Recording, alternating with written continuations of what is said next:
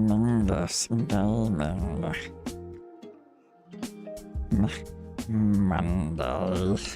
Mingus says. Get ready, guys. It's gonna hurt me.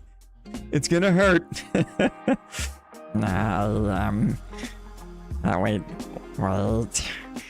Wait.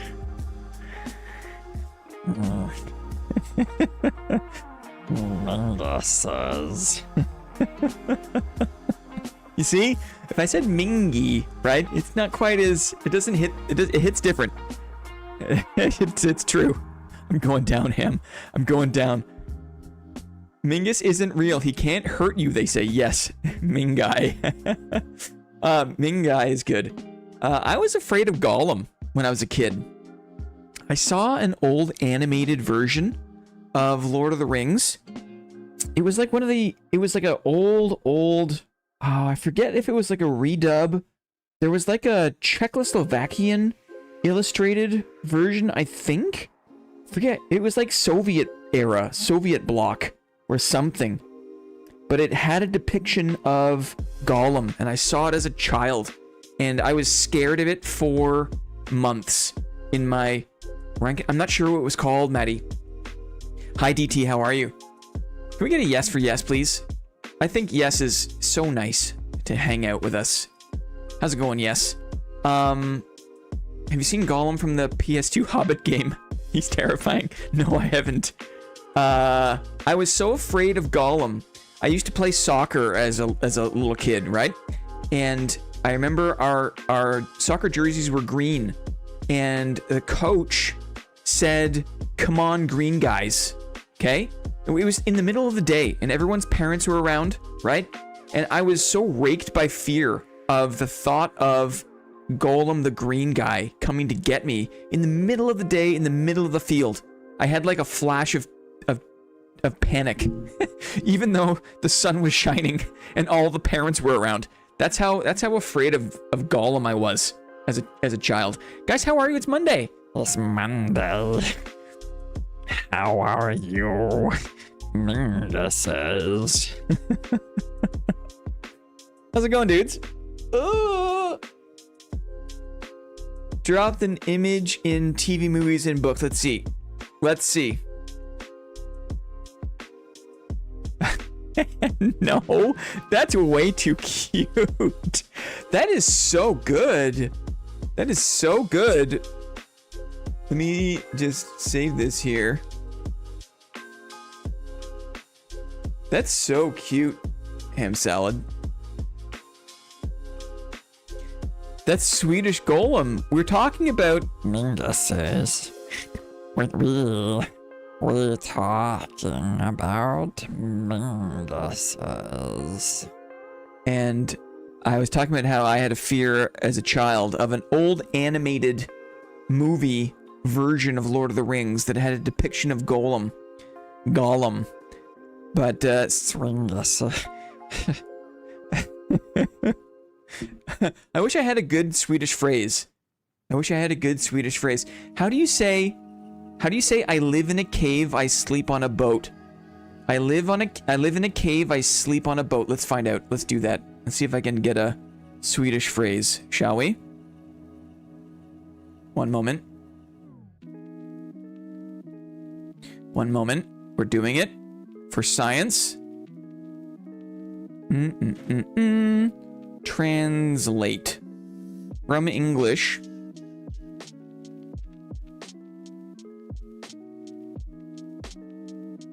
I live in a cave, I sleep in a boat. This should be doable, right? Okay, let's listen. I'm scouring the web. Let's listen. Jag bor i en grotta. Jag somnade i en båt. I can say I live in a cave. We'll do the first part. Jag bor i en grotta. Jag bor i en grotta. Jag bor i en grotta. Something like that? Something like that? Use AI? That's me. That's my voice. Mingus voice. It sounds so good. The AI reading of it? I bet. You just gave two hands nightmares? Uh-huh. Uh-huh. Swingus. Too real. No. Yours. Oh, thank you. I have no one to practice with. Ready? Jag har ingen att öva med. Jag har ingen att öva med. Jag har ingen att öva med. Jag har ingen att öva med. Öva med. Jag har ingen att öva med. Something like that. Something like that. No way, dude. You're being this is pure flattery, but thank you. Thank you. I accept your flattery. Look how cute this is. Thank you, ham salad. You know what? I think I just finally understand enough. You got to lean into the beautiful hills and valleys of Swedish pronunciation, okay? It's very Mandarin adjacent. There's the Eastern languages in a lot of ways are sung languages. You have to sing them. You have to get the tones right. In English we don't have the same sort of dependency on tonal thing. All my Swedish comments with the Golem voice. Mingus voice. Mingus voice. Look how cute this is.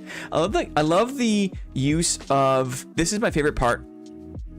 There's this contrast, right? The white cave walls and then the black stones, right? But then the suggestion of depth just with the highlight lines. It's so good. It's so good.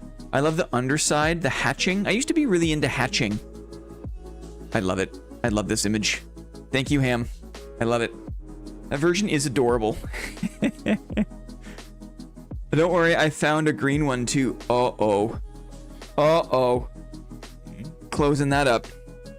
Let's pop the list on. Just in case people don't care about what we're talking about. People can read the list while we busy ourselves. Oh, there it is. That's it. You clever devil.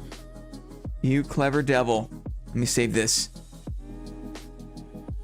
Now, he is actually very cute here.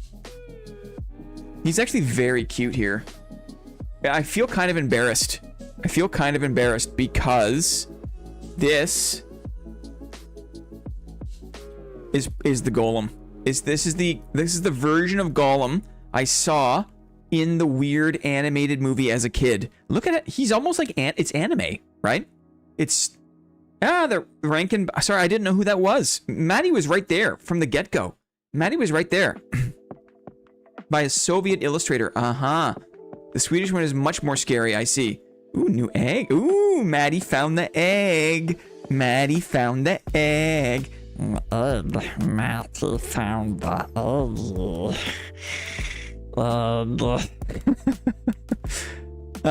Egg Max. Yeah, totally. Guys, eggs, right? Eggs. You are what you eat type of vibe. Yes, exactly. Exactly. He always had that ugly cute quality to him, TBH. Posted the Swedish Hobbit one. Let's take a look. In the 1977-1980 Rankin Bass Golem. Uh-huh. Oh. Oh. Weird. This is a weird version. Let me just do this really quick. This is fun. This is fun. Check this out. What is that? Look at this. This is cute. Now, this is very different, right? This is very different. This is that's a maw, is it not? I love the stalactites, stalagmites, right? I love the depth around the corner of this one little bend. I love the suggestion of form under the water. It's so good. I love everything about the Hobbit, right? Sting, right? Look at the little, this is so nice too. Look at this. The confidence here in that line, just to go up for the hilt, right? For the cross guard. It's so nice, so pleasing. I love the hat. Man, the laurels. It's like seaweed, almost. Wicked. Whoa. Uh-huh. Man, People that are able to like wield pen and ink like this, it's all a mastery of contrast. Look at this, right? This is it right here. It's a mastery of contrast.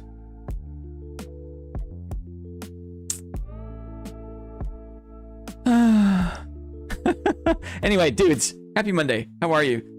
The subtle cross-hatching, my goodness. Yes, totally. How are you? Happy Monday. How was your weekend? Tell me one thing about your weekend.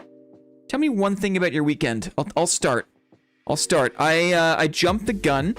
I saw they had watermelons for sale at the grocery store, and I was like, ooh, it's like spring, right? The weather's getting nicer. Why don't I get a watermelon? Big mistake. Not in season. Do not recommend. Brought it home, put it in the fridge, opened it up after a couple of days, and the watermelon kind of smelled like a weird pumpkin. And I know melon and pumpkin are the same. They're similar, right? But the watermelon did not smell like a watermelon. And then I tasted it. It was not good. It was not good. And so I had to put it away. I had to put it aside.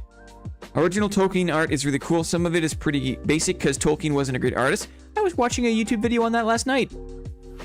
Matthew celebrated Easter. Not really religious, but all these holidays are still big traditions. Yes. Then saw some runestones, painted some minis, and played a match today. Oh, I saw your halberd, dude. I saw the last set of troops you were working on. Good thick yellow. I'll say it, 2 hands. Did you Yes, happy Easter all. I had a turkey for Easter, right? I'm not religious, but some things, you know, it's nice to a little extra formality. You try a little extra hard for a dinner. Did you perchance buy a weirdly shaped zucchini? No, it was a proper watermelon. That dinner you posted looks so good. Thank you, sir. Thank you. It was a bigger turkey than we bargained for. So I'm going to be eating it all week long. But you know what? It's just going to be a week of soups. Just a week of soups. Ah! Ah! I can't believe I was scared of this guy. I can't believe it. I was terrified of him. I think it was more it was the entourage effect, right? It wasn't just the appearance. It was how he moved. It was how he spoke. It was his weird fixation, right? He had like Golem is a scary character, right? Oh my god, there is a turkey emote. Yes. There's a turkey emote. Okay, what's going on today, dudes? What's the plan? Because, you know, we got a plan, right? We're going to play just Squire to Riches. We're just going to have fun, rolling in trios, casual games. I'm going to play the worst barbarian build I can think of. Probably going to do some 1v3s as a fighter and get my ass kicked. It's not going to be a good day for, like, high-tier skill expression. It's going to be a day where we just kind of LARP as Mingus and try to make our Bob teammates laugh. Oh, I didn't do the Bob setup. I should do that. We got some housekeeping to talk about. A little bit of promo for next week's 24-hour stream, which I am super excited about. And then, of course, we got some trivia. Some casual trivia, 9 games. And I try to tune this so that even people who aren't really that into dad right now, which I think is kind of a lot of people, could still have a chance at, you know, there's nothing too esoteric here. It's all, if you have any experience with Dark and Darker, you can probably have a crack at this, which I thought was a fun way to do it. Dad trivia, and we'll crown a new VIB. We are flying solo today, so it's going to be single dad style. We're just going to spin a wheel for the very important person, but we'll do that. That one got me when I was a kid. That was a 2-second in Fellowship of the Ring where Bilbo wants to hold the ring again and his face goes all demonic. Yes. Yes. He gets the spiky teeth, right? He goes full kind of like demon junkie, right? NAP, what's going on? Slug Bones, what's going on? Good to see you. Yeah, Clippy is the work goat. You know, honestly, I think the way, like, similar to my line of work, I think Clippy's work is also kind of seasonal or variable in some way, and Clippy's just got an opportunity just to make hay. You know, when the sun shines, you gotta get out in the field and you gotta make hay, because that's food. That's food. You put it in the attic, and then you got food all winter. You can feed all your cows and your sheep, but you gotta make the hay. You gotta stook it up. You gotta make the stooks when the sun is shining. Because if you try to make hay when it's raining, dudes, you get moldy hay. It's not good, right? So Clippy's making hay. We appreciate that. We respect that. There's also a new hunger missive, guys. Remember missives? Yeah. Yeah. Clippy making the bread? Making the dough? Yeah, I think I understand this. Contemporary hieroglyphics, right? New hunger missive. What is a missive, guys? Remember? I don't have it open. Happy for Clippy making the hay. Yes. Hunger missive. Okay. Ooh. Ooh, missive. Missive. Story. Missive 9. More power to them. Yes. Georgie knows. Georgie knows. Appreciate you. Appreciate you guys for knowing. Should we? Let's boot the game, shall we? Let's just get in there. Let's get in there. That's the list. We'll get there. I'm still waiting for the sub variety. This biting lip emoji. Like this. Where is it? Where is it? Submissive. Time flies and you're having fun. W Blinn community. Yes, Gonzo. 20 months. Gonzo's a big old baby, right? Another big old baby. Love to see it. How are you, Gonzo? Welcome in, buddy. Happy Monday. Gonzo, what'd you do this weekend? What'd you do this weekend? We talked about Easter, right? We talked about making food. I bought a watermelon. It was way too early. Not in season. Don't recommend. What did you do, Gonzo? What did you do this weekend? Oh, you went with your daughter to a Collecticon, no? Oh, Kalingo Restaurant. What's going on? Thank you very much. Some executive promotions. Appreciate that. I think Gonzo went to Collecticon. Am I remembering that correctly? Correcticon? I think I'm remembering that correctly. Thank you very much, Kalingo Restaurant. Welcome in, new members. Happy Easter, boys. Appreciate it. Heartbender. Hello. Look at that. I love it when the icon and the name are totally in sync, right? Like it's like a heart icon, but it's made of bent lines. I'm the kind of guy that appreciates those things. The little details. The little details. Okay, Monday. Monday gaming. Here it is, dudes. We went to Collecticon with my baby girl, age 23, LOL. Opened tons of Pokemon, got some cool hits, had a blast all day. That's rad. That's rad. That sounds like a great way to spend a Sunday, right? With your baby girl, your baby adult daughter. Never not gonna be a baby, right? Never not gonna be a baby. Mingus, eggs for dinner. It's Easter, right? I figured.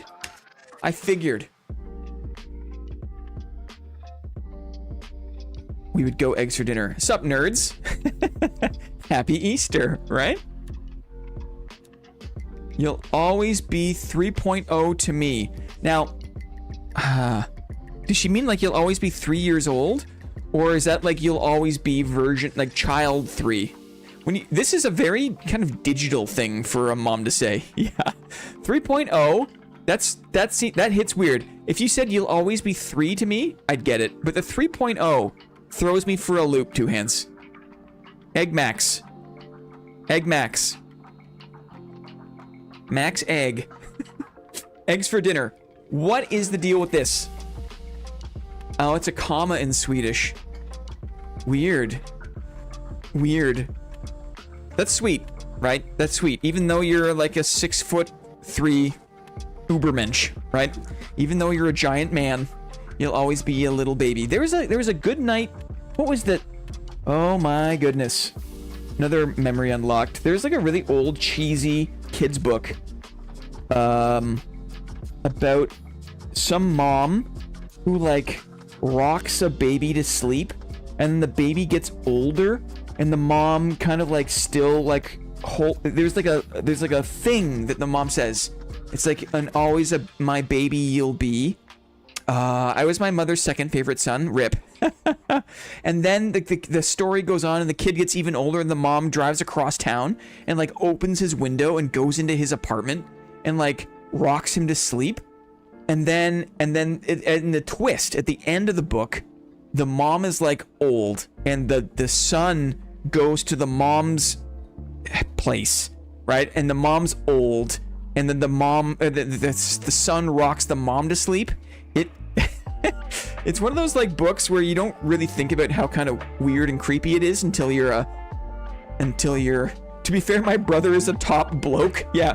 What was it we did? We kind of like determined that your brother must be like kind of like king shit in like the UK skyscraper glazing business. I was my mom's only son and still not the favorite son. Rip. My sisters never fail to grab my face and wiggle my cheeks like grandmas. Uh-huh. That's so nice of you to say. My brother's a top bloke. That's such a funny kind of English thing to say. Okay, guys, are you ready to watch me play the worst barbarian build you can get? We're gonna go topless Mingus, and then we're gonna play with a horseman's axe and a round shield. And I think I'm gonna go hatchet. We opened an Ascended Heroes ETB. My daughter pulled Mega Drogonite. And there's a cereal. And then we sold it for $2.50. Basically free rolled the day. I love that. That's cool. When you kind of walk into a casino, you play one game of roulette, you win $90. And then you can just you can play penny slots for like an hour. You can just play penny slots for like the rest of the afternoon. Nice horseman's axe is always interesting. Let it ride. Woof. Okay. This is it. This is the kit. Do we go strength instead of dexterity on the gloves? A little more MR. All on black. A little more MR, I think. There's no other hat we can wear, I don't think. Ooh. Are you kidding? We can wear a trapper hat this whole time? Oh, what does this look like? Yeah. Yep. That's it. This is it. Oh, it's been a missed opportunity this whole time, guys. It's been a missed opportunity. Yeah. Look at I didn't know. Look at the little fins, the gills, or the face fins. Here are the gills. This is terrible. It's not going to be good, okay? Now imagine you and you're loading into Squire to Riches, okay? Imagine you're loading into Squire to Riches. You want to play a good game of Dark and Darker, okay? You've got a ranger who loads in. You're like, yes, okay? You're a plate fighter. You see the ranger. You're like, come on, give me a wizard, give me a warlock, and then you look on the other side, and it's a friggin' skinny topless fishman barbarian, right? And you're like, ugh. Topless Mingus all the way. Let's talk about the build, guys. Talk about the build. We're going topless. Okay, so we got Savage. While not wearing any chest armor, gain 10% physical damage bonus and 1 impact power. So, right, we got a little more bang for our buck, a little more impact power. Well, showing all of our fishy goodness. Okay, we're gonna be taking damage. So Berserker, non-negotiable. You gain 2% physical damage bonus and move speed bonus for every 10% of your maximum health missing, up to 20% and 5% respectively. So we get up to 20% physical damage bonus and 5% move speed the more hurt we are. Okay? We're going to be getting hurt, so that's important for us. Deep, distinct intimidation straight to my bones. This madman is willing to look like that. What's he going to do to me? Aha, you know what? The skinny guys fight till they're dead. I'm kind of, you should be the most scared of like the skinny guys. Skinny topless guys in like in a parking lot fight. You have no idea what those guys are going to do, right? Kind of look like an X-Wing pilot. An X-Wing. Yeah. Green leader standing by. Oh, rip the dad events, right? When we had to have the squad leaders all in North America East. Hi, Zio. Is that you? That's me. Mingus voice. Mingus says good afternoon, dammers. It has to be the most ugly skin ever made. Nope. We're doing it. Okay, what else? We don't want to get pushed around. Okay, we're sick of getting pushed around. So Iron Will. We get the 75 MR. And we get to ignore knockback effects. Very important, right? Happy Mingus Day. I am now just realizing what the Golem reference was about. You understand, right? Eggs. It's all about eggs. Fish lips. And then last but not least, we are using axes. This look at the size of the hatchet here. Doesn't this look too big? Wait a second. This is a hatchet, guys. If you look at the size of the handle, it's bigger than my arm is. What's going on? Where's the horseman's axe? The horseman's axe is smaller. Look, the horseman's axe is actually behind this. What is going on over there? Hello? Hello? Hello? Let's say hello. Hello?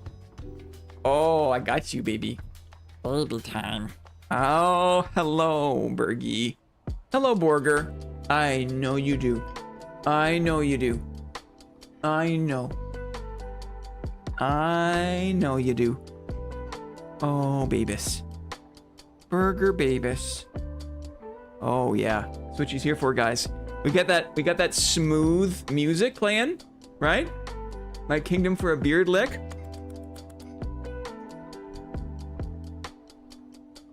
There it is. There it is, you dirty girl. You get your dirty fish mouth off of me. What'd you hear? What's that over there? Anything good? Anything good? She wants down. Mwah. Do you want down? You okay? Here, she's purring like a boat, guys. She's purring like a boat. How are you, baby? How are you, baby? Yeah. She's my old lady baby, guys. She's my baby.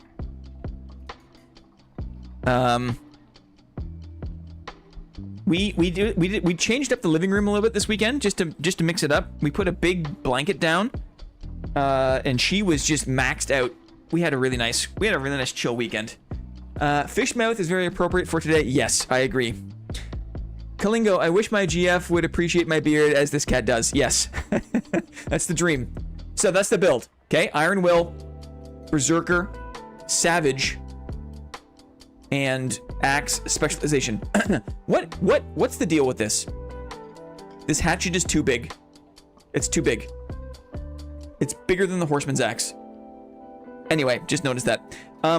Warcry as the primary ability because we gain 20% max health bonus for 10 seconds, and this applies to yourself and allies. This is one small way I can atone, right, for the meme build. I can give my allies 20% max health for 10 seconds. That's big.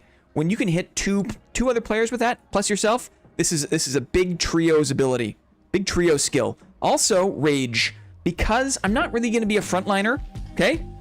Look at me. I don't have the constitution. I don't have the fish girth, right, to be a frontliner. But what I can do is move around the flank, rage for some speed, and try to get a hatchet in the face of a caster or two. I'm playing the new squad. I'm playing. We're given no Fs today, dudes. We're given no Fs. That's the build. So, should we get in there? Now, the cool thing about Squire to Riches is you can bring as much common stuff in. You know what? Maybe let's do a quick trade here. Magic protection potion, common. Let's spend some money. Do my team a favor. Now, dudes, do me a favor. Let's lower our expectations. Lower our expectations for any kind of performance here. We're not going to be doing well. Our goal is to have fun. Our goal is to have fun. Not necessarily do well. Okay? Just want to be clear about that. It's also a reminder to me. We're going to get in there. We're going to introduce ourselves. And we're going to do the best we can. Here we go. Squire to Riches. Battle modes. Squire to riches. We want to fill... Guys. Squire in high roller. Assert dominance. Here we go. Find someone who looks at Blinn like Burger does. Here we go. Pardon me, did you check your loadout? Oh, are you ready? I think so. Yeah. That was a bit spooky. Weird. Here come the bobs. Totally. Totally. Webcam. Like so. Chat gradient here, I think. Maybe we'll bring this down a bit so we can see the thingy doodles. My body is ready for Mingus. This is classic Italian Matthew, is it not? The martini boobs. Mingus voice in team chat. Yes. I have to limit myself though, because if I do it too much, I'm gonna absolutely destroy my throat. Merry Mingus Monday, mer-man. Hi Moss. Merry Mingus Monday. Merry Mingus Monday, Moss Man. Totally.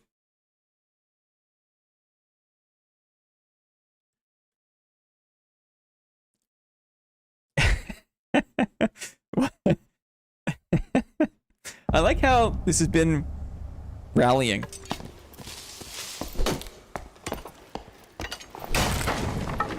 You just start smashing. You just start okay, we have a frontliner at least. We got a frontliner and a backliner. This guy's on a mission. What? Okay.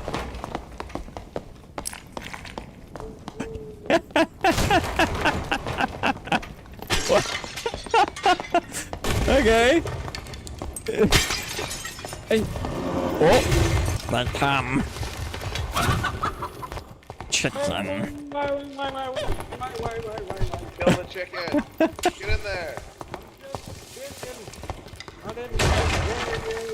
Okay. Guys. This is probably the best version of the game right now. Right? Best version of the game. I'm staying with the barb. I'm staying with the barb. Mr. Chicken, excuse me. Can I continue on Yes, my way? chicken. Chicken. Chicken. Chicken. Tasty chicken.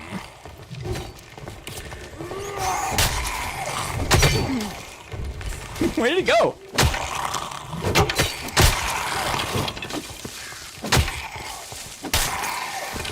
Chicken. Okay.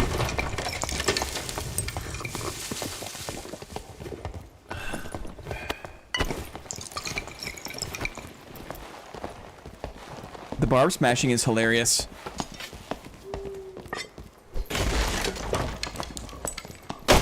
I didn't know you could break those things. I didn't know. I'm staying with this barb. I have to. This guy is a wrecking ball. One man wrecking ball.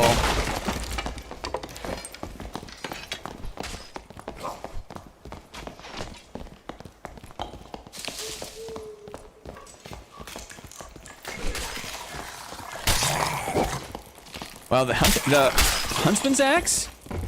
It's gonna take some getting used to, dudes. Got the good impact though.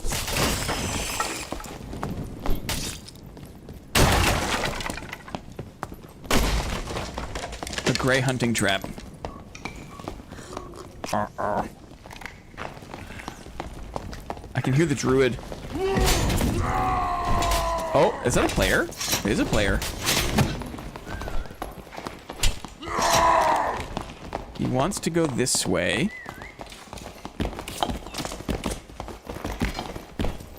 I'll chase him. I hit the tree? I landed in the tree weirdly? There, we got him. Good.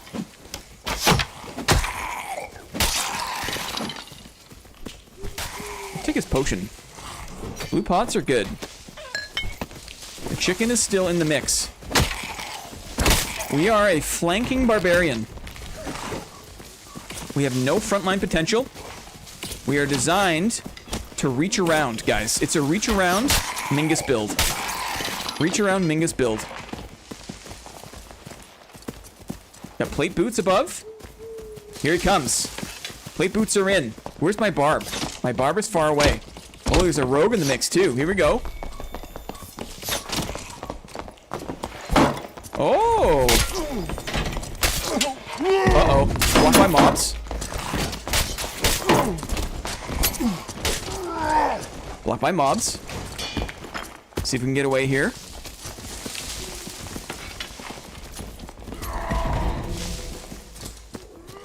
See if we can get away. We got the speed from rage. Ouch. It hurts me. Come on, Barb. Help me out, brother. Help me out. Oh, I got hit by the axe. Dang. I feel like all fights are gonna just come down to bridge, right? Wargle, wargle, wargle. Totally. Now we got, I got a bit split up. I should have stayed with this Barb. Got recurved. Recurved. My bad. Let's see what Smasher Barb can do. Can you do anything?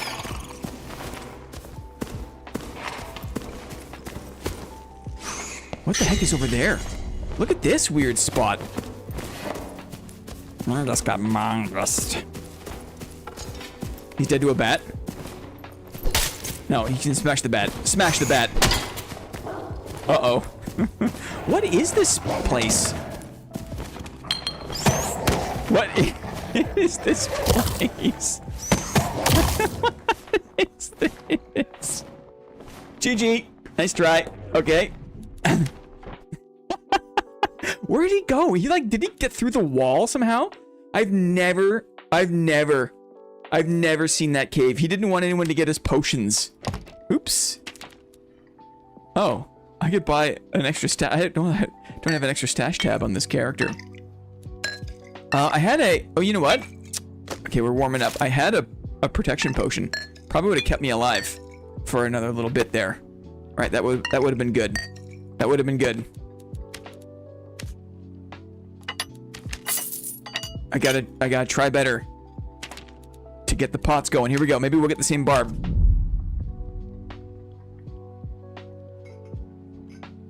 Kind of fun that Dad can still surprise us even after all everything. Yes. His potions are top strong. Uh-huh. Bosrun, how are you? I'm gonna be clearing my throat a bit more today because Mingus voice has a physical cost. Look at his stupid face. Okay. Let's go.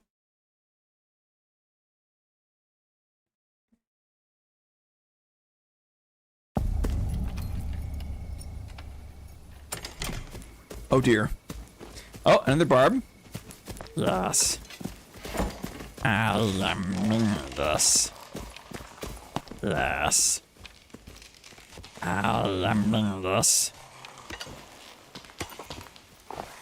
Oh no. No.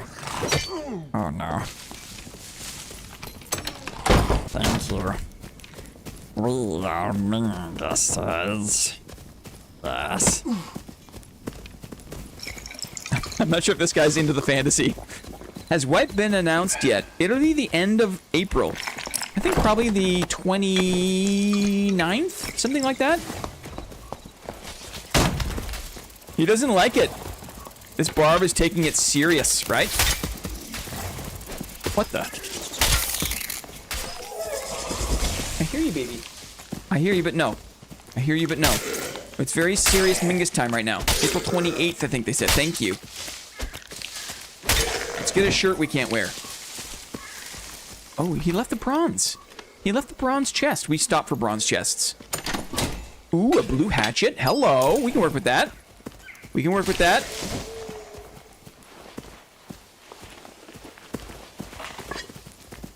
Mingus time.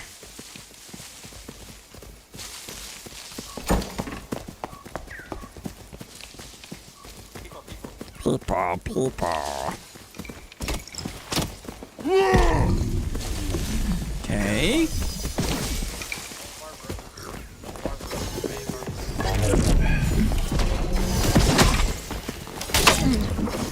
Missed him.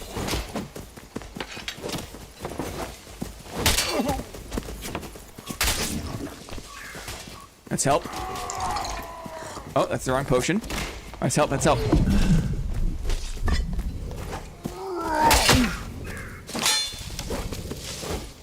Oh, I thought I had the parry. Oh. Oh, darn. I'm a little bit crossed up on the hatchet. That was a good hatchet. I don't think it was that hurt. Sad. Early access season 9 will start. Now, but how long? As long as it doesn't go for as long as Tarkov went, right? As long as it doesn't go for as long as Tarkov went. I feel like there's gonna be so much range. I don't play arena ever. I don't play trios. I feel like today's gonna be dominated by like arrows and spells, right? Egg access. Tarkov was 8 years, I think. LOL. 8 years. So as long as Dad doesn't go on for 8 years, we should be okay. I feel like, can we do this? Can I get another horseman's axe? No. It has to be hatchet, I guess. We could try felling axe for the parries up close. Let's try this. Because the felling axe is still very fast. It's only minus 30. We just have to get very close. Let's try. Again, we're lowering our expectations for actual gameplay performance. Very important to lower expectations. Let's go again.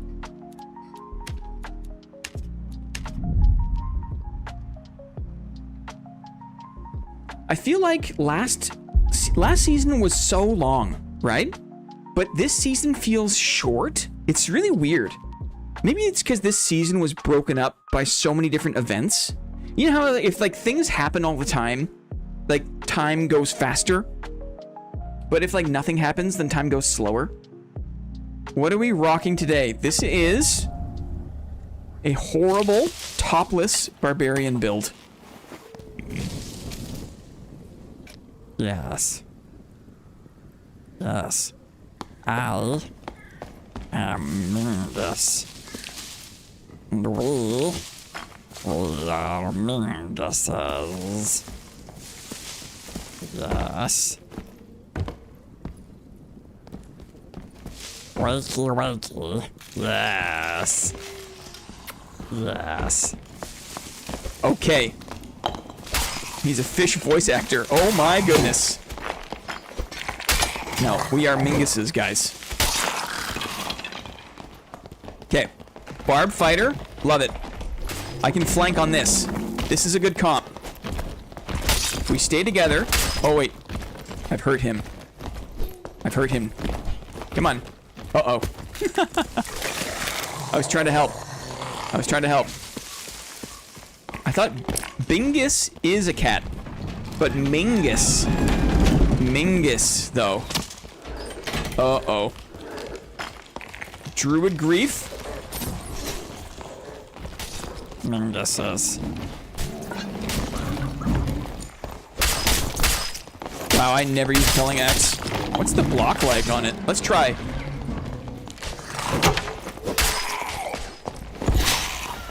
It's just all... Okay, Squire to Riches is just a hilarious... It's just a hilarious meme fest, guys. It's like, if you ever wonder where the fun in the game went, here's where it is. The fun is here.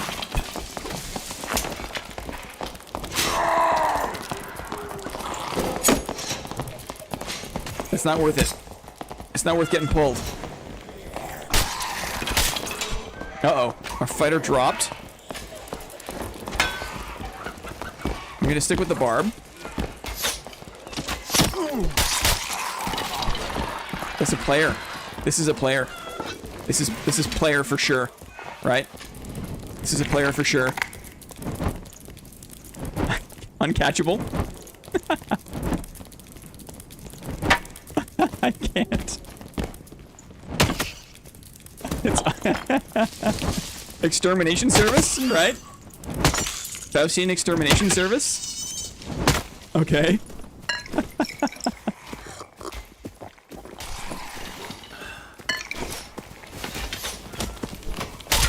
There's a druid that goes into the portcullis. Bridge is a horrible module because those portcullises are like safety.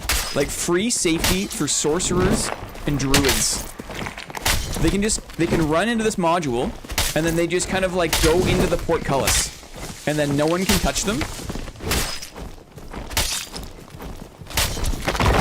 Yikes. Okay, we're split up. It's not good. People. Okay. With you helping. I'm just helping. On the bridge. Our fighter is split up. Our barb is here.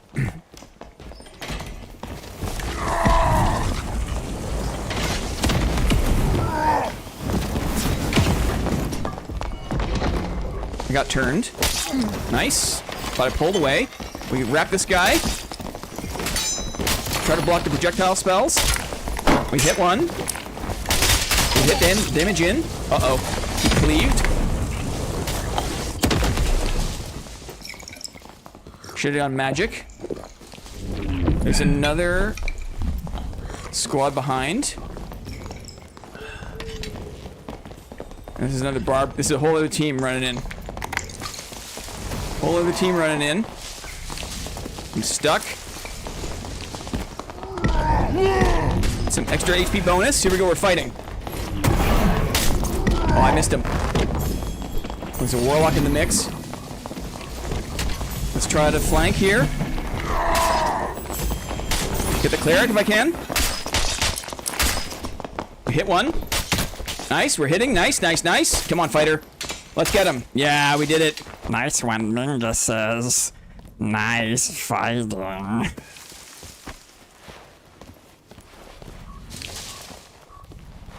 Chicken. Chicken. Oh, the grief. This way, chicken. The grief, dudes.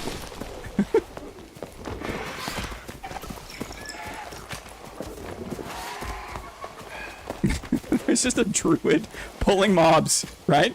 It's kind of like a taste of arena and PvE mode. Because I imagine PvE mode is largely people just pulling mobs. The barb is separate. Let's get a few more potions if we can. We got incoming fireball. Uh-oh. People.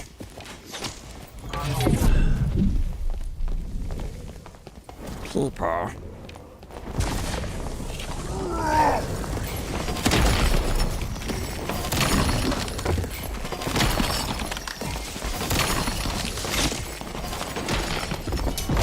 Grapple is kind of nice. Ah, good block. I got stuck though. Okay. I got almost zapped. Oh dang, he went over my shield. Dang, that's tough. That's a tough push. Dang.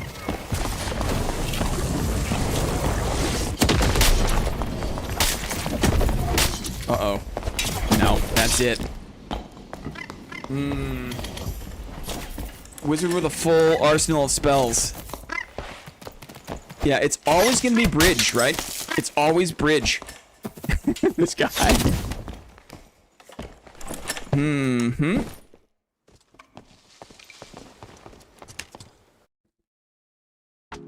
I love bridge. Do you?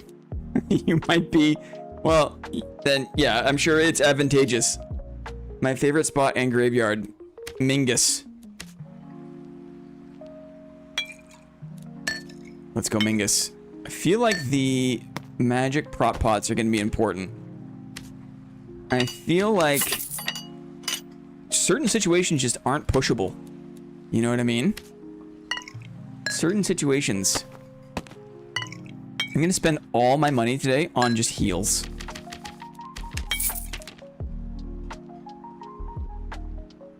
Mingus's great response.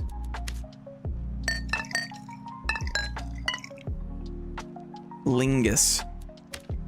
What is Lingus?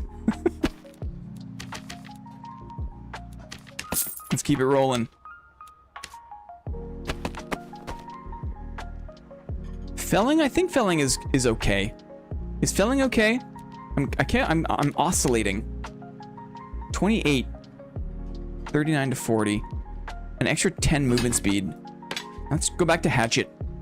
Because we have another 3 damage on top of that. It's like 31 damage. We'll go hatchet. What are the stats on the fish skin? What are the stats on the Murloc? You get agility minus 1 vigor. And only hat type headgear can be worn. Well, I clean the dust out of my PC. Oh, that's a good idea. I should probably do that.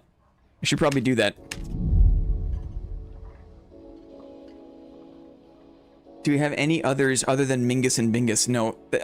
I'm not sure if we need any more, to be honest. Felling is great for brain off, just swing, never miss.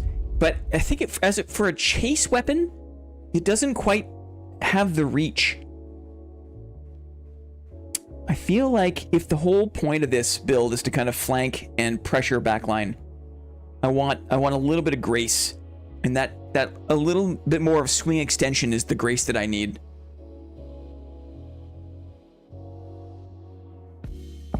You have to be skin to skin, totally.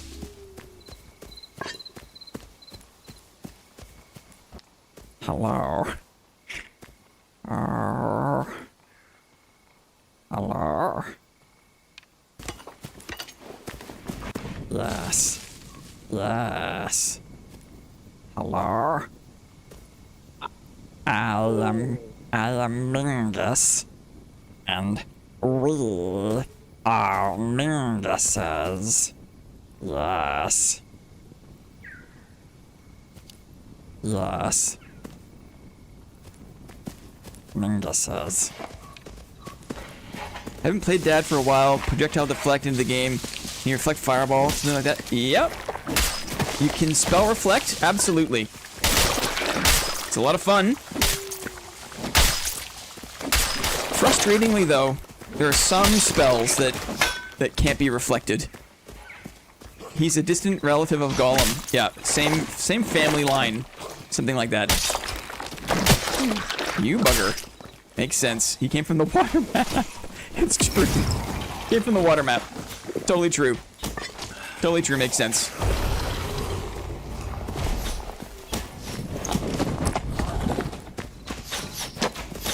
Is that a one-time switch, or does it need to have the pressure plate on it? I wonder. One time. 1 time. 2 times. Anything good? Shield for Mingus. Shield for Mingus.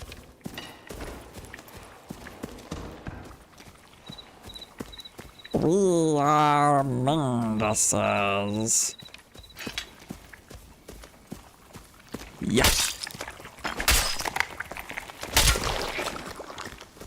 I'm not sure if I know any songs of Mingus.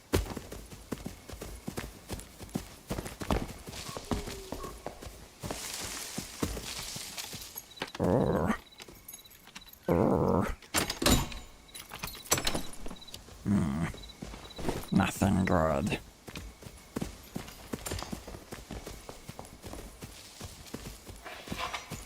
Together, Minguses. To me. Yes.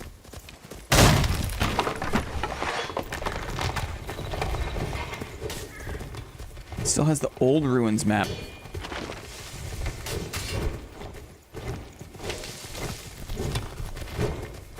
I guess I know what you mean. Is it variable? The old ruins map is variable, right?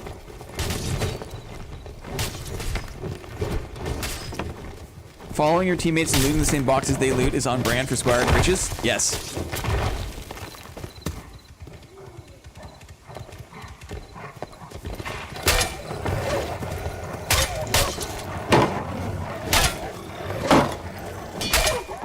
So many, it's like all handle. The Horseman's Axe is all handle. Ooh. Ooh, blue pants. Look at the loincloth. Wait a second. Wait a second. Look at the fish butt. How did I miss that? Can you get under the cloth? Can you get under the cloth? Uh-oh.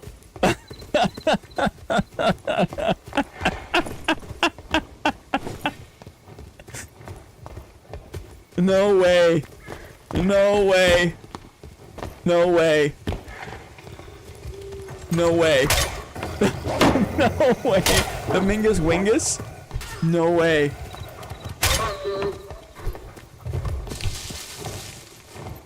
Yeah, get him. Get him. Ouch. Those how do the daggers work? I don't think I ever figured it out. Oh. Wow, this guy's very hurt. They don't work. Spin move to see what's underneath the dungeon stalker's behavior. It's got a tiny little wingus, guys. The dagger can one-shot. It's true.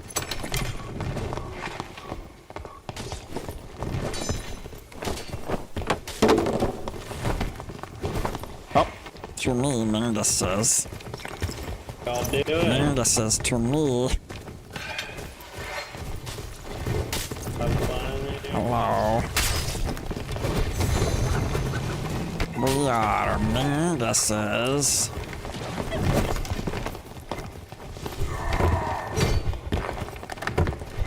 Can you get up there?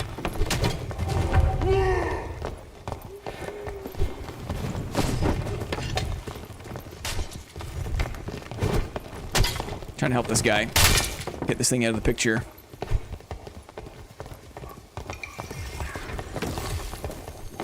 Oh dear. The fighter went in by himself, dudes.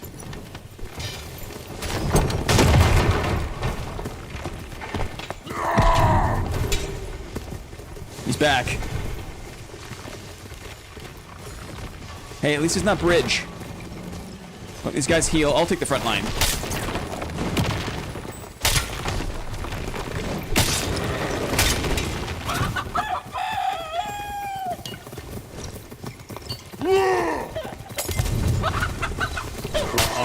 Hit the chicken. Fucking spin it. Yeah, chicken down. Oh, sword down. Nice. Helping Mingus. Uh-oh. Helping Mingus. Good Mingus says. Good. We did it, guys. We did it. Pavis.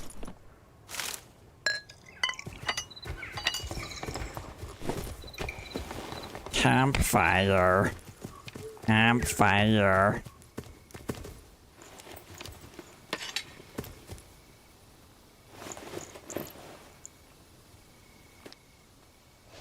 Oh. Mingus friend. Mingus friend.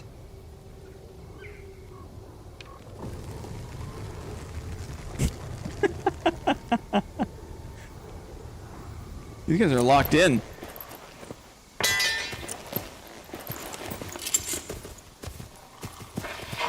Let's see if did this guy get the green sword? There's a green longsword up here, I thought. Ooh, cuffed boots.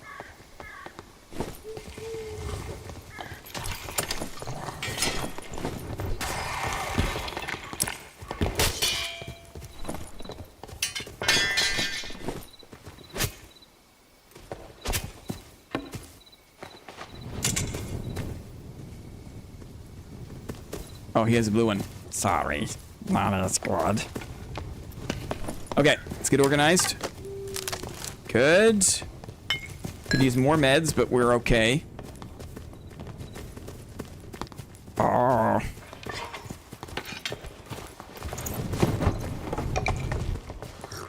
To me, Mingus says. To me. To me.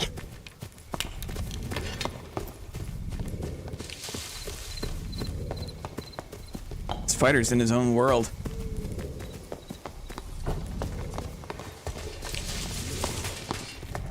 To me, Mingus.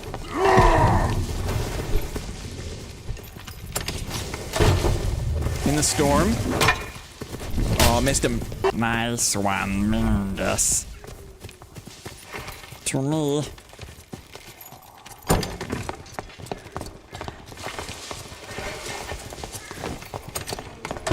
Slowly.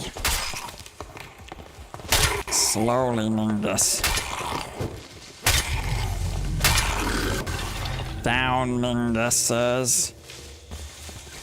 Oh, two only. Here. Here, Minguses.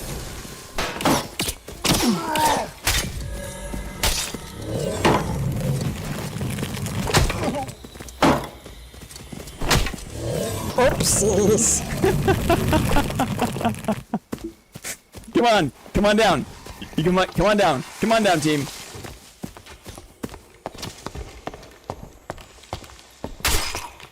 Nicholas knows. I eat eggs for dinner all the time. Come on, Minguses. Come on down.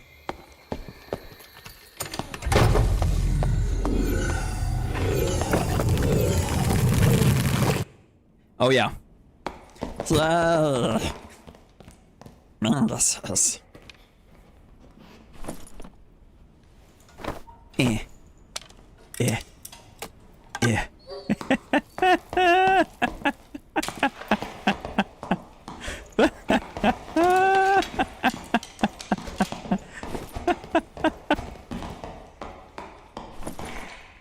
Unbelievable.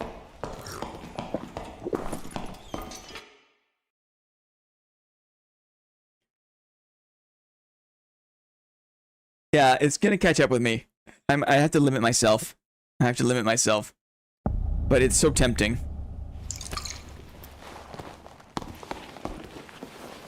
Nude beach goer. Yeah.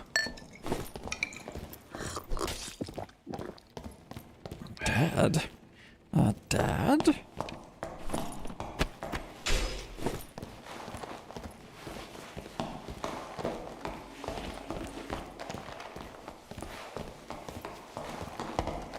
Together, Minguses. We're on the trail. This is continuous dungeon style.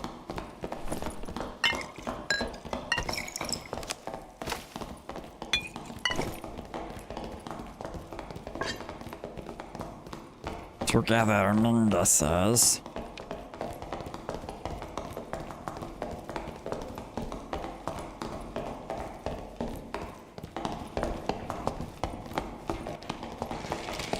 To me.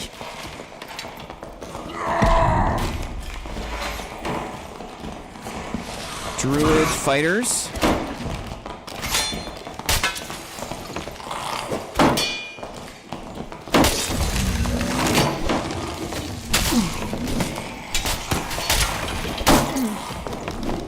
Blocked him. Buying time. Barb is in. Let's help on the fighter. Ooh, ooh. There's a lot of mobs here, guys.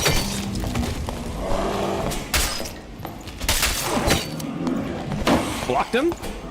Oh, missed. Oh, over the top. No! There's so many mobs. Dang. Dang.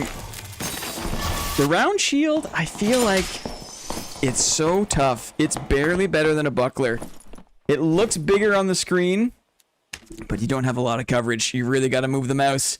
Okay, we're warming up.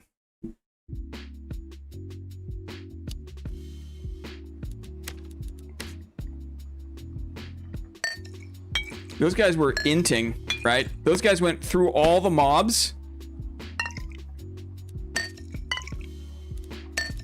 They went through all the mobs to start the fight. Oops. Got a wolf pelt out of the deal. A wolf skin. Love to see it. You got a surge kit. It's expensive. I'll bring it, though. I'll bring it. Here we go. Settle in, dudes. We're going to do this for a little bit longer. We also have... Maybe we should do this soon. After this round. Okay? We've got some Dark and Darker trivia all lined up. We'll start some trivia after this round of Squire to Riches. Okay, we'll do a few rounds of trivia. As part of the fun. It's just nice to warm up, jump in with some trios games. I feel like Squire to Riches is just like, you know, it's just fun. It's a fun way to play. The game has become such a meme that it almost needs to be like a battle royale, right?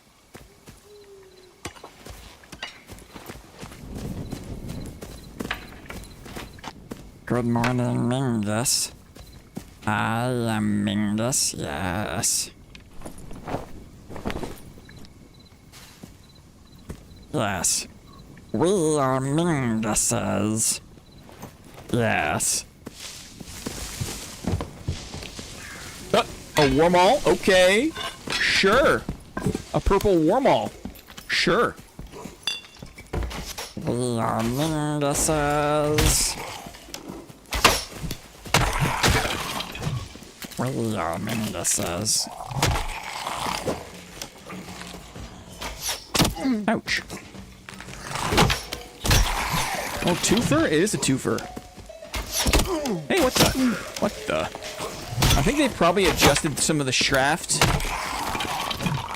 widths for the crazy weapon parries. I think I saw that in a patch note.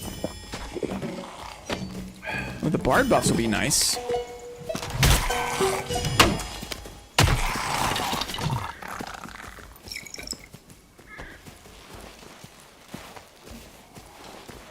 Now, the circle is annoying. At least they made the circle really punishing. Like, you have to respect the circle, it feels like.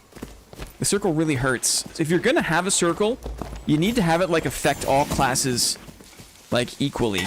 You know what I mean? I'd rather the circle be super punishing than just kind of, like, annoying, you know? That makes sense? Oh, to me, Minguses.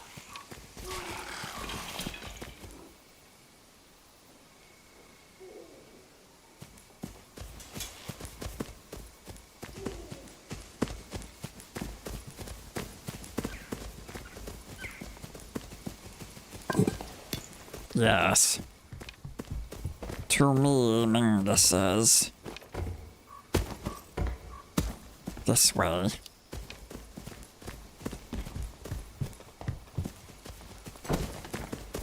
Here, Minguses.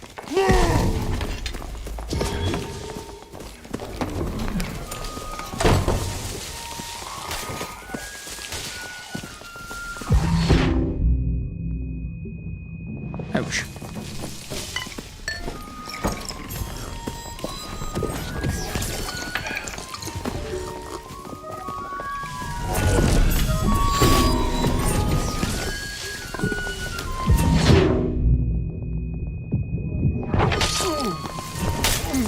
Oh, first through the door.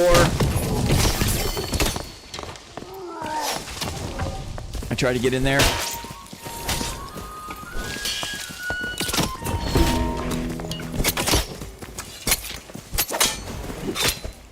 That's a situation where the first team to push the door loses, basically, right? First team to push the door loses, and I lost my patience. I thought I could get in there swinging. Maybe I could have raged and done a better job of catching the bard and pushed the bard off. But I felt like he was pulling away too quick. I'll be smarter next time. One more quick one. One more quick one. And then we'll do our trivia.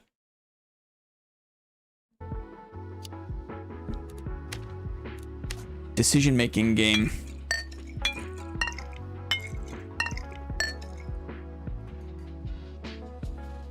You take too much damage with rage active being hit in back.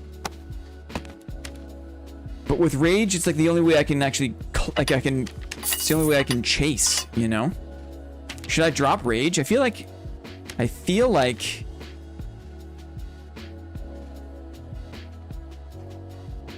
Oh, just keep going. Who cares?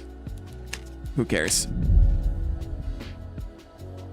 It's also like I'm wearing no armor, right?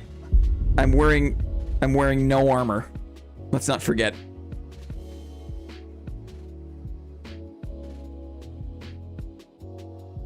But the loincloth is just too good. That makes rage even worse. But I mean, come on.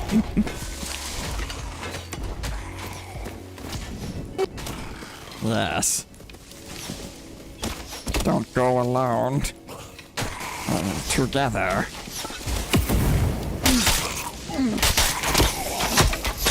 Together as Mingus.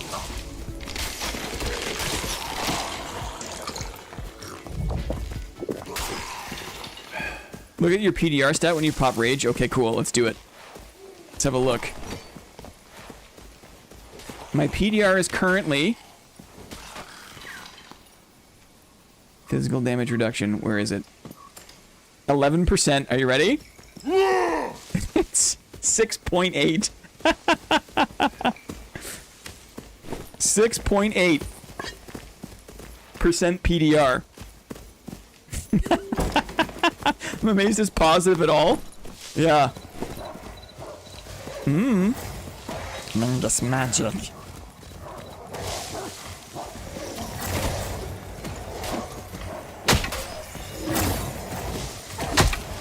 It's all handle. So much handle.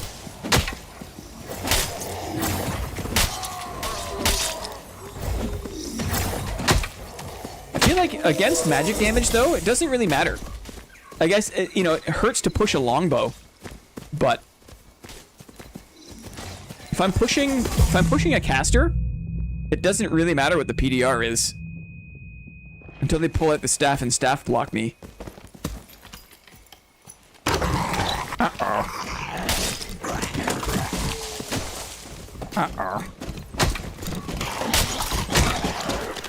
Thank you, Mingus. Thank you.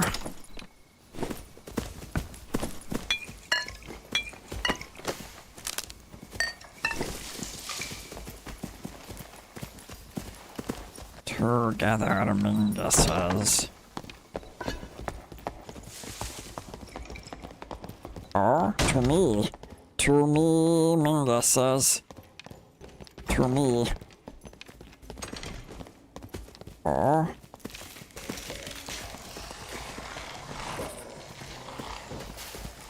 I hide.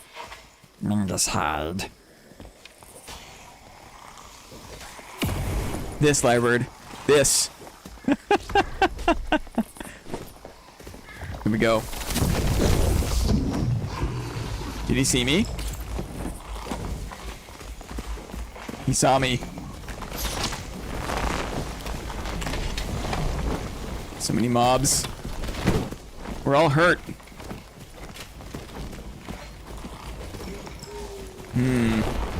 Sork in the back.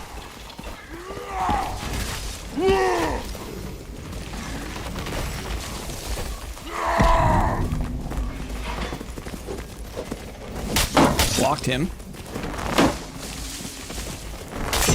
Oh, got hit by the bull. Why is this thing on me?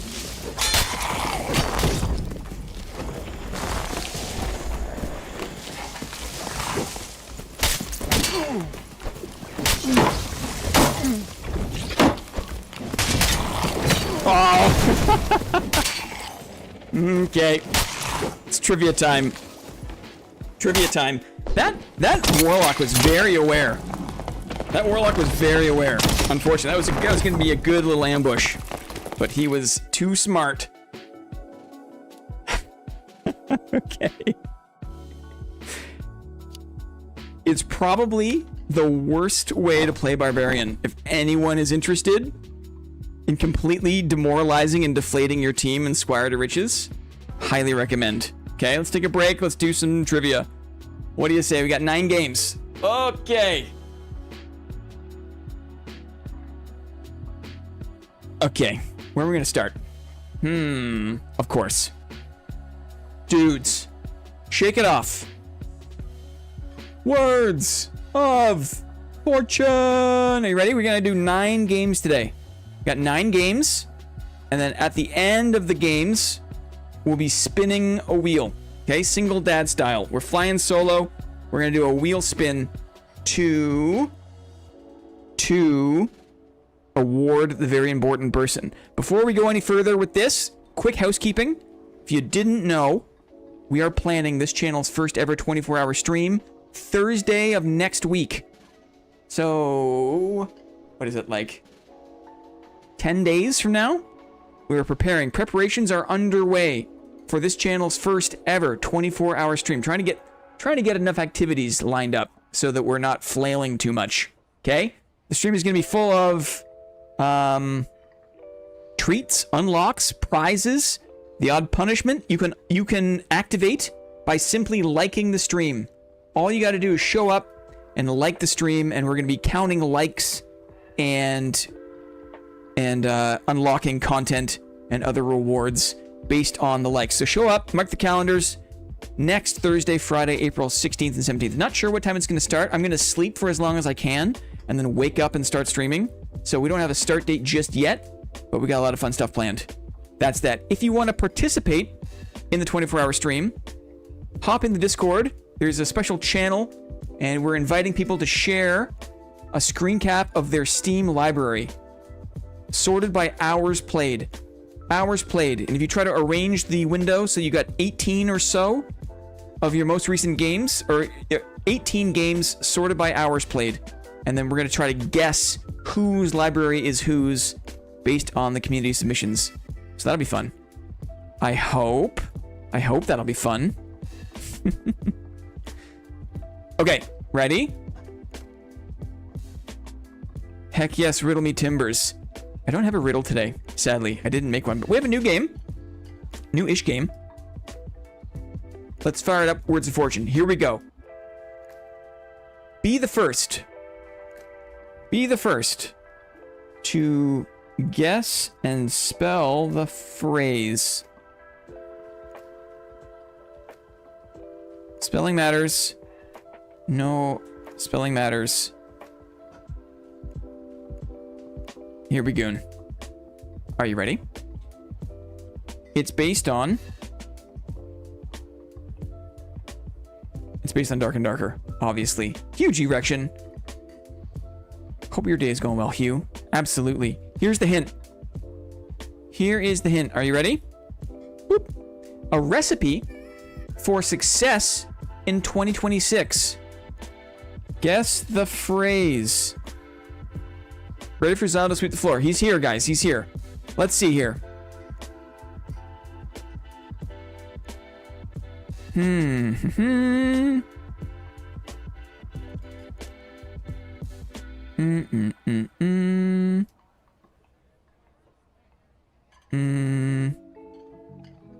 Okay.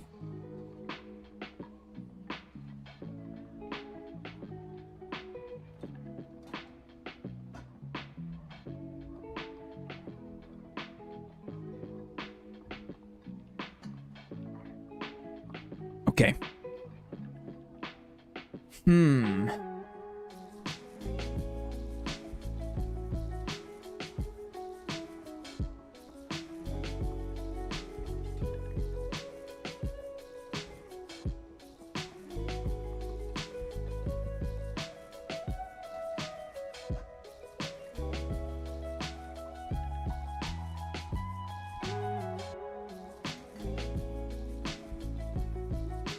We're getting close now.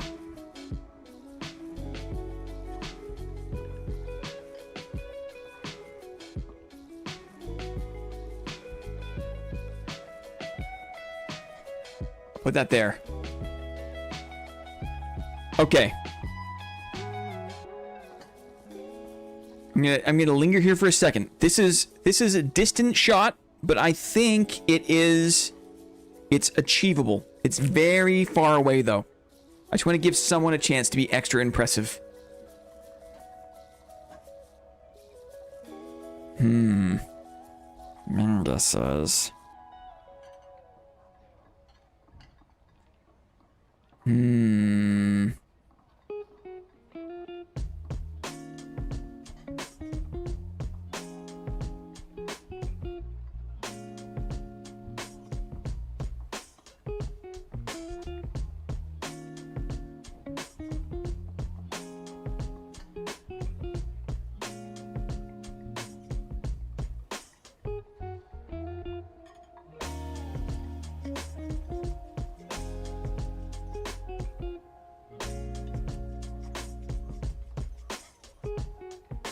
There. Okay, we'll linger here. Guess the phrase, dudes. Guess the phrase. It's related to Dark and Darker. The tip is a recipe for success in 2026. A recipe for success.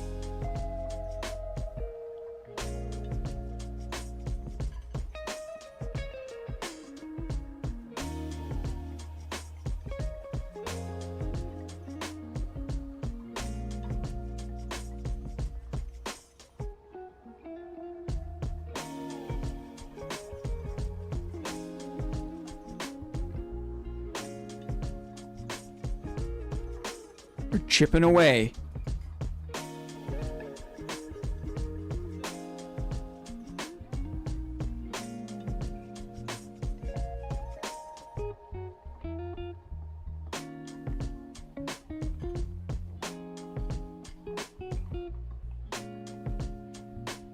Oh, it's close. As chat froze, there's... Let's see.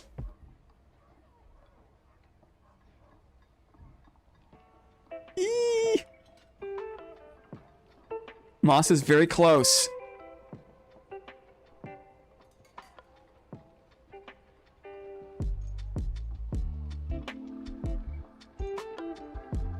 Uh-oh. Uh-oh. It's close, Moss. Not quite yet.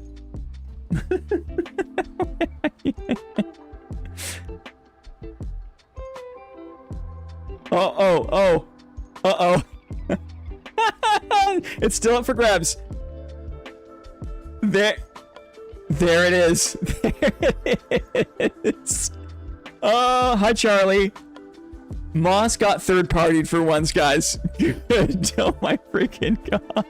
Moss got third-partied. I got you, Moss, says Bran. Well played, sirs. Well played. Moss got mossed.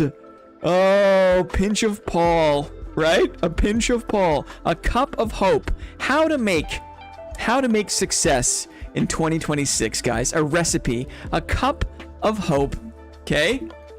Primo Zemo. Hello, what's this all about? Well, we're playing games. Or sometimes trivia games related to Dark and Darker are slightly more fun than playing the game itself. A cup of hope, a pinch of Paul, and 3 more good patches, okay?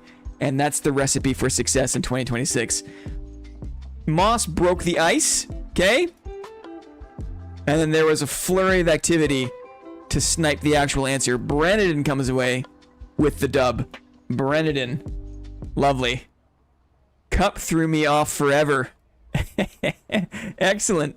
Yeah, Paul had me so stun-locked, I couldn't even look past it. This is the stress-free version. It's true. By way of Moss. It's okay. Moss has had his fair share. Moss has had his fair share of swooping in there, dudes. Okay.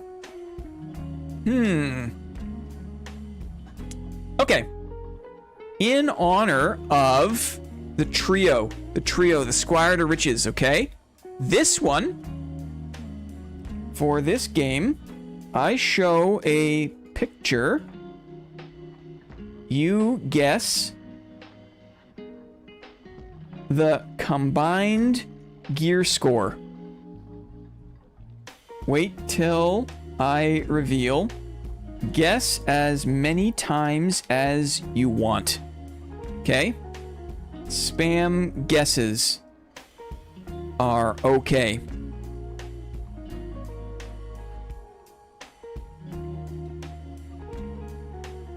Here we go.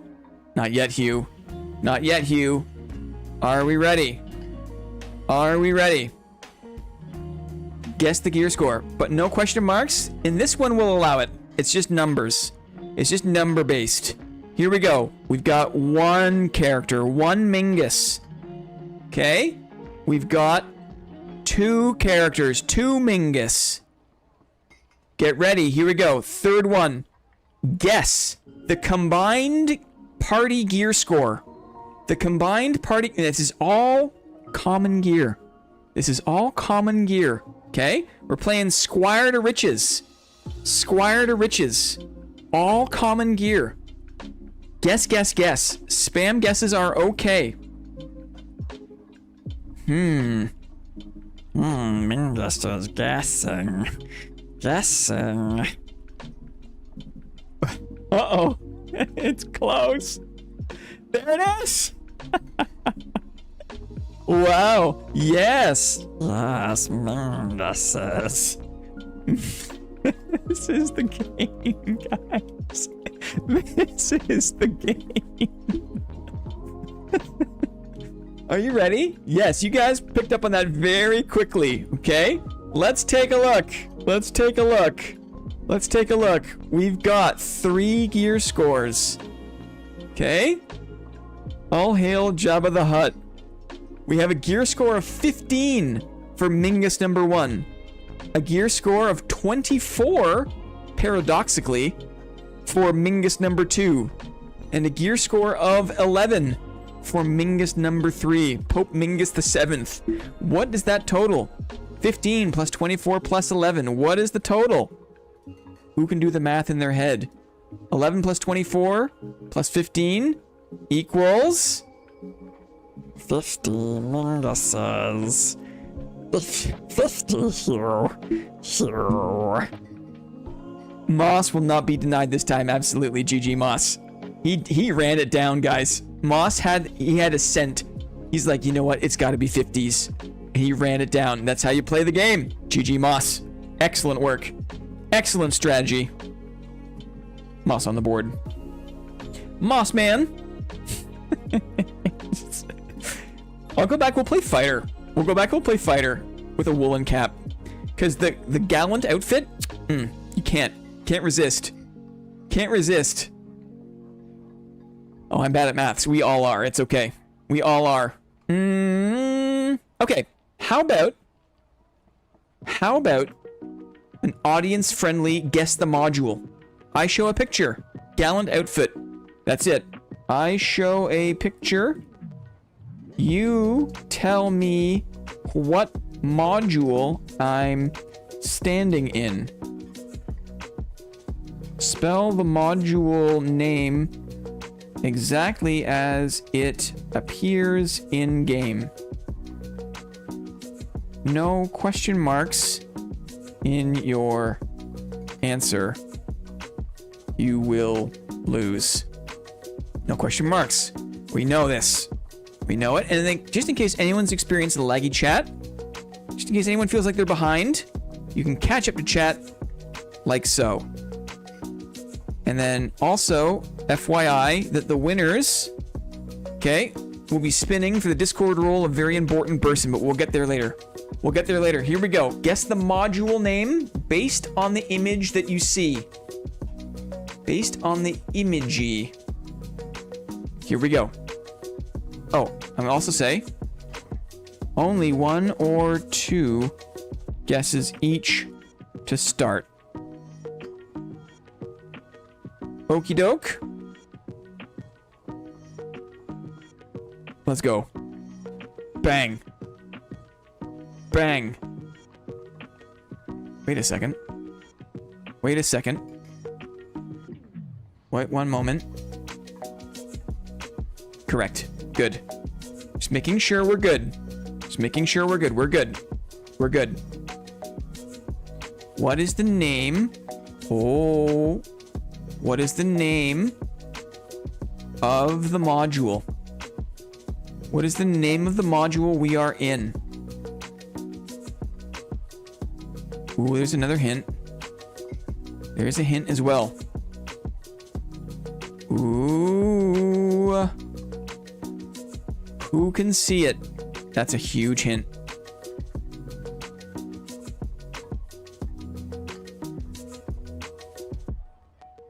Spaceport. Hi, 2 hands.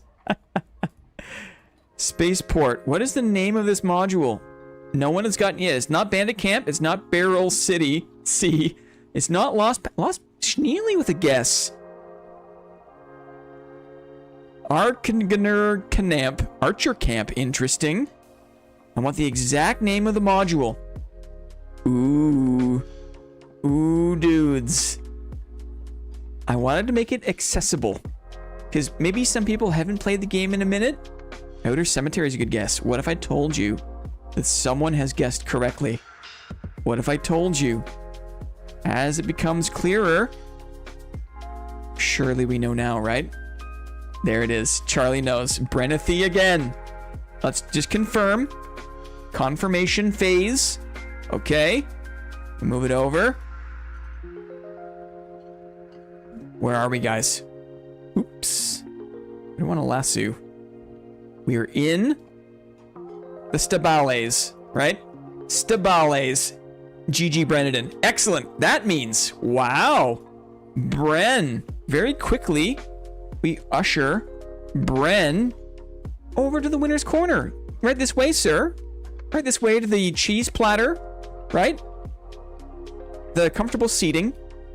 Maybe no, there's no seating. You can only stand. You only stand in the winner's corner. GG, we. Okay, you can go back to work now, Bren. Happy timeout corner. You can go back to work now. Good guess on stables. Let's do one more.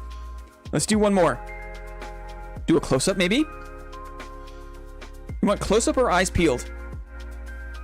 Let's see. Start a poll. Close-up or eyes peeled? Close up. Eyes peeled. Not sure why I'm putting a hyphen. Only Mingus's. You tell me. Choose your own adventure, dudes. Took a sick day today. Oh, excellent. Excellent. I mean, I hope you're feeling okay. It's not, maybe not fully excellent, but I hope you're feeling okay.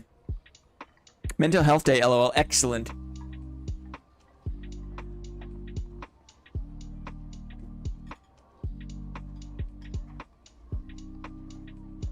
It looks like it's neck and neck between close up and only Mingus's. Who will be the tiebreaker?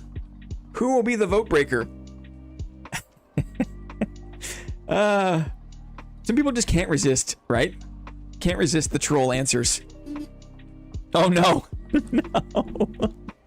That didn't help. That's not helping. It's not. I'm ending the poll before it goes further into Mingus's. Okay, we'll go close up. Mingus prevails. We'll go close up. We'll go close up. Here's how this works. Okay? I show picture of something. I show a picture of something. You guess what it is. Spelling matters. No question marks. Only one or two guesses each to start. Give the snipers a chance to snipe. Okay? Okay, good. No further questions. Only going soon. Ready? Lock it in. Lock it in. Feast your eyes. And tell me who among you knows what this is. Ooh, what is this thing? Be mindful here. Don't waste your guess. But we do encourage brave snipers. Cyclops scrotum. I don't know. Who? Is this quarterstaff is a good guess? See, now that's a good guess. You see, that's a good guess. It's not. Spider silk is an interesting guess. I appreciate the snipers. I appreciate people who just reach. A torch is interesting. I would have been smart if I had gone with torch. That would have been a good one. Okay, appreciate the snipers. I appreciate you. Here we go. Here's a bit more information, shall we? Heater shield is also very good. These are good guesses. These are good guesses. Oh, I misread it. Heather Shield. I knew a Heather Shield once, right? She was very pretty. Here we go. Oh, now this is okay. Guess again. Guess again. There's more data here. What is the name of this thing? What is the name of this thing? That's a barrel right. Notice how he took the question mark off. Ooh, a loot is a good guess. Felling axe, these are good guesses. Spider silk was guessed. It's not. Bug shell is a good guess. It is not. Good guessing. We're looking. Okay. Oh, Drew. I'm looking for the exact name. The exact name of the thing in game. I don't know what it's called. Uh-oh, Moss. Log. It's a good guess. Log is a good guess. I want the exact name of the thing in game. This is guessable. Oh, Aspen? Interesting. A wheelbarrow. Interesting. Interesting. Okay, get ready. Get ready. Guess again. Guess again. More guesses. More guesses. It's not a cracked log. Ooh, it's not bellows. A billet. That's a good guess. Uh-oh. What's the exact name of the thing? Uh-oh. We are... Hi, Lily. Hog cranker. I want the exact name of the thing. Wheel. Wheel. Uh-oh. What kind? What kind? What if I told you I had a little more visual data?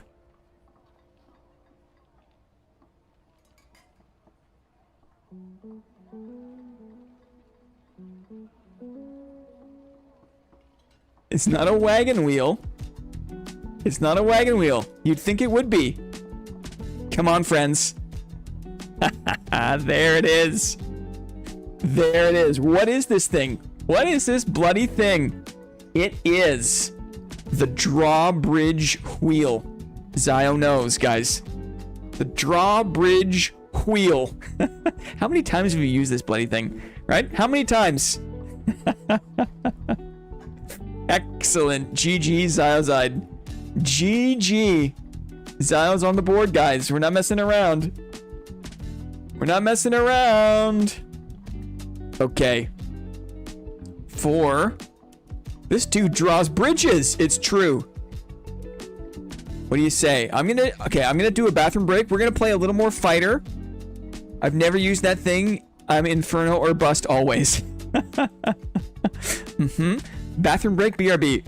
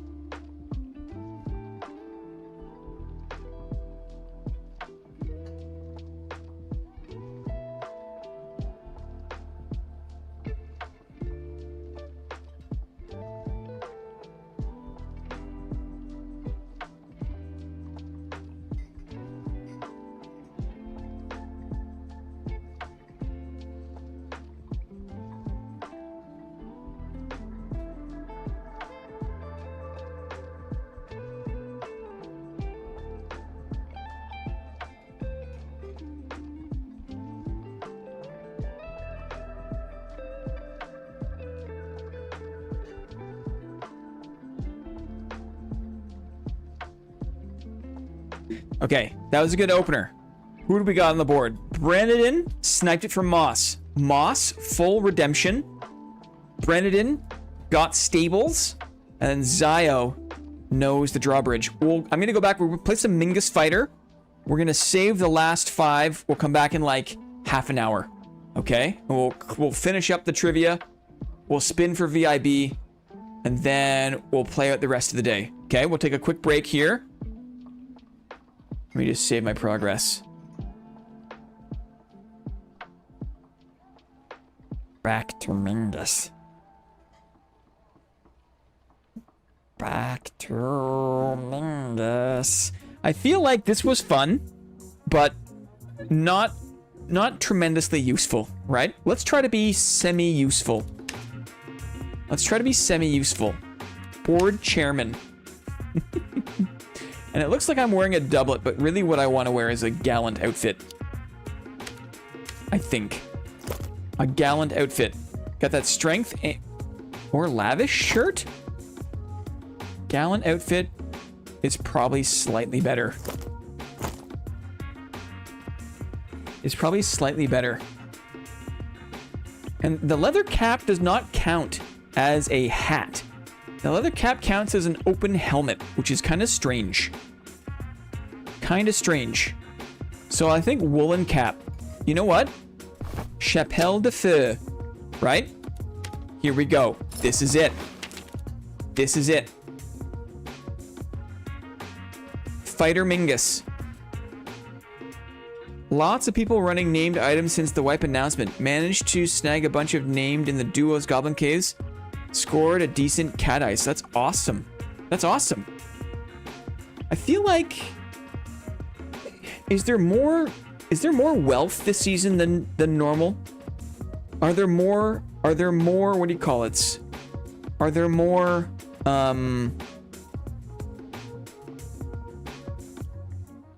is the drop rate better for names this season than normal? Is it a good thing that there's like more named items? Probably, right?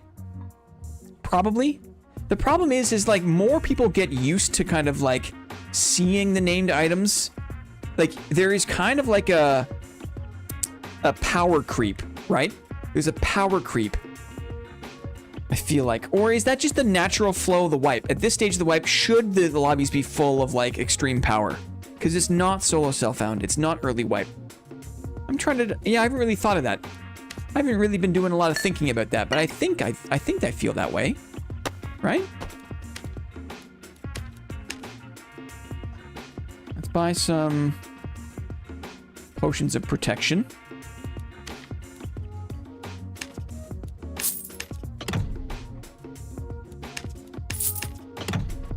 Spend money, Minguses.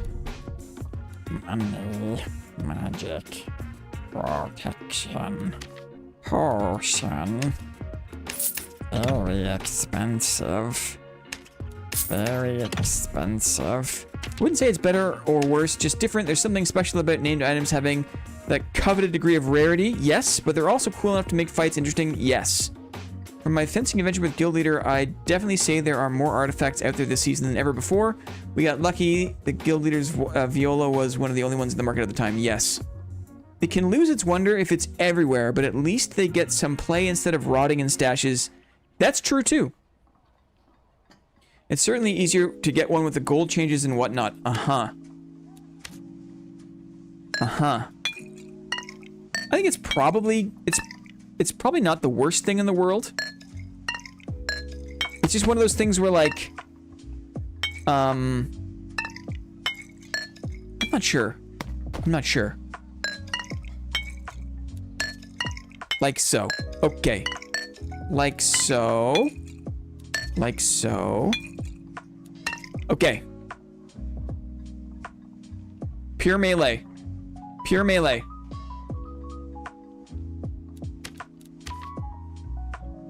We are a shield fighter. Mingus, gallant outfit, shield fighter. I think it's great. Named items are things you want to see and interact with from either side. It's wild to me that to sell and buy artifacts, the currency is death blooms. Yeah, it is weird, isn't it? Probably because they're the smallest. They're the smallest named item. And like there is still like a shred of utility, I think.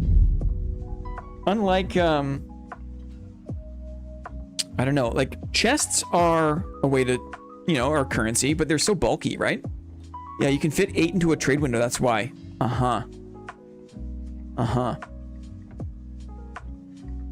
It's so funny to think about, like, what people assign value to. It makes you realize that, like, currency, that money is just a system of concurrence. It's just what people agree has value. It doesn't actually have to have value. It's kind of always been that way with the keys, right? And gems, since they changed keys, yeah. Since they changed keys.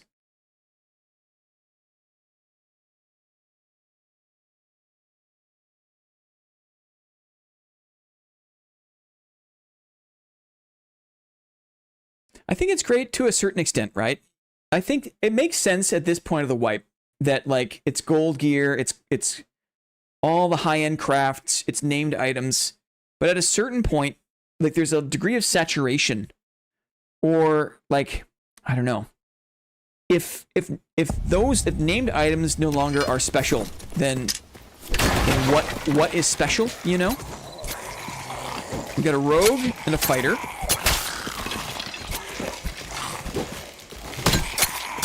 We got a rogue and a fighter.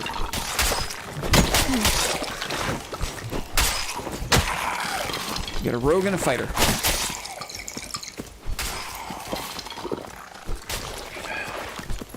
No, it's a warlock.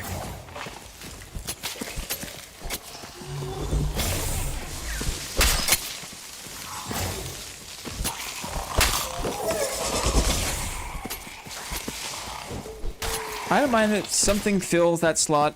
I just hated that the keys saw no use at all when they were the gold storage. Uh-huh. Should have never left the gold standard.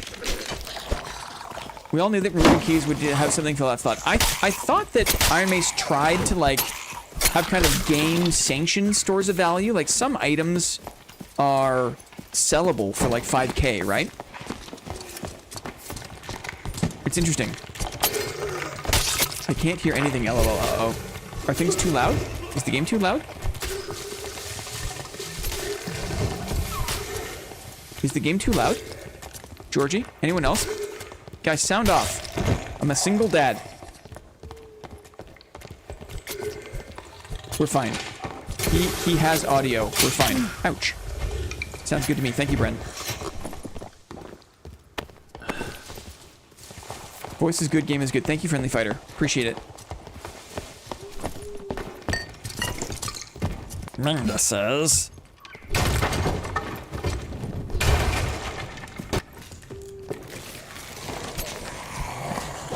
Together, Mingus says. I'm helping with my torch. Oops. I forgot. Q used to be my emote wheel. I changed that. I was trying to see what emotes I had. I haven't fat fingered Second Wind in a minute. One moment, Mingus says. One moment. Got a little excited. I was like, ooh, I can emote, right? Because on the barb, I know I don't have any emotes, so I never tried.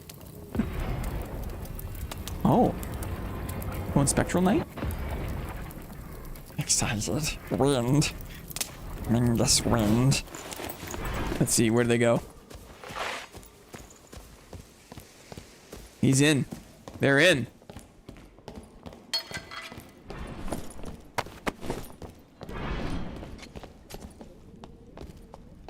Oh boy, my teammate fat fingered Second Wind must be new. It's true. A little new. A little new. So this is a rogue. I've never seen this, actually. I've never seen this.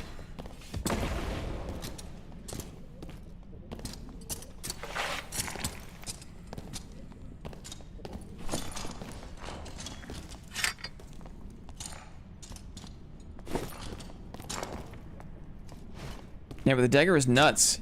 I couldn't do it with a cannon.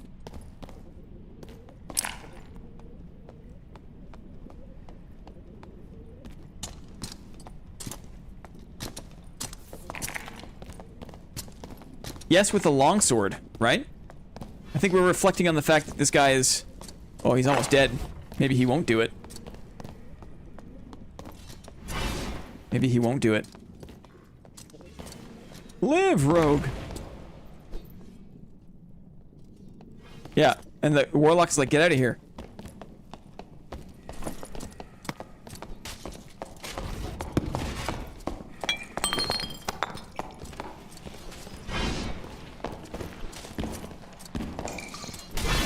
He's tapping in.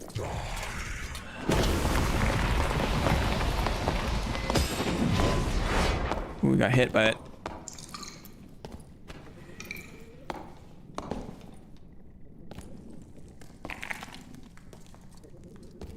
Uh-huh.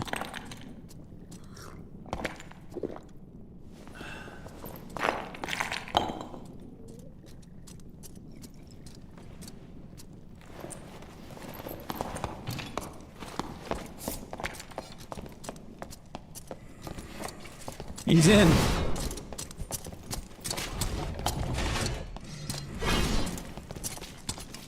Cutlass is pretty short. Is it? I would probably think that the rapier? I think the rapier and cutlass have a similar reach. The cutlass has actually a very long reach. Cutlass has a good block hitbox, yes. I feel like the rapier is more difficult. Rapier's got a less reliable hitbox, I think. Tapping out again. Doesn't need to.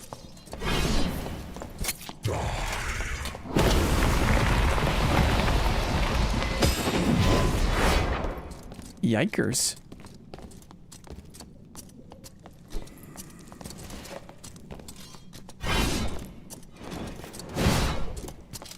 I've never seen the double boss room in Ruins. I haven't seen the Banshee. I haven't seen the Banshee.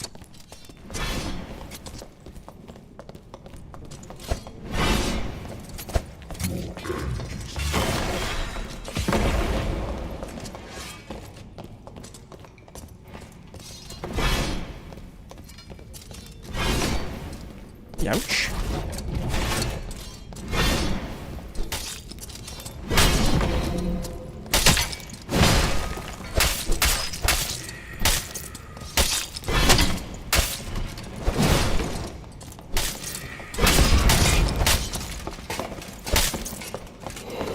Nice.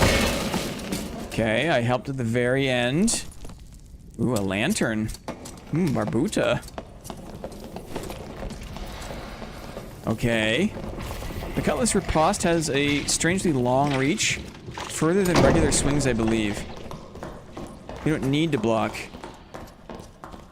W team. Well, I think that's like the first time I've actually ever damaged the Spectral Knight.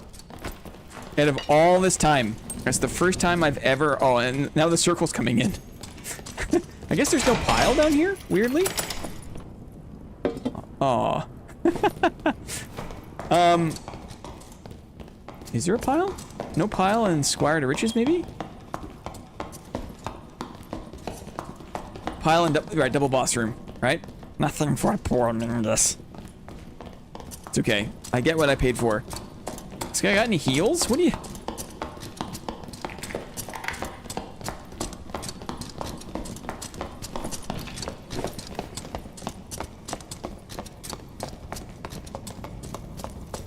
Right, the ambush, which is just a sprint. The rogue ambush, which is really just used for sprinting these days.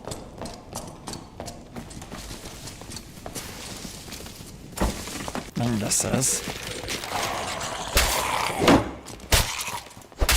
He's motoring. We go. We go.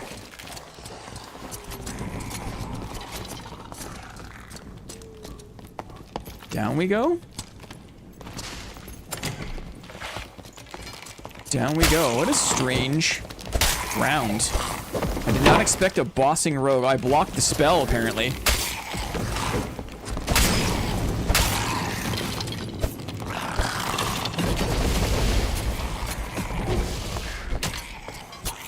Arming sword? Arming sword? go down. Down we go.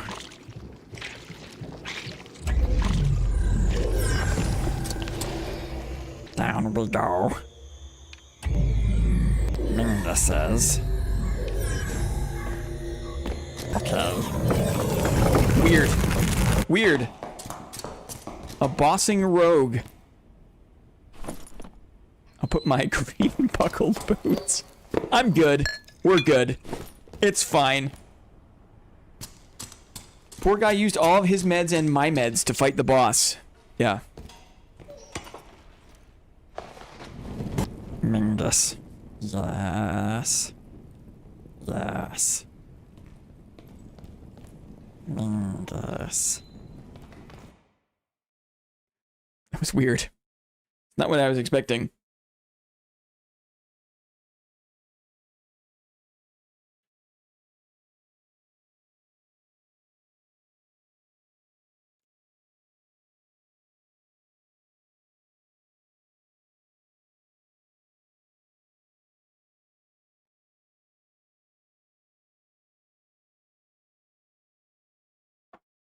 They said they made the Banshee easier.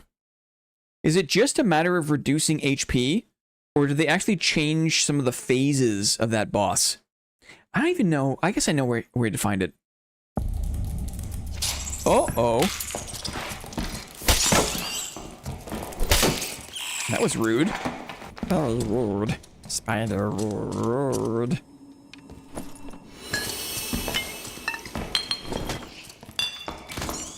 One potion for my friend. Friend of Mingus.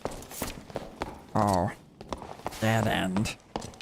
To me, Mingus says. To me. Oh. Dead end. Ow. This one. This one, Mingus says. To me. To me. Oops.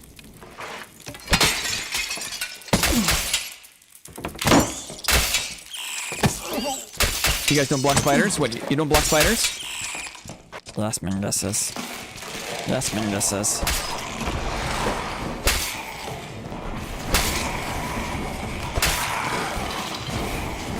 Yes, Mingus says.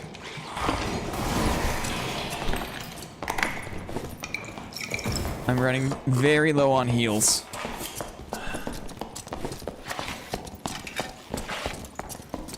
Had a blast this last weekend.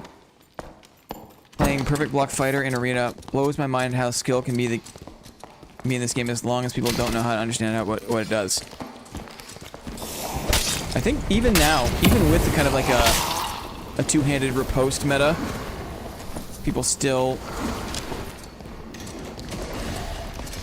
aren't expecting like a perfect block, you know?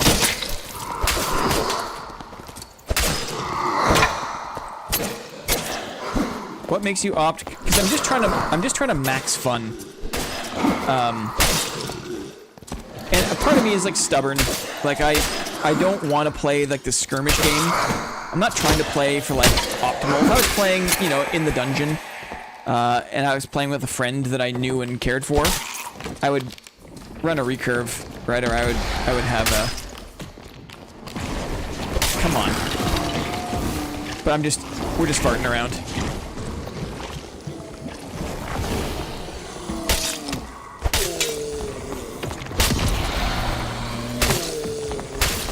Don't interpret my decisions for build and stuff in this game as like a recommendation in any way. Ooh, a bandage. We need that. Any other bandages?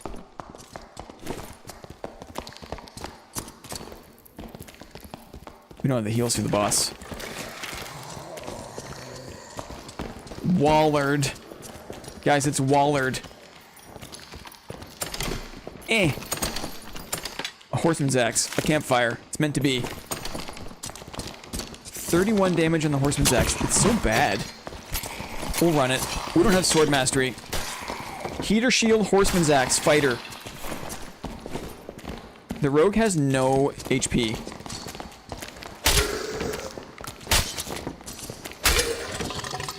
Get out of here. so bad. So bad. BRB, he says. Oh, he wants the shrine, maybe? Great. Who bosses without heals? People? Do I want my arming sword? I'm not sure. No, getting shrine. Yeah.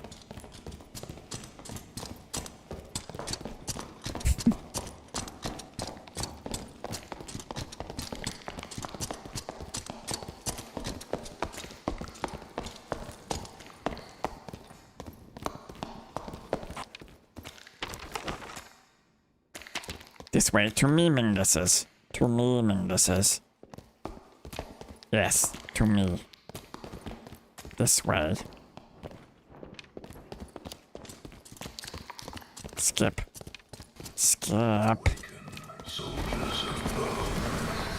Skipping. Nothing, nothing, nothing. Nothing. Nothing. Come, Mingus. Mingus. Yes, Mingus. Yes. Thank you.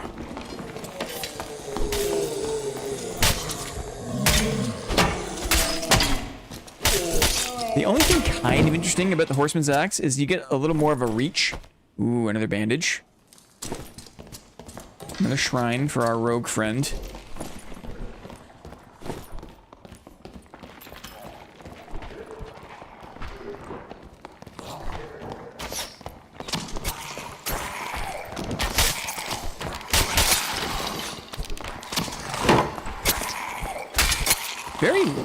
The reach is not great.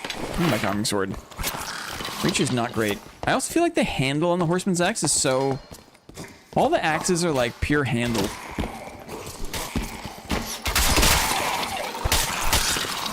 I guess there's still sour spot on the sword, but at least it feels sort of better.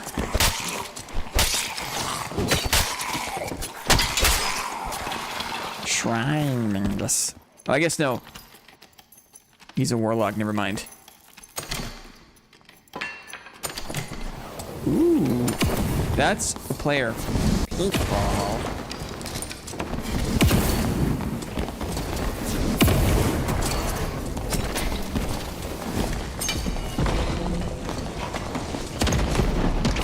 Rogue! Rogue!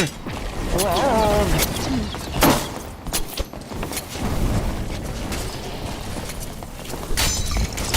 Out of the way!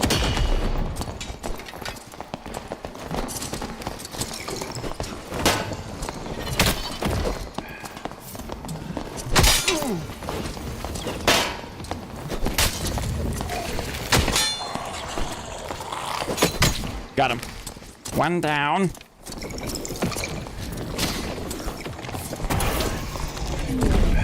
Oh, the mob.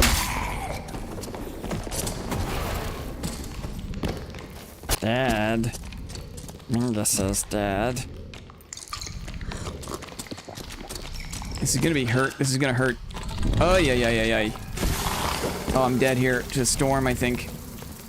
Get me in there. Oh, he can't move fast enough. Dead. Circle dead. No way. Dead! Yeah. Oh. Combat dialogue ain't great, but it sure looks great. Couple of buckler blocks there. Just didn't have the heals. Didn't have the heals. It was a nice try. Saw the rogue, which was good.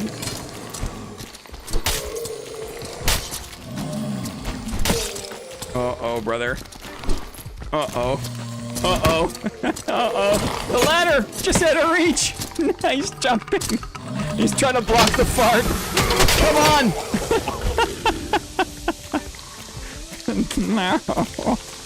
Lost. Lost. Lost. Yikers. Yikers. It's a Difficult situation. Difficult situation. Been a minute since I played with a circle in the background, too, right? Lost track of that. Lost track of that. You think SDF's new game will have a circle? Right? That was something. I'm not sure how I feel about bossing with no heals. I think I have too much courtesy and or empathy for people.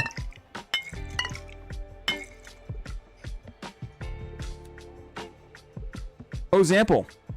Wishing you all luck from work. Excellent. Thanks, buddy. Thank you. I'm just gonna waste all of our money on meds today.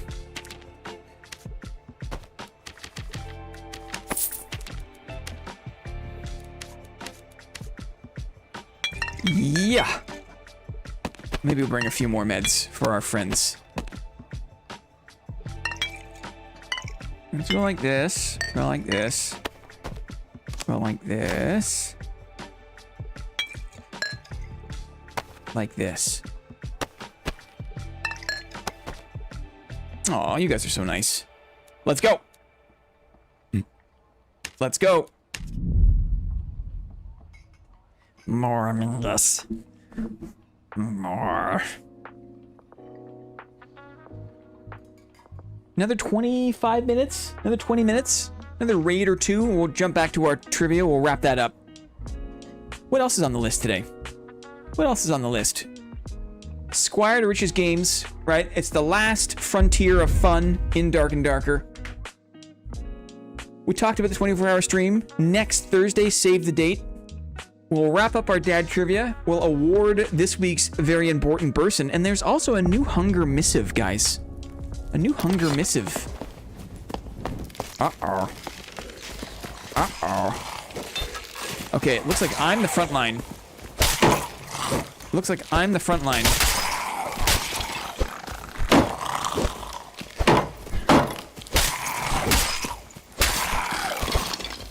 Hello, Minguses. Hello, Minguses.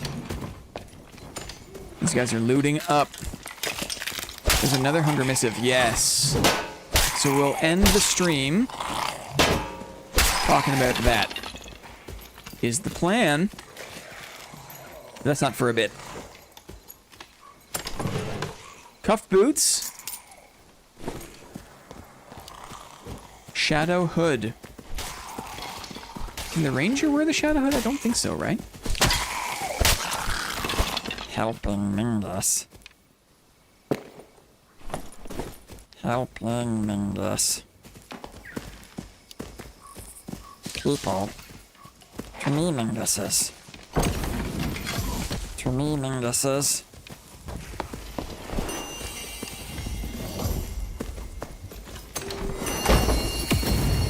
Wizard.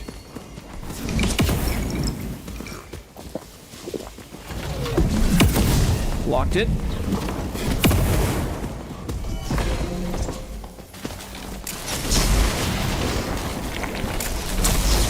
Don't have the damage support. Plan front line. Oh. That's a rogue, I think. He locked the door. Good play. Oh, I'm behind the door now. That was kind of weird. Stuck on the lamp. I got stuck.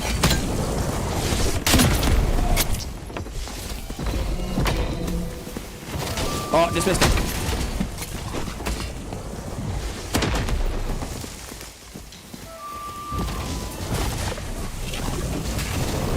Got stuck. Is that another team? Whoa, very nice. I thought, oh, that was very confusing. Yes, we're bobbing today. I think that's tough. I'm not sure if I like being the only frontline. I don't play patiently enough. So I get pulled in. Yeah, I just don't, I'm not that kind of dude. These lobbies are nuts. The no comms trios, like I got so spoiled earlier in the wipe playing duos with people that you're actively communicating with, you know? I don't know how Guild Leader does it. Guild Leader plays Arena, right? With like minimal comms. And I don't know, how do you... Playing with no comms, after you're kind of used to being able to collaborate, is a challenge. Is certainly a style. Let's try again. I've been summoned. There he is. I don't know how you do it. I don't know how you play with a random team that doesn't communicate. Don't know how you do it. No comms is so harsh, right? I just like Rogue that much. Uh-huh. You have to lead with body language. Uh-huh. Beetlejuice, Beetlejuice, Beetlejuice. Totally. Okay. Oh, I know this Mingus. I know a Mingus. I know a Mingus. Communicate in only flute noises? Yeah, that's one way to do it.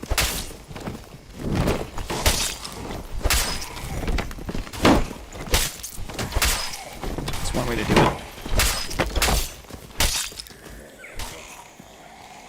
Anything good? Blue halberds? Interesting.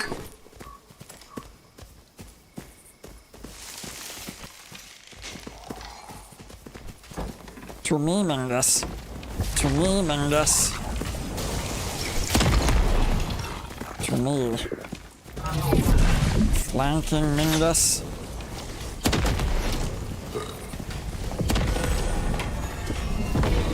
What?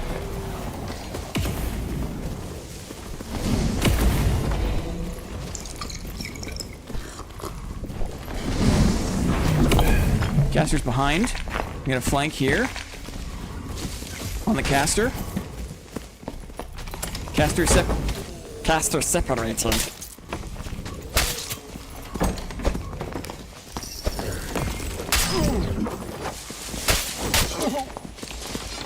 He made it back to his friend. This guy's still separated at least.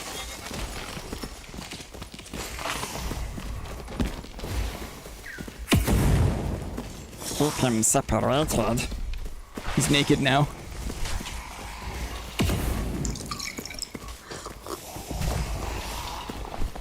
Mingus here, Mingus. Here.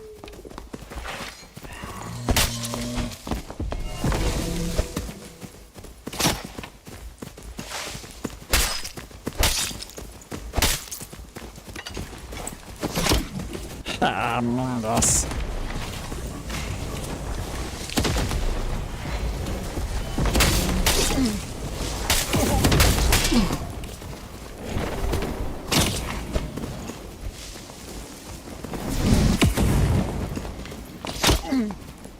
Hey. Let's see here. Healing, Mingus. Healing, Mingus. Okay. No, together. No, together.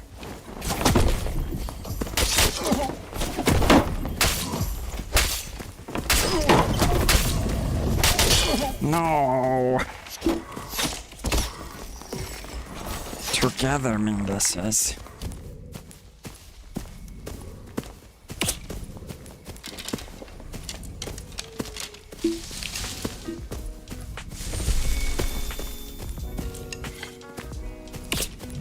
No, does the ranger have... The ranger has no meds. The ranger has no meds. It's pure lottery, right? It's pure lottery for Squire to riches. You have no idea. You could get someone who's played for 4,000 hours, right? You could get someone who's on game number 8. Game 8. But again, no comms, right? It's tough. It's tough. Let's try again. Like so. Like so. Here we go.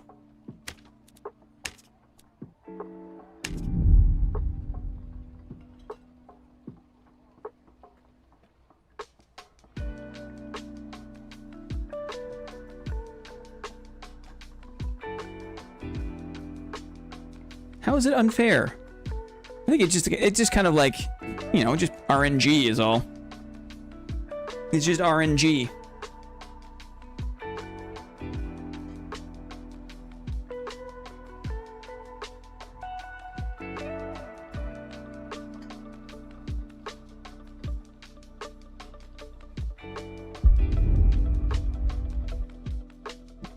It's the trickle-in.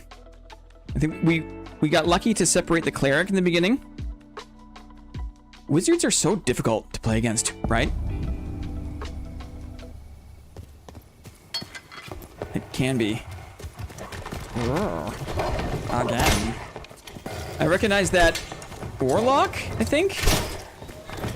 There must only be like 30 people playing right now.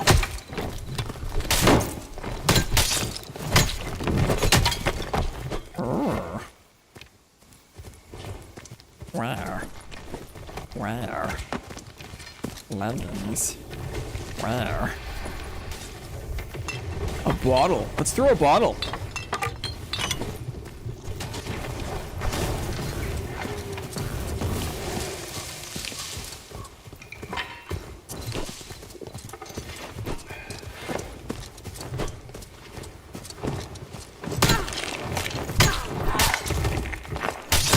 Get the Mingus. Yes. Another bottle. We're going pure bottle. Bottle build. Plunder panties. Oops, I forgot. Ah. Oh. My balls. My balls.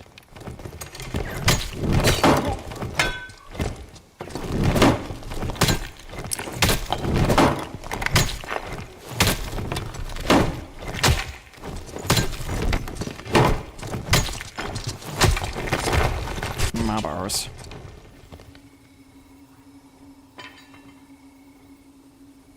Holds umbrella.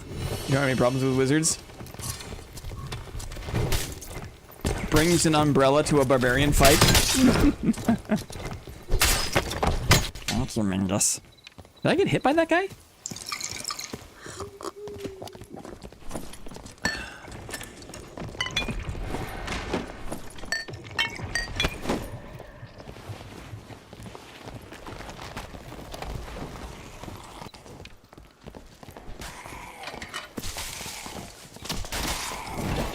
People, please. For people. To me, Minguses. To me, Minguses. Minguses. To me. This way. This way. No. This way. The secret way. Minguses. This way. This way. This way. Okay, we'll cross the bridge. We'll cross the bridge then.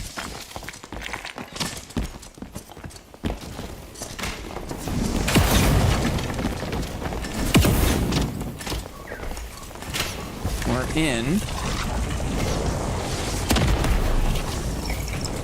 There's a barb team around the side. Barbarian team. Fall back, Minguses, fall back. Fall back, Minguses. Healing Mingus. Healing Mingus. Okay, time for bottles.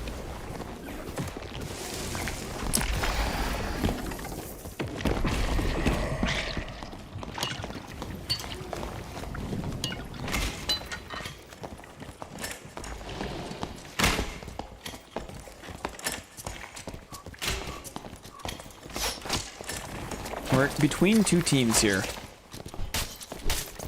that a player slime? Probably. Jumping slime, player slime. Okay, Mingus. Heal queen, heal. Heal queen. Beside you, Mingus, behind you.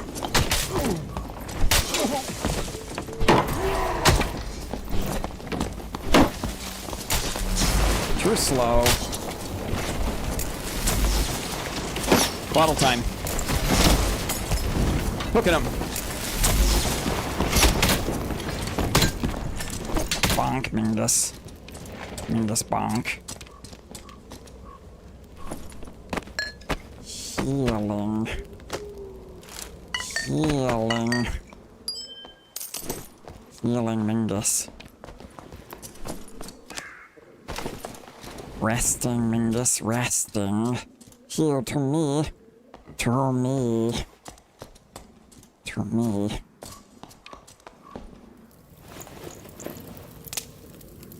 Mingus says. Just need a burnt peanut style. Set up and we're golden. Great. That's what it takes, right? That's what it takes.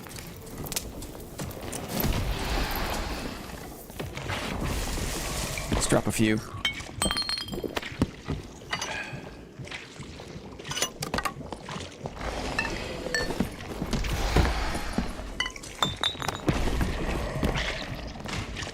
In case my friends need. Oh, to me, Mingus. To me.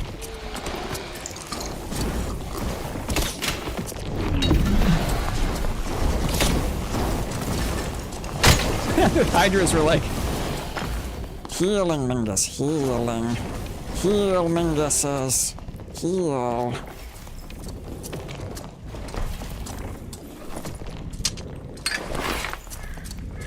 Heal, Mingus says. Heal, Mingus says.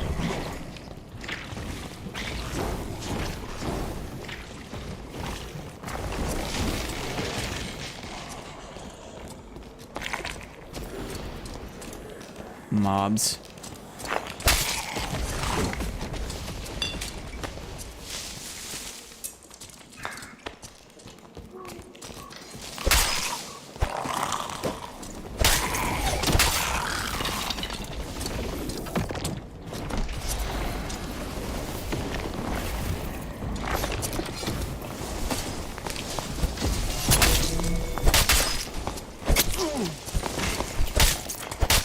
Broke down. Ranger wizard. Let's push it. Get them split. Oh, missed him. One number 3. Oh. No dexterity. Interesting. Whoa, it's so slow and weird. Good Mingus says. Spider Mingus. Spider Mingus. Oh, he's setting a trap. Good.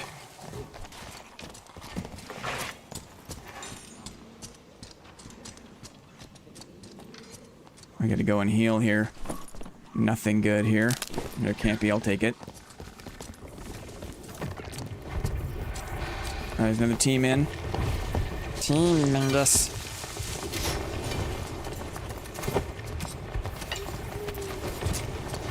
Circle Mingus. Circle Mingus. Mobs on them.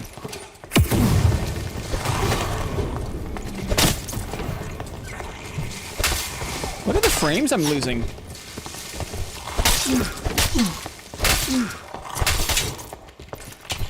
Retreat Minguses. To me. To me. Minguses.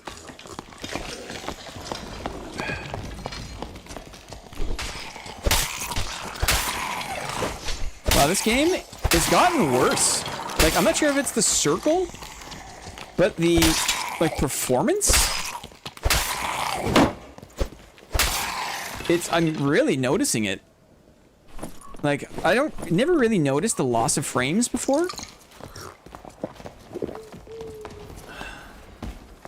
I got no meds here.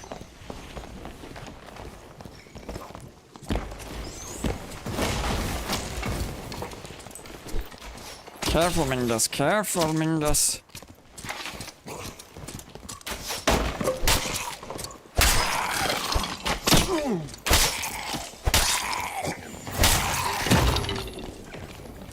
Did someone spawn as a wisp?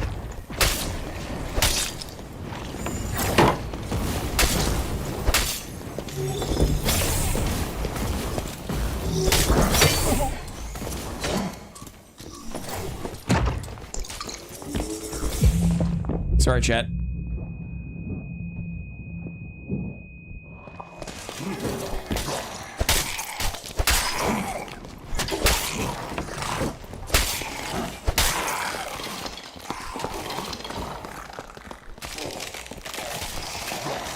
Time to go, Mingus says. There's so many mobs everywhere. Come, Mingus. Come, Mingus. Together, Mingus says. Oh. Oh. Oh.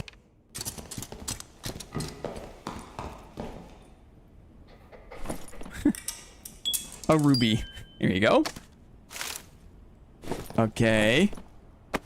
Well, we have some meds at least. At least we made it out of there with some meds and a backup campfire. Oh.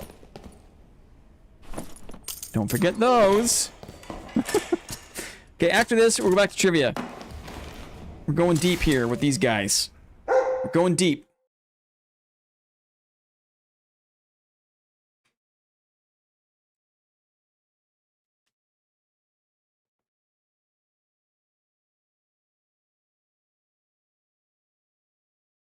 These are randoms. Yeah. Squire to riches. Bobs. Pure Bob.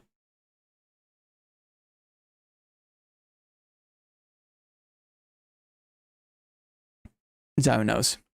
Pure Bob. Rest, Mingus. Rest here, Mingus. Wait. Rest.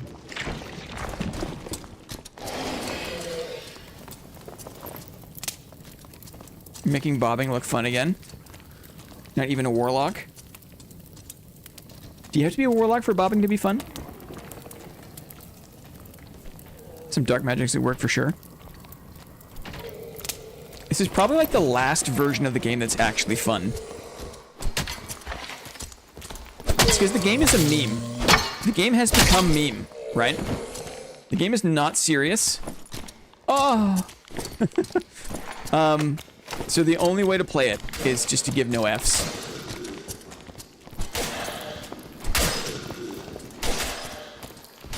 Mingus emoji when? Emoji.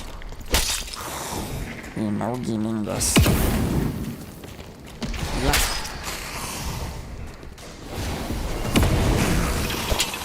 Yes.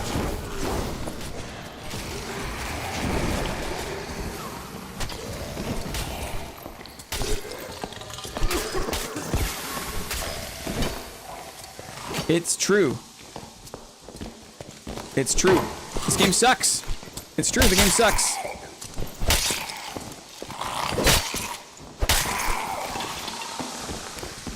I totally agree. Ooh, Valiant attire? Oh yeah. Looking good, Mingus. Looking good. I'll go one step further and say that this game is like melee bait. You think the game is a melee game, and it's not, right? It's not. This game is melee bait.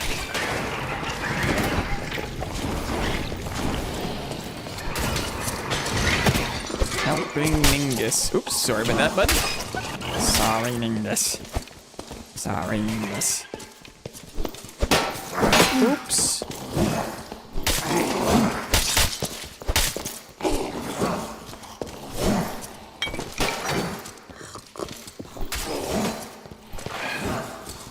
I know. I know. This guy's just looting. Classic, right?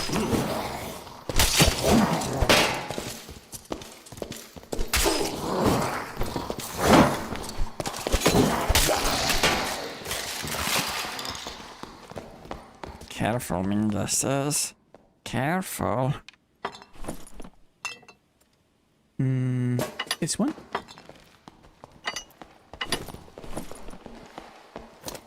W teammate. It's true.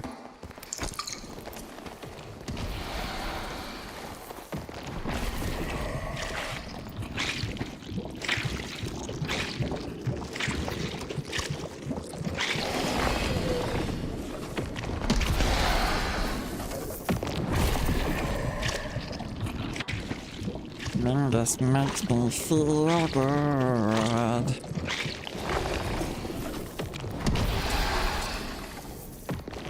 Take your time, Mingus. Okay. Okay.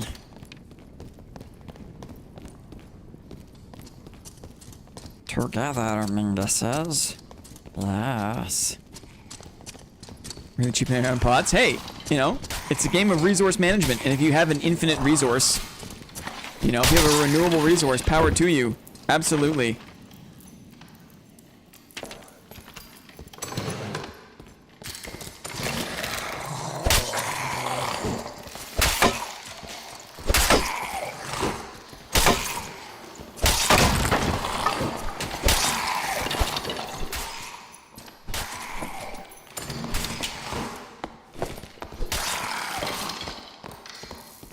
Who wants those gloves of utility? Here we go. They got me with the melee bait. Yes, I signed up for Mordhau, got Overwatch instead. Yes, friendly fighter. That's probably one of the realest things I've heard you say. You're I think a charmingly positive person. But it's good to be real every once in a while, right? It's good to be real. Melee players are like food. Food for the casters. It feels like hybrid plate warlock, and I don't hydro drain. Would rather break doors with hellfire. Uh-huh. Mm-hmm. Mingus okay? Mingus? Mingus need? For Mingus? Yes. Yes. Lambs. Yeah. What's he doing over there? What are you doing over there? What's he doing? What are you doing here? Where's the circle? I'm paying attention. I'm paying attention to circle. Is he just shooting across the whole module? Together, Mingus says. Together.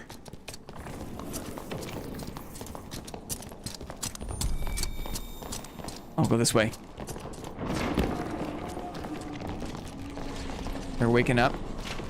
Got a banner down.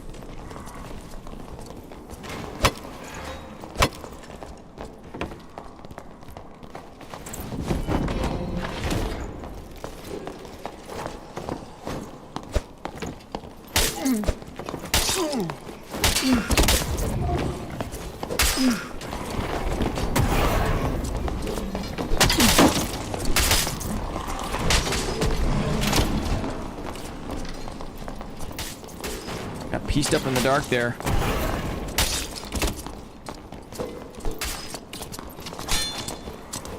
Wait for them. Come to me, Mingus. Me.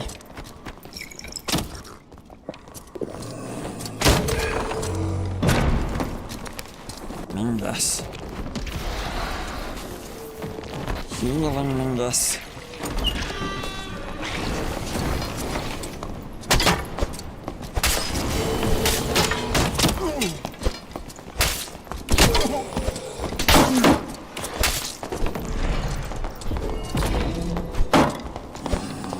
Oh, I missed him.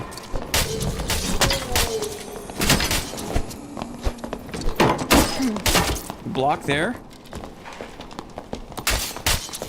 died. Oh, we got one. Couple good blocks in the halberd and stuff. GG Mingus, thank you. Thank you. I got carved up by the longsword in the dark. That put me on the back foot.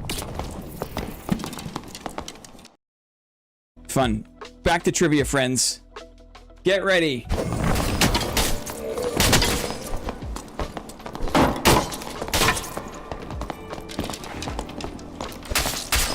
I think maybe he thought I was dead. He put his halberd away. Dildo swaggins. Arrows in ya bum bum. Okay. Okay. Are you ready? Let's get back to it. There's work to do, friends. If you are doing work right now, pause. Quit. Put your work on stasis, on ice. There are 1, 2, 3, 4, 5 games to play. And then we're going to spin for the VIB. We'll spin for the VIB. What are we going to play first? What are we going to play first? How about this one? We'll get back in the flow with Guess That Piece of Gear. Like so. Like so. Quit your jobs. That's it. We got games to play. Guess the piece of gear. How does this work? How work? I show gear. Wait, no. I give hints. You guess the piece of gear. The piece.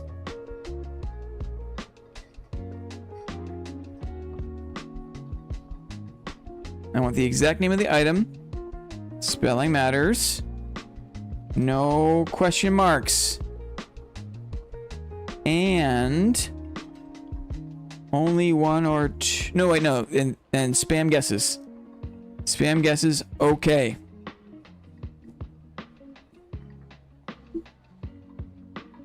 Okay. Are you ready? Are we here? Okay, we're here. You name an item that has 1 dexterity. Name an item that gives you 1 dexterity. It's not HUD A. That I can guarantee.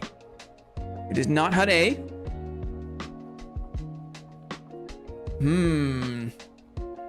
Mingus.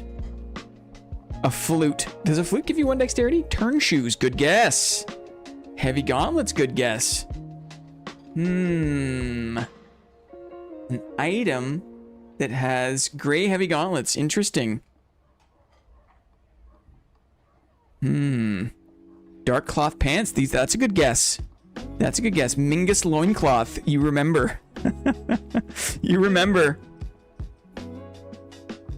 What if I told you it also gives 1 agility? Uh-oh. Adventurer's Tunic gives you 1 dexterity? Is that right? Or is it just max HP? Now it's gotta be the flute. I want the exact name. Check your spelling. Okay, name an item that gives you 1 dexterity, 1 agility. Turn shoes is a great guess. It is not turn shoes. It is not turn shoes. Guessing. Adventurer Tunic? Really? I thought it was just max health, max HP. I thought Shadow Mask, good guess. What if I told you that it also has a move speed penalty of -7? -7 move speed penalty. I absolutely forget which ones are which. Check your spelling. Uh-oh. Spangenhelm was a great guess. Oh no. Uh-oh. And yes, if it has an armor rating of 70, what is the answer, my guys? What is the answer? God. Yikes. Oh! Up for grabs. Up for grabs. I made a mistake. I made a mistake. There it is. Now I got, right? I got. Everyone thought that they were so funny. I thought it was funny. I forgot, right? Hell no. Hi, Jorkin. How are you? Oh, Crook. Crook is in. Crook is in there. We all got. I can't. Lucky snipe, Lamau. Well, I mean, everyone was sniping, right? Happy Mingus Day, Jorkin. Everyone was sniping. Okay, that's only fair. Crook. Crook's on the board. GG, I guess. Good.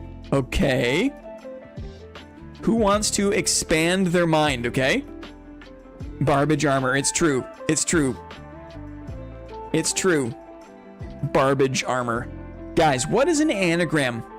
What is an anagram? It's a letter scramble game, okay?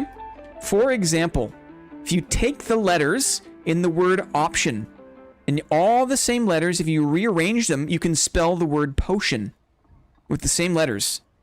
So potion and option are anagrams of each other. It's the same with half coin and falchion. It's all the same letters, but notice how falchion is one word and half coin is two words. These things are still anagrams of each other. Okay, he is coming. Careful, everyone. Luke just got home. Look out. Okay, we'll get there. We'll get there. Let's do this. This is a dad themed anagram. Okay. Solve. Unscramble the letters to spell something related to dark and darker. Okay? Unscramble the letters to spell something related to dark and darker. Here we go. Here we go. Here's your first hint. Alton geeks me. Alton geeks me. Scramble these letters, unscramble them to spell something related to dark and darker. Who can do it? Who can do it? It's not easy. Here's your second hint. Gemstone Lake. It's the same answer. We're looking for this answer here. It's the same letters. Unscramble the letters to spell something related to dark and darker. Gemstone Lake. Mingus says. Ready? Third hint. Oh my goodness. Guys, collapse. Collapse in the chat. No leak gum. Holy crap, Lamau. Elegant smoke makes for a skeleton mage. Crook, may I guide you towards the winner's corner, sir? Over next to Brennan, right? There's a cheese board. You can nibble on that. You just stand there. My brain farted. I got mega skeleton. But that isn't a thing. Zio is lurking, guys. Zio is there, lurking. You guys got lucky that Zio had a brain fart. Crook and Brennan in the winner's corner, please and thank you. Okay? Moss and Zio on the board. We have 3 games remaining. Let's do keep your eyes peeled. Okay? You got to keep your eyes peeled. For this game, I flash an image. I flash you an image. And then take it away. Then I ask a question about that image. First person to answer correctly wins. Okay. Goon Gang. Are you ready? You gotta keep your eyes peeled. Ones in chat if you're ready. I don't want to start this until at least there's like 5 people here ready. Okay? Ones in chat if you are ready to keep your eyes peeled. Who's here? Who's with us? Jorkin, Italian Matthew, Mossman, Gonzo, Crook is in the winner's corner. Thank you very much. Garrett Chu, welcome. Parties, Library is here. Falstaff is here. Okay, we got enough. Zio doesn't want to reveal his location. He drank in the invisibility potion, but he's there, guys. Don't think that Zio's not there. Friendly Fighter is here. I'm going to say this too one more time. If anyone feels like they have a laggy chat, you can catch up. But here we go. Okay? Oops. Here we go. I show the image, and then I take it away. Let me do it like this. 3, 2, 1. Did you see it? What's the question? How many players in the image had shields? In that image, how many players had shields? Ooh, guess. Guess. I knew Zio was there. 2 players. I'm looking for the correct... There it is. How many players had shields? The Barbarian has a shield. The Cleric has a shield. Okay? The Board Chairman also has the shield. Guys, it's a blocking channel, right? Classic. Yay! Arg, says Lyrebird. Oh, happy Mingus Day. Welcome in, Luke Nay. GG, Luke Nay. Hope you're doing good, buddy. Luke Nay is here, dudes. I knew Zio was still there. I knew Zio was lurking. GG, guys. Well played. You gotta keep your eyes peeled, dudes. Okay? 2 games left, and then we're gonna single dad spin the wheel to name the VIB. Okay? Let's do the module first. We'll end on the close-up. Okay? Module game. Module game. Your job. Guess the name of the module I'm standing in. I think I spelled module incorrectly. Module. Okay? Spell it the same as the game spells it. No question marks. Only 1 or 2 guesses each to start. Without using Dark and Darker Tracker. No, you gotta use the encyclopedic understanding of the game that we've all developed over thousands of hours, right? It's the first time I have absolutely no delay on stream. This is your chance, Jorkin. This is your moment, okay? Ready, Goon Gang. We are going soon. Guess the name of the module. Spell it right. Let me think here. Let me think about this one. I'm going to go around the outside, I think, for this one. Here we go. What is the name? What is the name of the module? Oh, mama. Oh, mama. That was a big hint. Who saw that? Who saw it? What is the name? I want the exact name of the module as it appears in game. No one has guessed it yet. Keep guessing. Keep guessing. It is not Slime Forest. It's not Bandit Camp. No one has guessed it correctly. It's not Stables. Goon Foresty. It's not Fallen Forest. It's not Forest Shrine. What is the name of this module? Ooh, there it is. There it is. Someone has guessed it correctly. It's not Forgotten Forest. Someone has guessed it correctly. Let's have a look. Let's bring this over. Where are we, guys? Who can see it? We are in the Fallen Forest. The Fallen Forest. Who has guessed correctly? Italian Matthew. Maddie O. Did anyone get it before? Something Forest. You know it. Mingus Arbatory. I wish. I don't think anyone else got it. There was some close ones. Forest Shrine was close. Forest Path was close. Forbidden Forest was close. Good guesses, guys. Good guesses. GG Maddie. GG Italian Matthew.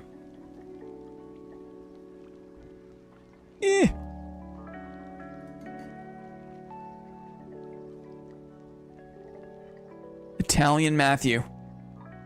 Wow. You got it, buddy. You got it. You're there. GG.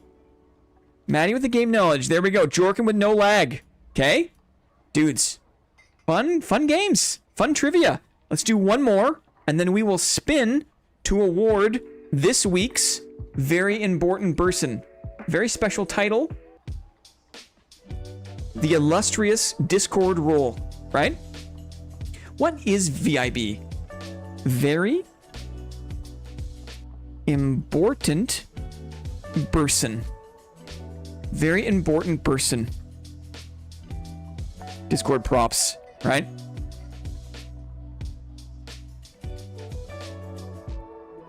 For a special place in our hearts this week, plus a cheese board.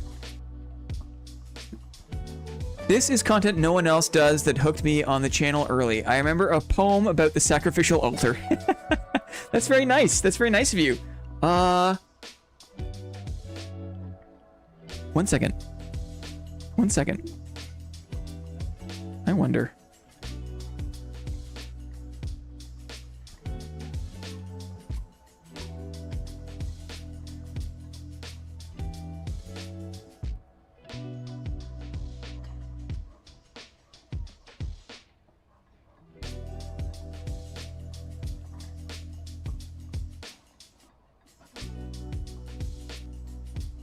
One moment.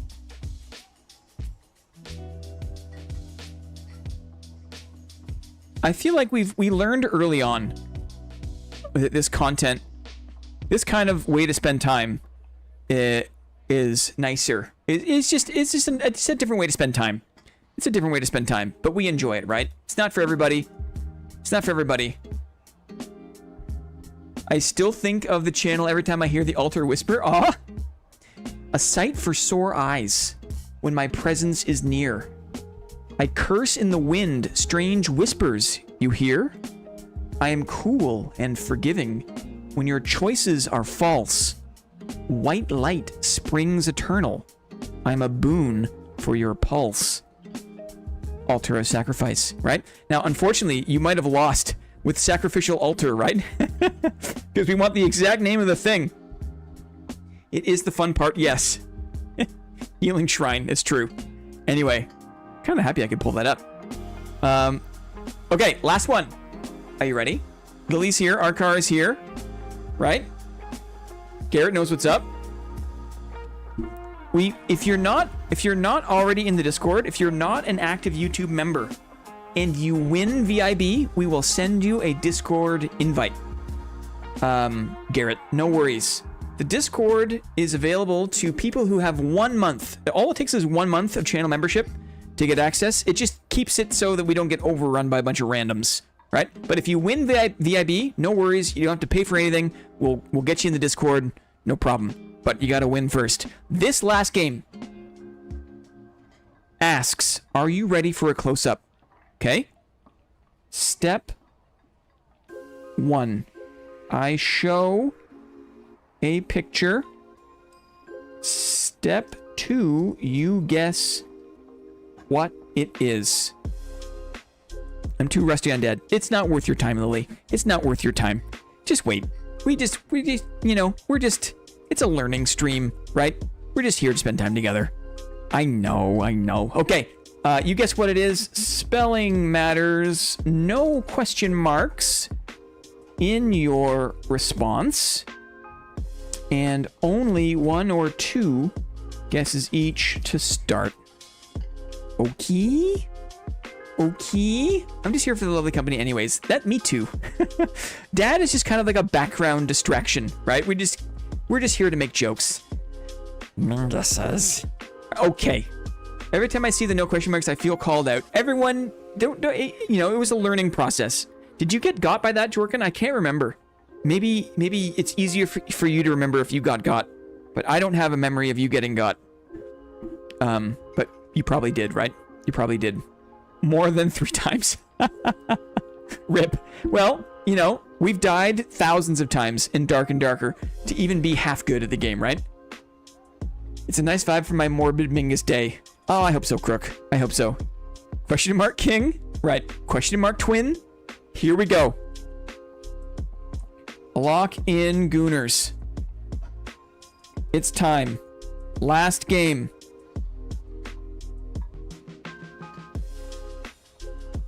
Here we go. Log in. We're logging in. Logging in.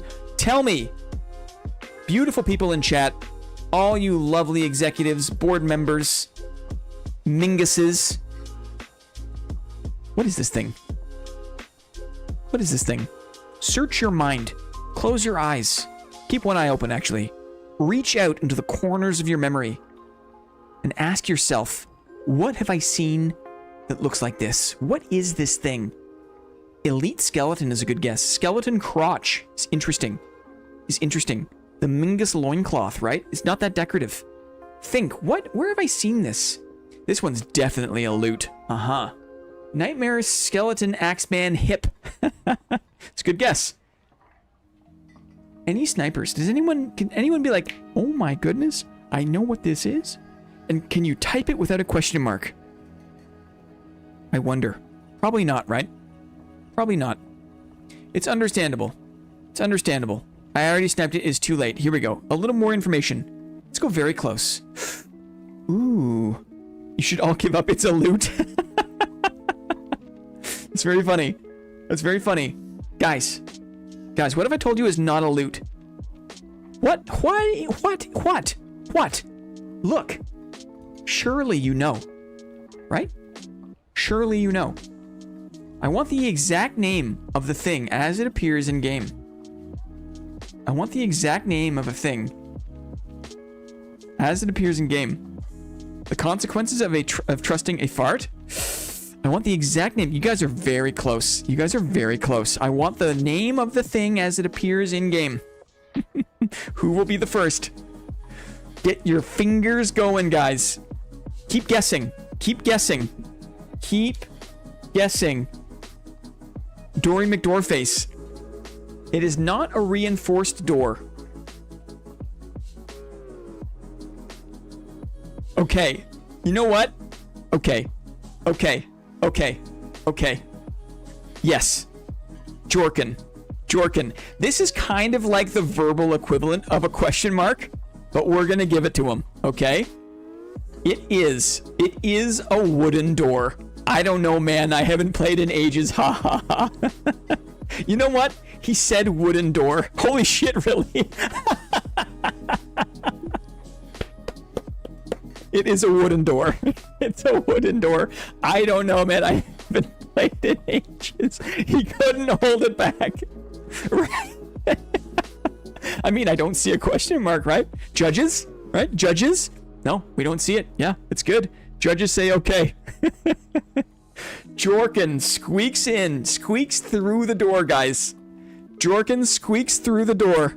No question marks. Jorkin, he's in there. And it's good. The rules need no amendment. This is clearly legal. Thank you, Lyrebird, for your approval. Dang, I laughed so hard at this right now. Good. I mean, you're in. You did it. It's a wooden door. Oh, man. You guys got it, right? People knew. I'm surprised, actually. I'm surprised. Okay. Friends. Good one. Allow me a moment here to get the wheel together, okay? One moment. I'll leave you with Mingus for the time being.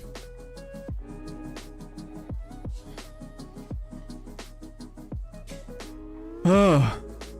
That hurt my face. You know what's good? You know what's good when it hurts your face. Okay, 45 seconds is a good amount of time. Let's get the names going, shall we? Here we go. We're going to go Bren. Brenadin. Okay. We're going to go Moss. We're going to go Brenadan. Okay. We're going to go Zio. Crook. Crook. Luke Nay. Mateo. Jorkin. And now to mix it up, I'm going to do it again. We're going to have double the entries. Like so. Right? You know what? Let's go it again. Let's do it again. Can we get that many? No. It didn't like that for some reason. It didn't like that for some reason. Let me think about this. What if I do it again? Brenadin. How many entries can we get in here? Moss. Brenadin. Zio. Crook. Crook. Luke Nay. Mateo. It doesn't look like it's adding any more, right? The double winners got merged. Yeah, this is weird. Siamese wedge. They're not adding up. This is strange. Okay, you know what? We'll do this. We'll do this. Bren. Okay. Moss. Bren. Zio. Crook. Crook. Now the crook doesn't... Oh, this is weird. Let me see here.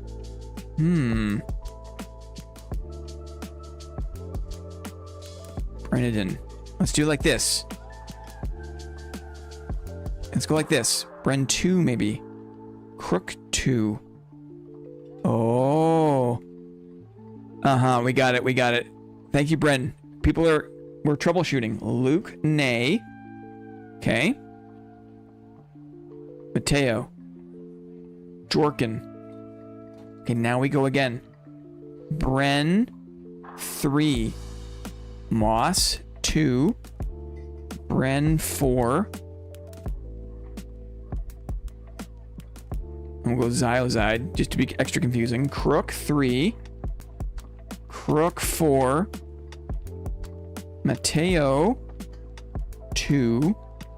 Jorkin 2.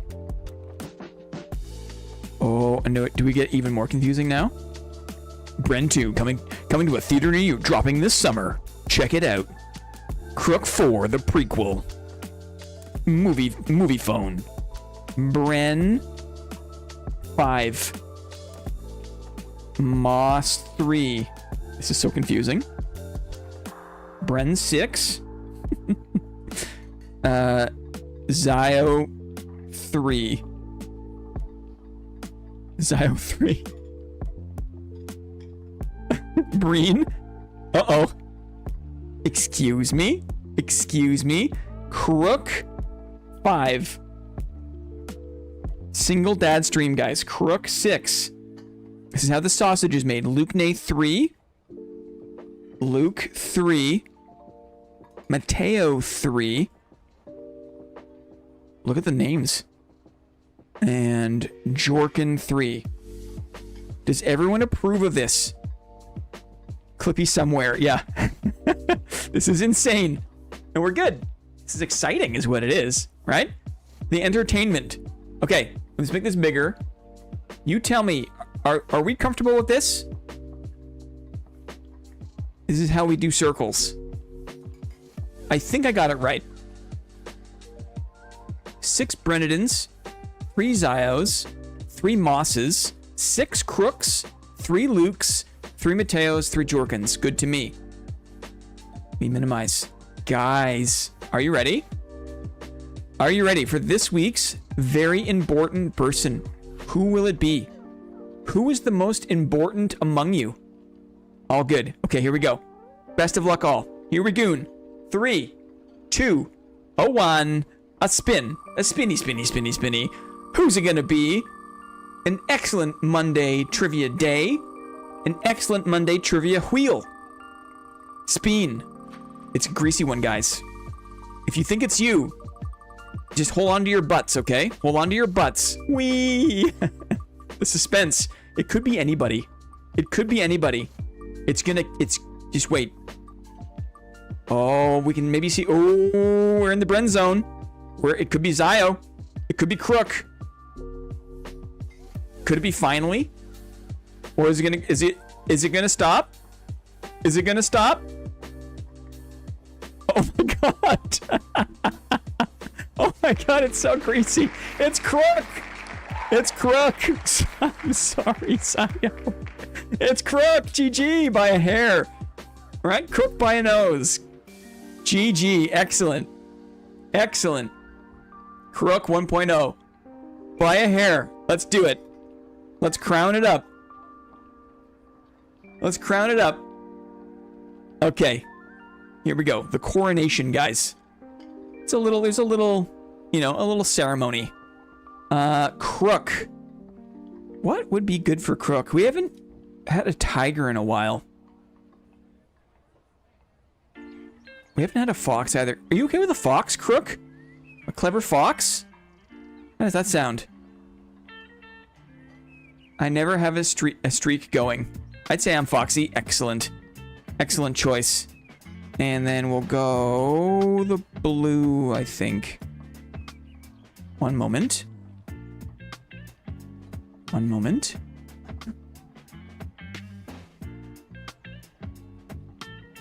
Crook 1.0. And then we'll get that all squared away. Okay. Let's... I'm just going to put Crook, actually. Just going to put Crook. That'll help with legibility. Clippy! I just heard that Crook mogged all you Minguses. Hey! Clippy's back. Clippy was, it sounds like Clippy was supply teaching in a grade 11 class, right? I just heard that Crook mogged all you Minguses. I don't count winning the multi-winner week. Yeah, I'm sorry if that's just kind of a tease. Crook is in, guys. Clippy's here, dudes. Isn't that nice? Weep. Like this. Like this. Crook. Like this one. Yeah, da-da-da-da-da-da. Yum. Crook the VIB. Welcome in. Let's see. Who... Look at the lineage, guys. Right? In our Mead Hall. DK Schneely. Sir Lance M. Matty O. Justin Manholt. Star. Lyrebird is here. Lily's here. Brennan is here. Little rat guys. Sneaker Beasters. Not that soapy. Baobab. Spartan John. We had some Heroes versus Hordes. Zaozide, Oro, Sneakers, Ham Salad, Leo Castle, NAP. Mossman was last time. This time, make way for Crook, the new VIB, dudes. Excellent. We have a fox, but we're kind of at that point now where we're like doubling up.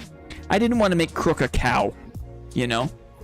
And then Koala, we've got... If Zio won, I would have given Zio the B. Maybe when Zio wins next week, okay? Bravo, Crookman. Bravo, Crookman. Yay! Yay! Trivia. Okay. One more bathroom break, and we're going to just ride out the Mingus, okay? Unless you want to do the missive. While we're here, maybe we do the missive. We'll come back, we'll read the hunger missive. That could be fun. Okay, 1 second. I'm gonna pee break. We'll be right back.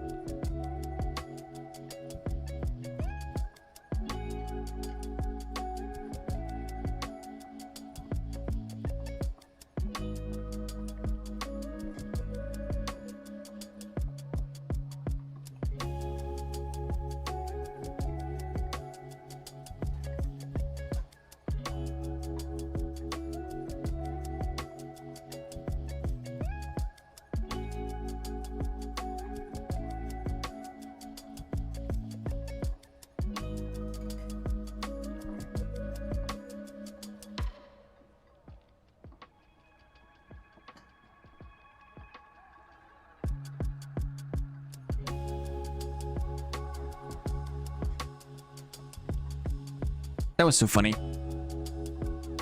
Jorkin guessing wooden door made my day. Trivia was a blast. Aw, thanks, Bren. You guys are so nice. Thanks for showing up, dudes. I know, you know, we've been doing this for almost 2 years. We've been doing this for like 20 months, okay? And the fact that we can all still have fun, like, even though like 10% of us are still actively playing this game, right? It still is like a decent backdrop, right? For fun trivia. Hey, I'm 3 hours late to your stream, but I think they absolutely ruined Squire to Riches mode compared to how it was just a week ago. I think I've been having fun not caring about the game at all. I think that's just kind of like the game's at a point now where if you just like, the way to have fun is just to not care. And that's, you know, but that aside, right? Thank you guys so much for hanging out, for showing up for trivia. It's a lot of fun. This, not this. I feel like, oh, I have to open it up. Okay, let me, should I quit the game? No, one moment. Oh, isn't that weird? That's kind of weird, right? We go from Mingus to Mingus. Let's do a little hut A, shall we? Let's do a little hut A. There, okay. Always a blast on Monday board meetings. Yes, I agree that Squires has been ruined. If I wasn't a knight, I'd uninstall. Trivia's still dope though. Yikes, eh? The fact that you can't get out? Is that the... I'm just here to Faustian. Uh-huh. I mean, I never really played a lot of it to start, right? So I don't know. I guess you could kind of get out at any time. I don't know.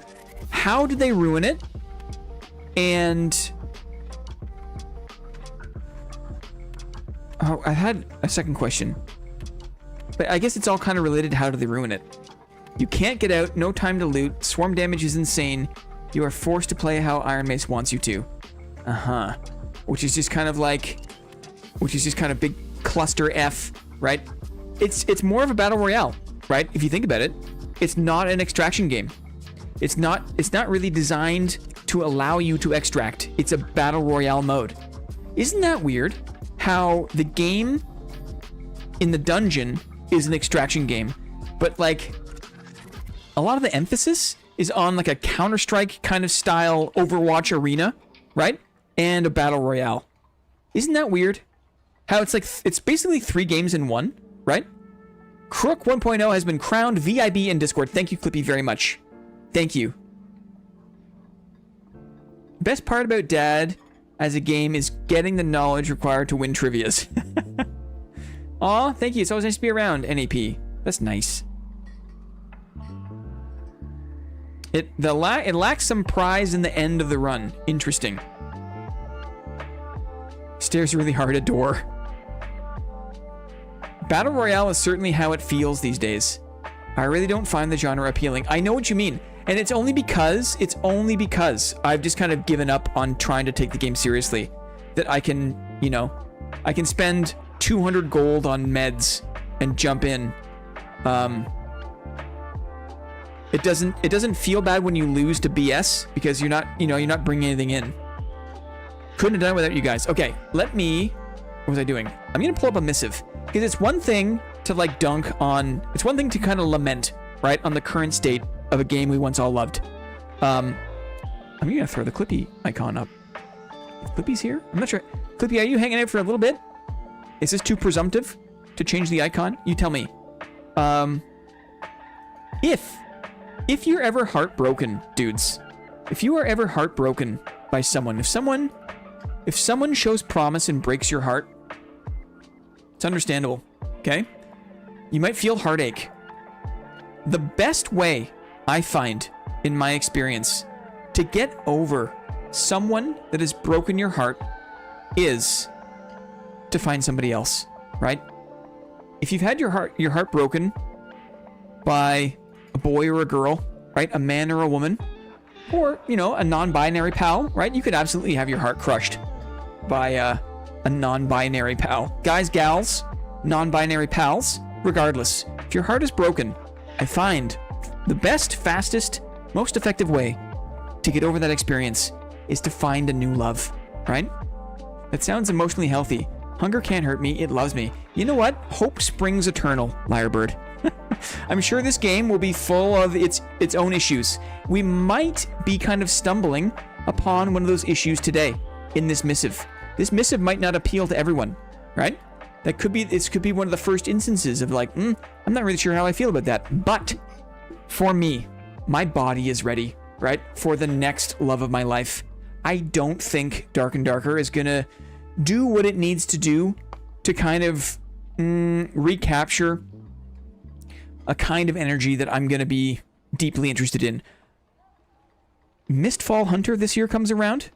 Hunger this year comes around. And I think, there's no better way to get over heartache than to find someone else that you're really in love with, right? Don't let Mrs. Blinn hear that. No, Mrs. Blinn is secure. We are secure in our relationship. What is a missive? What is a missive? A missive is a letter, apparently. A letter. And games do this all the time. Dev studios do this all the time. They release missives that describe parts of a game. We read a missive last time related to quests in Hunger. Before that, we read a missive related to blocking and stamina and melee combat, which was very exciting. Okay? Hunger Polycule Inc. Uh-oh. For sure, Blinn, they keep talking what works people really like and ruining it. It's wild. It's true. This missive is about traps in the game. And it also kind of paints a picture of a kind of playstyle we can expect from the game Hunger. If you don't know, Hunger is a first-person extraction game that strives to balance firearm combat, like gun-based combat, with a very nuanced melee combat system. And you might think, how is that possible? How could a game balance kind of Tarkov style, very hard-hitting, high DPS firearm combat with melee combat? And the answer is long reload times. Long reload times. Hunger takes place in the late 1700s, early 1800s. Napoleonic Europe is the era that it's set in. And that means you've got late stage, the high craft of arms and armor. You have long swords, you have breastplates, you have maces, you have daggers, right? You have conquistador style helmets, right? You've got all sorts of things. Late stage steelworks, armor and arms, but you also have early stage firearms, muskets, gunpowder, the early emergence of that, right? And this weird overlap where you go from the late medieval period into kind of the modern gunpowder era. Very, very interesting. That means that the weaponry, the firearms in the game, okay, are typically single shot, very high damage, and they take a long time to reload. They got all the arms. Made it before the stream ended. Yay, welcome in, Grown Ganja. Good to see you, man. Men in full plate on horseback riding full tilt into a musket volley Lamau. Now, actually, Maddie, there's a I'm not sure if you know this. You probably do. I think it wasn't an Italian cavalry unit where there was like guys in breastplates, guys in plate armor, but they had handguns. They had early hand muskets, and they rode on horseback. So you could ride and fire your handgun, and then you could reload on horseback. Cuirassiers. Oh, so cool. Dragoons, right? Awesome. Early flintlocks, maybe. This game takes place at that time. Let me see. Is there a way for me to see? One moment here. Let's just see what other missives they have. For those who don't know, right? This is kind of what we're looking at. It's Napoleonic Europe, but it's also like zombie time, right? It's zombie time in Napoleonic Europe. The environments are stunning. Look at these guys, got battle axes, got long swords, right? But there's also early firearms. There's also giant castles, okay? There's also crazy dungeons, pustule zombies, loot and cosmetics, incredible models. For anyone who hasn't seen this, this is Hunger. It's also exclusively first person. So for the people that kind of loved Arc Raiders but had a problem with some of the third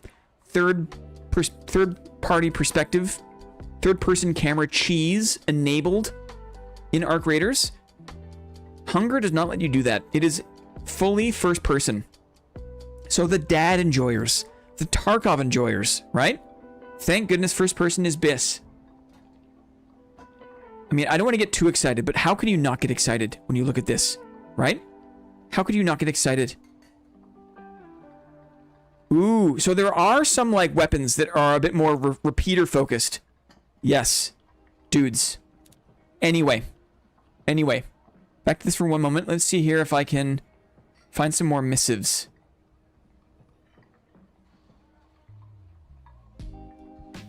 Community hub, maybe? Machine gun Gonzo incoming. Uh-huh. Will there be a PvE only mode? I'm not sure.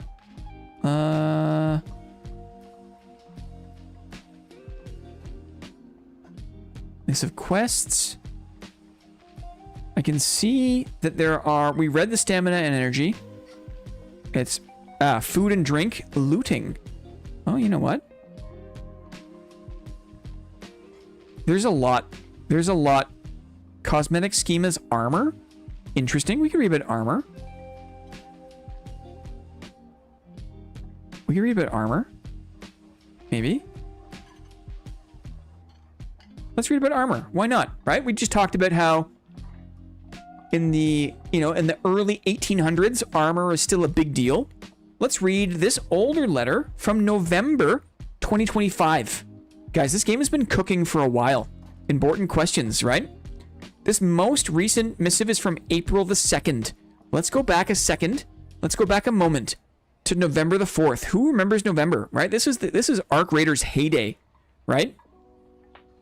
A closer look at how armor works in Hunger. Hello, Living. Of all the details revealed in our last trailer, few drew as much attention as the armor and the tools used to maintain it. We wanted to take you deeper into one of Hunger's most defining systems, how protection, repair, and survival truly function in the world after the end. The role of armor in Hunger. Armor plays a crucial part in survival. Your chest armor carries its own durability, interesting, functioning as a second layer of health that absorbs incoming damage. Other pieces such as helmets and greaves act as damage modifiers, providing protection, but without their own durability to restore. Very interesting. I didn't know that. Guns is everywhere, but classic fantasy setting is so rare today. Yes. I think that this is an interesting combination of the two. I think that combining a kind of zombie-based late medieval fantasy backdrop with Tarkov-style, high-powered, headshot-rewarding firearms is going to appeal to a lot of people. My hypothesis. Barely remember this morning, let alone November. You remember Sunday with your daughter, Gonzo. You remember well enough. You remember. Okay, this is very interesting. Your chest armor carries its own durability, functioning as a second layer of health that absorbs incoming damage. Other pieces such as helmets and greaves act as damage modifiers, providing protection, but without their own durability to restore. Very curious.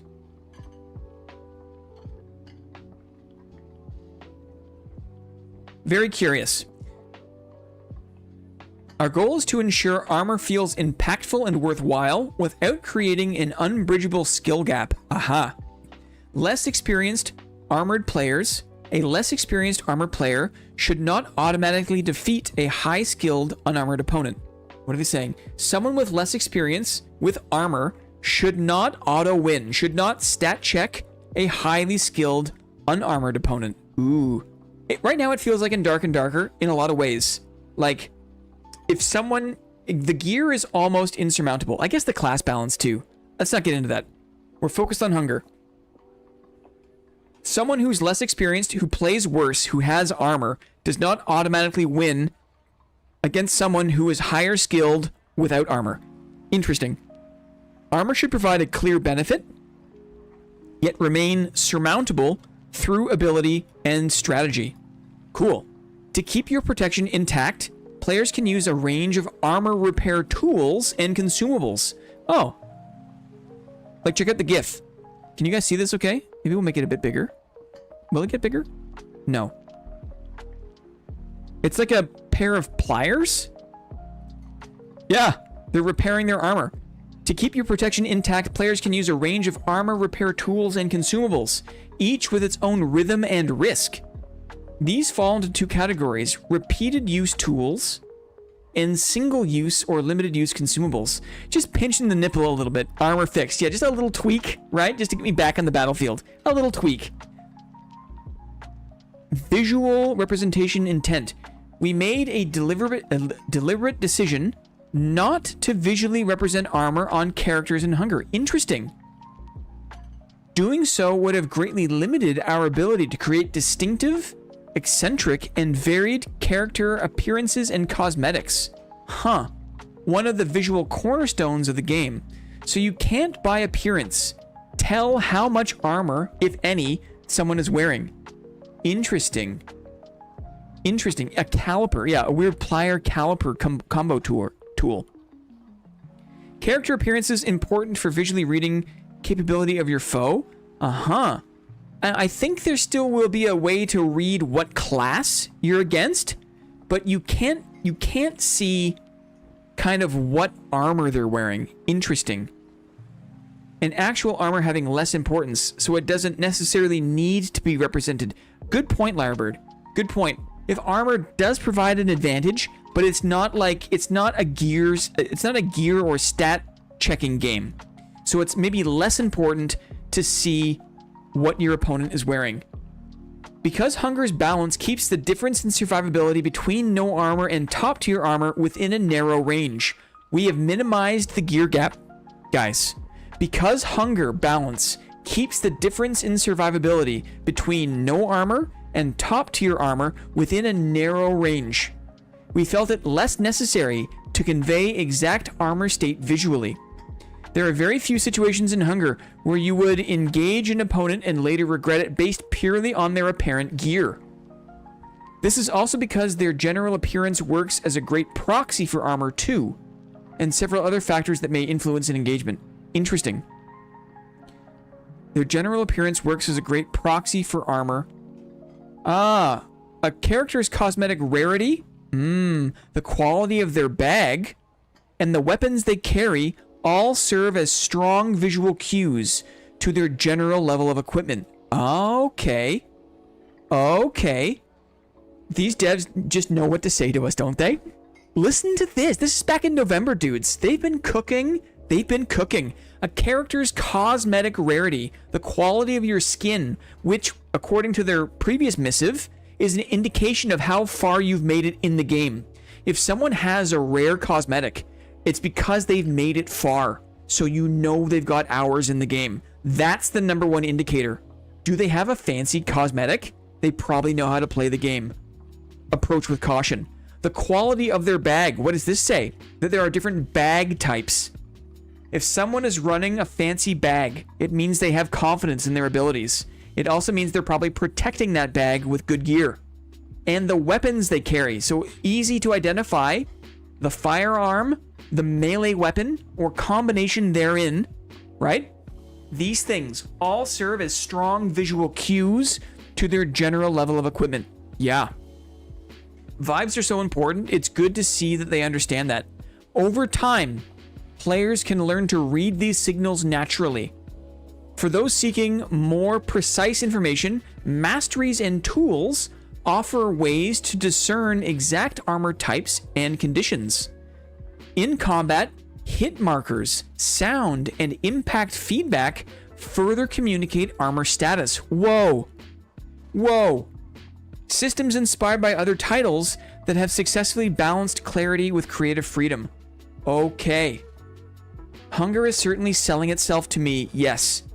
I mean, it helps that my body is ready, but also these guys have got the magic words, guys. These guys have got the magic words. In combat, hit markers, sound, and impact feedback further communicate armor status. If someone is squishy flesh, that's going to feel and sound different than if someone is armored, right? Inspired by... I'm not sure. Systems inspired by other titles that have successfully balanced... I mean, Chivalry 2 is a good example where maybe people get more bloodied, right? I want to feel their breastplate crumpling beneath my warhammer. Totally. Interesting, interesting. The armor tongs. Guys, they're tongs. Let me see that tong. That tong to tong, right? The armor tongs represent the repeated use type. Interesting. They can be used as often as needed, so long as they remain in your inventory. Some people know, right? Some people know. They're slow, deliberate, and require dedicated focus. So if you want to repair your armor on the go, you can use tongs, and they are repeated use. They're slow, deliberate, require dedicated focus. Best used between fights rather than during them. Unlike the faster single-use armor plates that instantly replace damaged plating, the tongs gradually restore your armor's integrity over time. They must be equipped to your tool slot and actively used. Oh, here we go. Right? These caliper tongs. Look at them. Look at them. We saw that up here, right? This guy. He's using those tongs. None of this switch to your potion where there's a tiny break in the fight with this armor repairing mechanic. Yes, it is slow and intentional. Also keep in mind, reminder, that the chest piece in particular is the only armor that has durability. Okay? It acts as a second HP pool that is depleted before your primary HP pool. Before your like fleshy HP pool. But your helmet and your boots don't have durability. They just contribute a kind of damage mitigation, which is very interesting. So you're only really concerned about repairing your chest piece. Because of their reliability and permanence, the tongs are invaluable after battle, but risky to use under pressure. Interesting. No slurping blue juice. It's true. They are pretty, aren't they? They are pretty. Oh, so cool. Okay. Armor plates. Where the armor tongs represent patience and persistence, armor plates are immediacy made manifest. These guys aren't afraid to be a little bit flowery in the language. I love it. Armor plates are immediacy made manifest. Here is your purple slurp juice. Here's your blue juice, guys. They're single use, high impact consumables that restore sections of your chest armor in one decisive action. You slap on a piece of armor plate to patch up a gash in your chest piece, right? Unlike the tongs, plates do not mend or repair, they replace. Each plate is a prefabricated segment of protection, slotted or affixed to your existing armor to restore its defensive capacity. Once used, it is gone, right? Armor surgery. Our rethinking. Hi, Wolf. Wolf Gangapalooza, welcome in. Check it out. There's like a padded armor and like leather scales almost, right? And here's like a coat of plates. Ooh, and here's like, this is cool. The artwork is cool, right? Are we thinking Hunger is going to be closer to Dad or closer to Hunt Showdown? That's a good question. What's the difference in your mind, Wolf? What's the difference? Hunt Showdown is a little more firearms first. Closer to Hunt Showdown, I suspect. I think I saw an alpha gameplay video of the game. The devs or group testers were using tactics on a hill from above where the enemy team was using cover behind a lumber quarry. Cool. I'm not sure. In the field, this makes armor plates a tactical choice. Dad's biggest thing and unique identity is the grid module style maps. No other game does that, I think. I think Dad's biggest thing was also kind of an early suggestion of a melee-focused game. And slowly, over the past 2+ years, We've seen more classes kind of introduce more of a mid-range. You know, there's been less of a focus on a melee first experience. That early dad was kind of it suggested a melee first experience, right? Early Dark and Darker. And then slowly kind of after, I don't know. Because the melee portion of the game, blocking, desync, was kind of notoriously unreliable. Players found more safety in running and door play and range damage, right? I think Dad is definitely more gear oriented. I'm sure gear will matter in Hunger, but I'm hoping not as much as it does in Dad. They say so above. They say so above. At the risk of reiterating here. Because Hunger's balance keeps the difference in survivability between no armor and top tier armor within a narrow range. They intentionally have a narrow range of gear gap, okay? We felt it was less necessary to convey exact armor state visually, yes. Our goal was to ensure that armor feels impactful and worthwhile without creating an unbridgeable gap. A less experienced armored player should not automatically defeat a higher skilled unarmored player, right? Just because you have better gear doesn't mean you win the fight. Is there food in this game? Yes, there is food and buffs. Oh, maybe we can take a look at that later. So armor tongs are kind of an out of combat thing, like more of a passive, deliberate, slow recovery of armor. Armor plates are more of a tactical choice. In the field, this makes armor plates a tactical choice. They can bring you back from the brink during a fight, quickly restoring integrity that would otherwise take minutes to recover. Interesting. But that advantage comes at a cost. Scarcity, weight. Interesting. And commitment. So the cost of applying an armor plate is you don't find that many armor plates. Scarcity as a resource, okay? Resource management. The weight of the item. Interesting they mentioned that. And commitment. You have to actually dedicate yourself to the application of the armor plate, and that takes you out of the combat for a moment, right? Plates occupy standard inventory space, meaning they compete with the rest of your carried supplies. I love what this suggests. That the game is about resource management. Thoughtful resource management. What Dark and Darker used to be. Okay? And again, kind of drifted away from, migrated away from. Armor plates occupy standard inventory space, meaning they compete with the rest of your carried supplies. Ammunition, healing, tools, and salvage, aka loot. Carry too many armor plates and you lose room for other essentials. Carry too few and you may find yourself exposed at the worst possible moment, right? In the subway, when there's a bunch of high school kids, it's the worst moment to be exposed, right? Only in my nightmares do I realize I'm wearing no pants on the subway, right? And then all the high schoolers come in and they laugh. Their rarity and potency scale much like tongs. Interesting. From leather plates found in the ruined caches to the Damascus plates produced by skilled craftspeople. Look out. Each tier restores progressively more of your armor's bars, reflecting both the quality of the material and the skill of its maker. Interesting. In practice, armor plates are your rapid response to a bad situation, a means to re-enter the fight, to survive one more engagement, or to buy enough time to use your tongs in safety. If I find out there's no goulash, I'm hurting people. So here we see the application of an armor plate. Cool.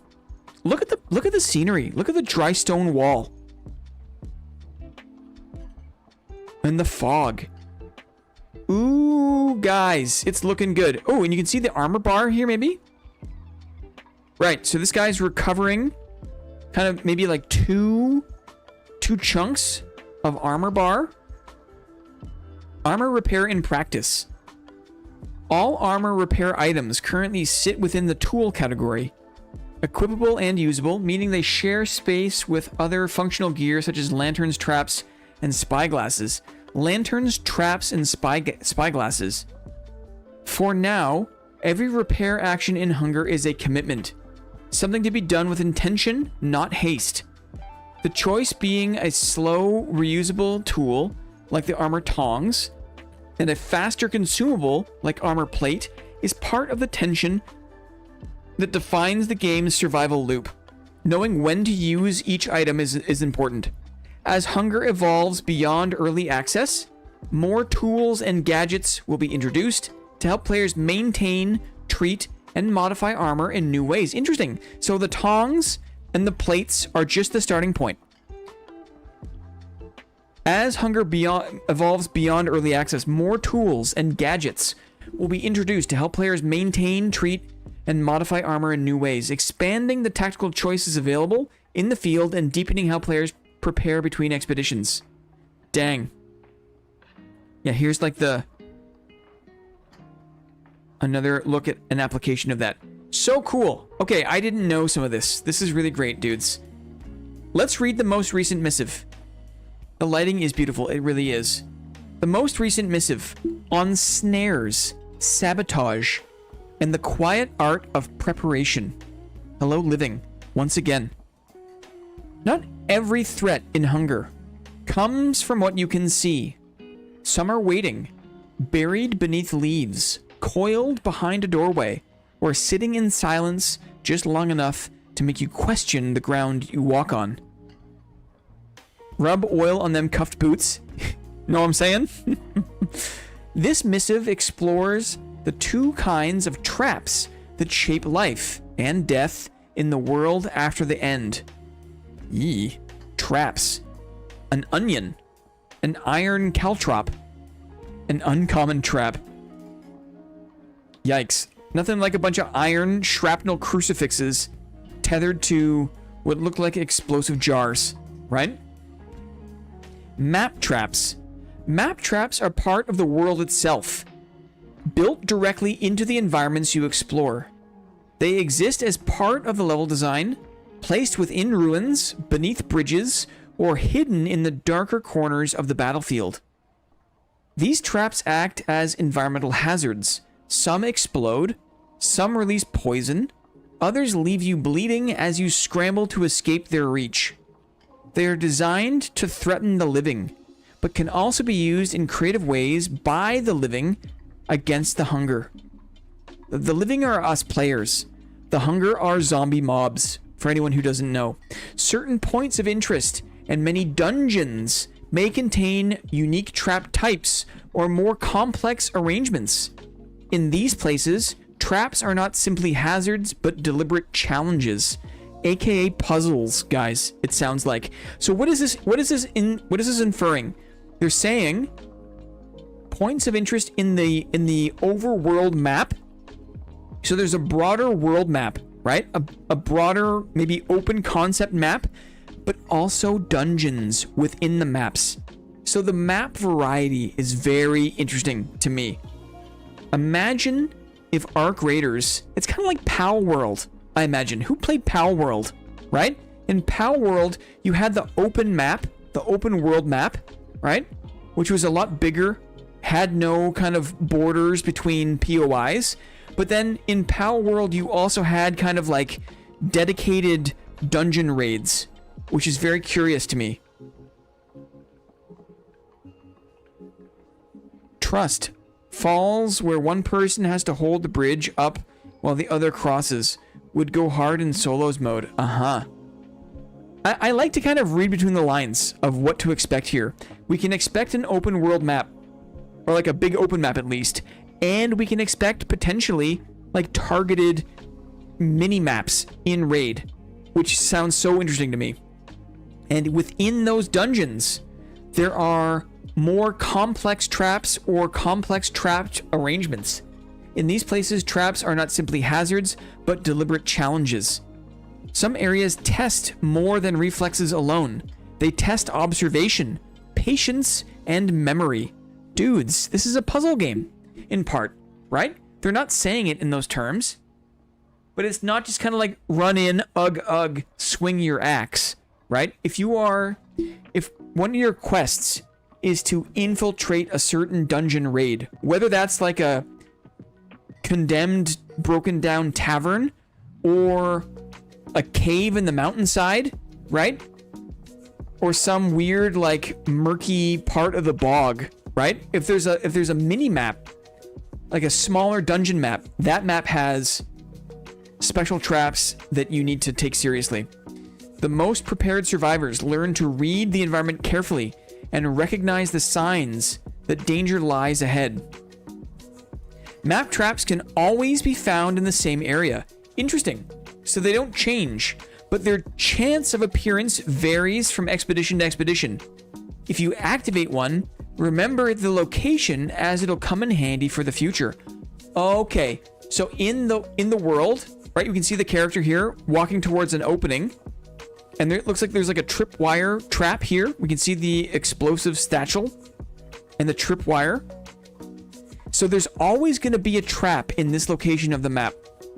If you step on a trap, you remember the location, because you as the player can use that to your advantage next time, both for yourself and the potential use against it a pursuing player or hunger. If you know where a trap is and someone's chasing you, or if a zombie is chasing you, you can maybe move around a trap, jump over a trap, and then have that trap do some heavy lifting for you in the raid. Very interesting. Player traps. Later in development, players will gain access to their own deployable traps. So right now it's just kind of traps in the map, but eventually players will gain access to their own deployable traps, items that can be brought into expeditions as part of a loadout and placed strategically during play. So long as jumping indiscriminately increases in case there might be a I see. Right.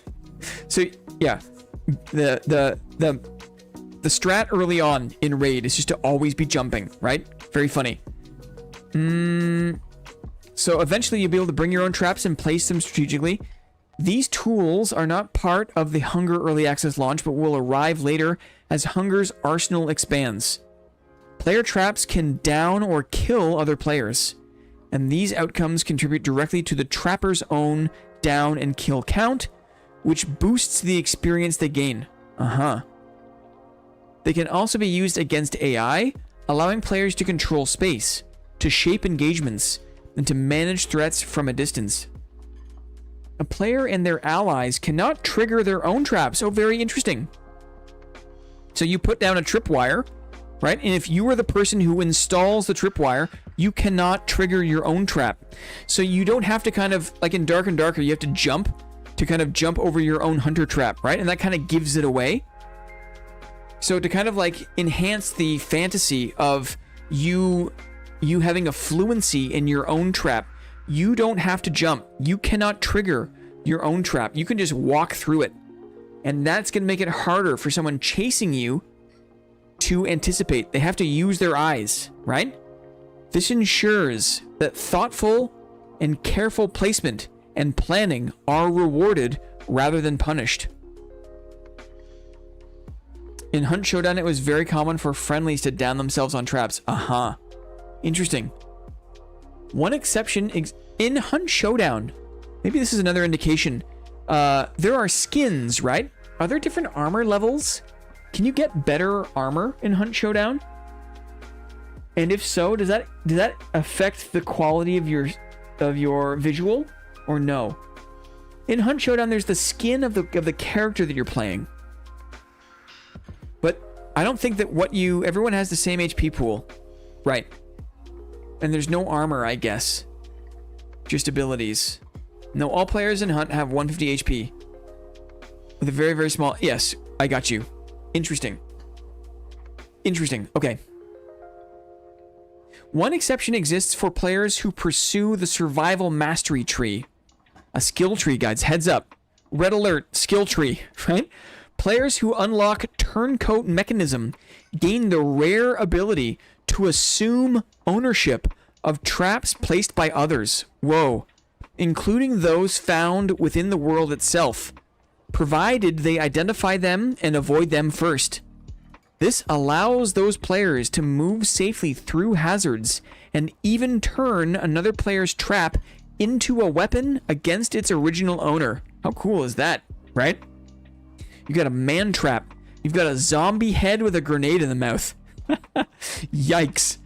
Black powder inside. Yeah, that's what it is. A zombie head with a grenade in the mouth. Masteries in the art of trapping.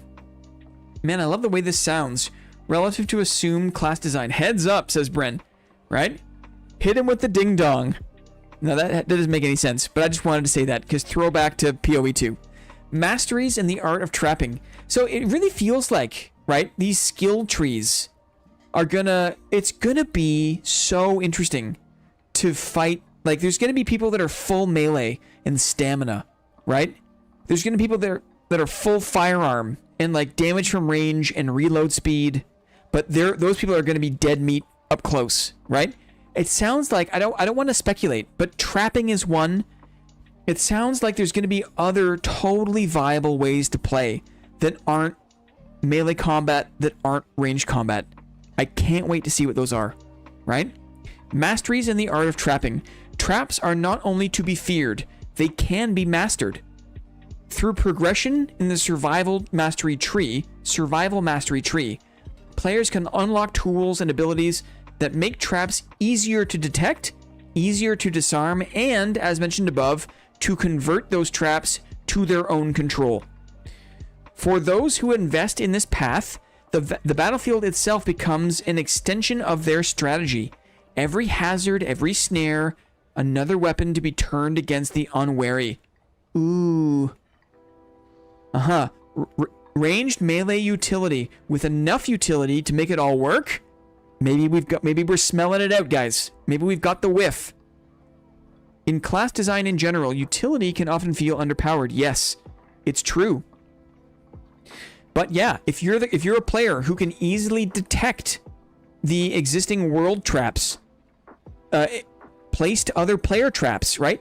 You can disarm those traps or convert them, right? And you tell your partner or you tell your squad about that. Those traps no longer affect your friendly teammates. That's so cool. For those who invest in this path, the battlefield itself becomes an extension of their strategy. Every hazard, every snare is another weapon to be turned against the unwary. In addition, as hunger expands, so beyond early access, more and more trap types will be added to the maps. Both ancient traps found in levels, as well as those placed by the players. Flashing, shocking, smoking, or making large amounts of loud noise. That sounds horrible. Large amounts of loud noise will all be mechanics to come. Finally, like most items in Hunger, player-placed traps will be craftable by players with the right profession. Dudes, Lyrebird is going to be a goulash farmer. But maybe Bren, who loves hardware. Guys, Bren is a hardware enjoyer. Maybe he'll be the resident trap crafter. Who knows? Crude mine, rare mine. Interesting. Development update. Okay. I'll be the traft crafter, trap master, traft crapper. the crap master. The crapper master. Hey, a good latrine. Guys, you'd be fast. You want someone in the party who's good at making and maintaining the latrines, right? I'll be the traveling salesman. Yes, Maddie. You want to buy a vacuum? Hey, mister. Hey, missus. Do you have 10 minutes? Let me tell you about the Suckmaster 5000. New bellows, new bellow technology. You just step, and it sucks, right? Let me into the house. Just give me 5 more minutes. Let me into the house. I got my toe in the door. Let me in. Let me in, missus. I'll peddle your wares for a small fee. I hope there's a buckler so I can play Shield Fighter in the game that actually works. Friendly Fighter's got a little bit of the frustration, eh? We like to see it, Friendly Fighter. You're in the right place, buddy. We want the game to be good. We're waiting for a good game, right? Friendly Fighter's in the right place, guys. Matty wheels, Matty deals, right? Yeah. Hi, the name is Marty. right? Or traveling Maddie, whatever you want. Just let me in the house. Let me show you what I got in this briefcase, see? I was gonna try to make a joke about how this machine makes drip coffee out of corroded zombie flesh, but I couldn't quite get the words together fast enough. Anyway, okay, development update. Good progress continues to be made on scaling our back-end stack. You ready? That's me scaling my back-end stack. That's a rare sight, guys. Okay. That was me throwing it back. That was me scaling. That was me scaling the back-end stack. Don't clip that, okay? Don't clip it. Don't clip that. Oh my god. That back-end really scaled. That's how Maddie gets in the door, right? He flashes the back-end stack. He's got the dunk, right? Hey, with a dunk like this, how could you say no? Let me in. Good progress continues to be made on scaling our back-end stack. Great. In addition to this work, the current focus is on matchmaking and continued polish across the game. Love it. Uh-oh. Okay, cool. Alongside this, the team continues to carry out general polish across the game. This includes performance improvements, system refinements, bug fixing, ongoing balancing work, and the addition of further atmospheric detail across our maps. I think this says to me, current focus is on matchmaking and continued polish across the game. Scaling our back-end stack, right? If things go well, it's gotta be so hard. Consider this for a moment. You're a dev studio, okay? You're making a game. And you have no idea how many people are gonna want to play the game, okay? You have no idea. How do you make a game that works when there are a handful of people, but also works if you are lucky enough to have a banger out of the gate, right? And people catch wind and people see streamers play it, people try it, people love it, right?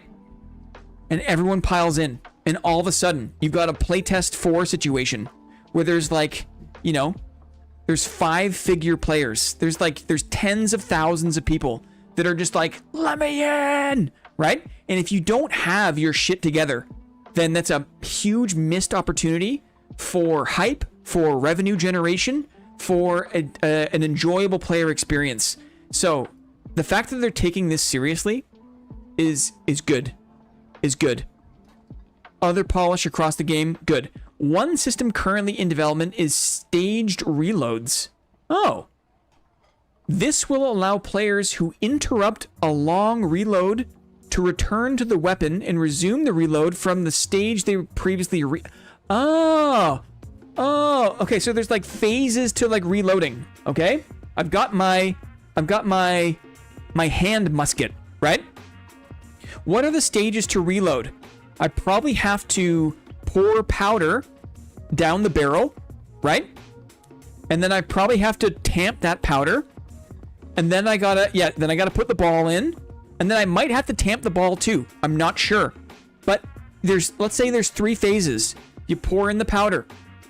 You put oh shit, there's someone here. I'm gonna switch to another weapon. I'm gonna pull out my sword or my mace or whatever, or my other firearm.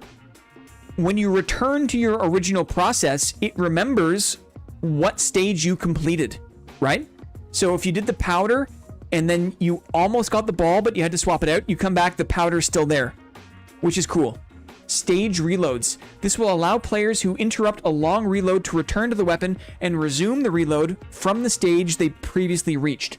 Because many of our weapons have multi-step reload processes, implementing this requires a significant amount of manual work across the weapon roster, I can imagine, right? Another indication of the intentionality of the combat, right? Where you have one extremely powerful shot, or maybe you've got 4 shots in kind of like a proto magazine, right? And you fire those 4 shots, and now what? And now it takes you like 20 seconds to reload, right? Have you seen like the Westerns where the guys have those early revolvers? You gotta put a bullet in each one of those chambers, right? And and your hands are shaking, right? There's someone else shooting at you. You got to put a bullet in each one of those slots. The intentional nature of combat here, I can't wait, dudes. I can't wait. As a result, we prioritize this work after making major updates to the mastery tree. Cool. Players will also see balance adjustments across the entire weapon roster.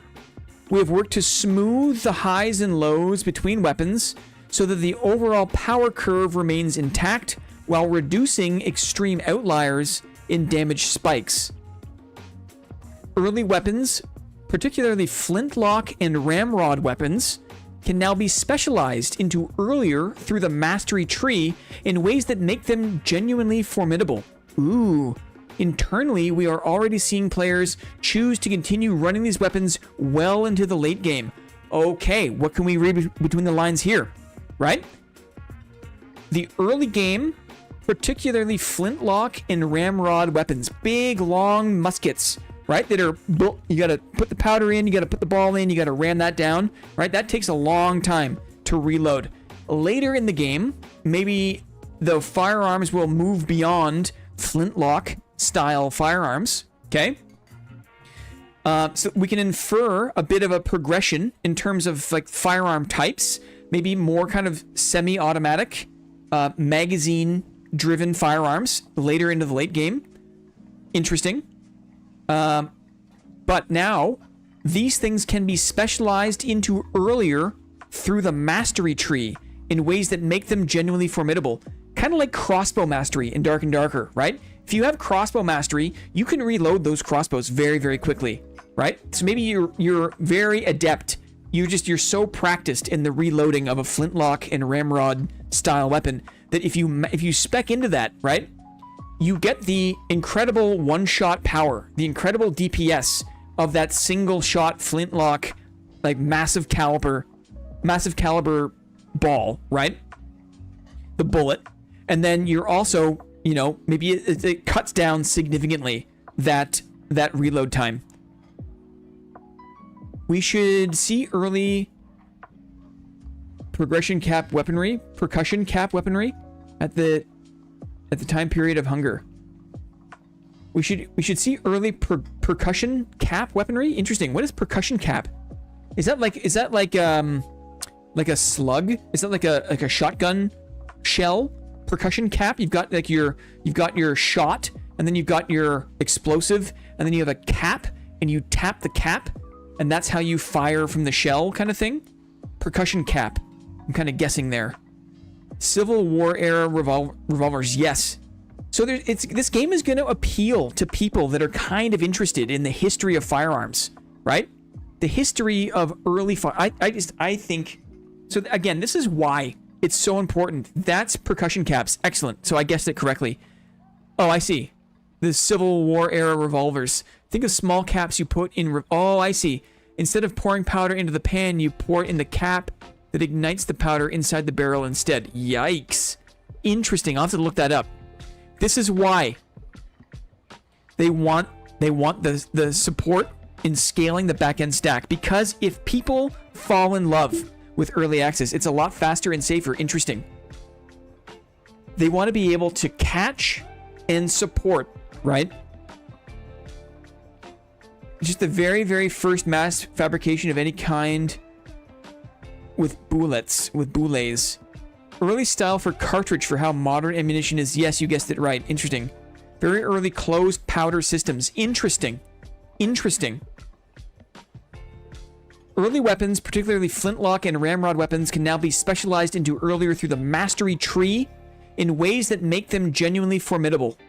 Internally, we are already seeing players choose to continue running these weapons well into the late game. Cool. Cool. These weapons still carry their natural drawbacks, particularly very long reload times, but their damage and specialization potential now better reflect that trade-off. The mastery tree has been adjusted accordingly, with several elements to split out better support for these playstyles.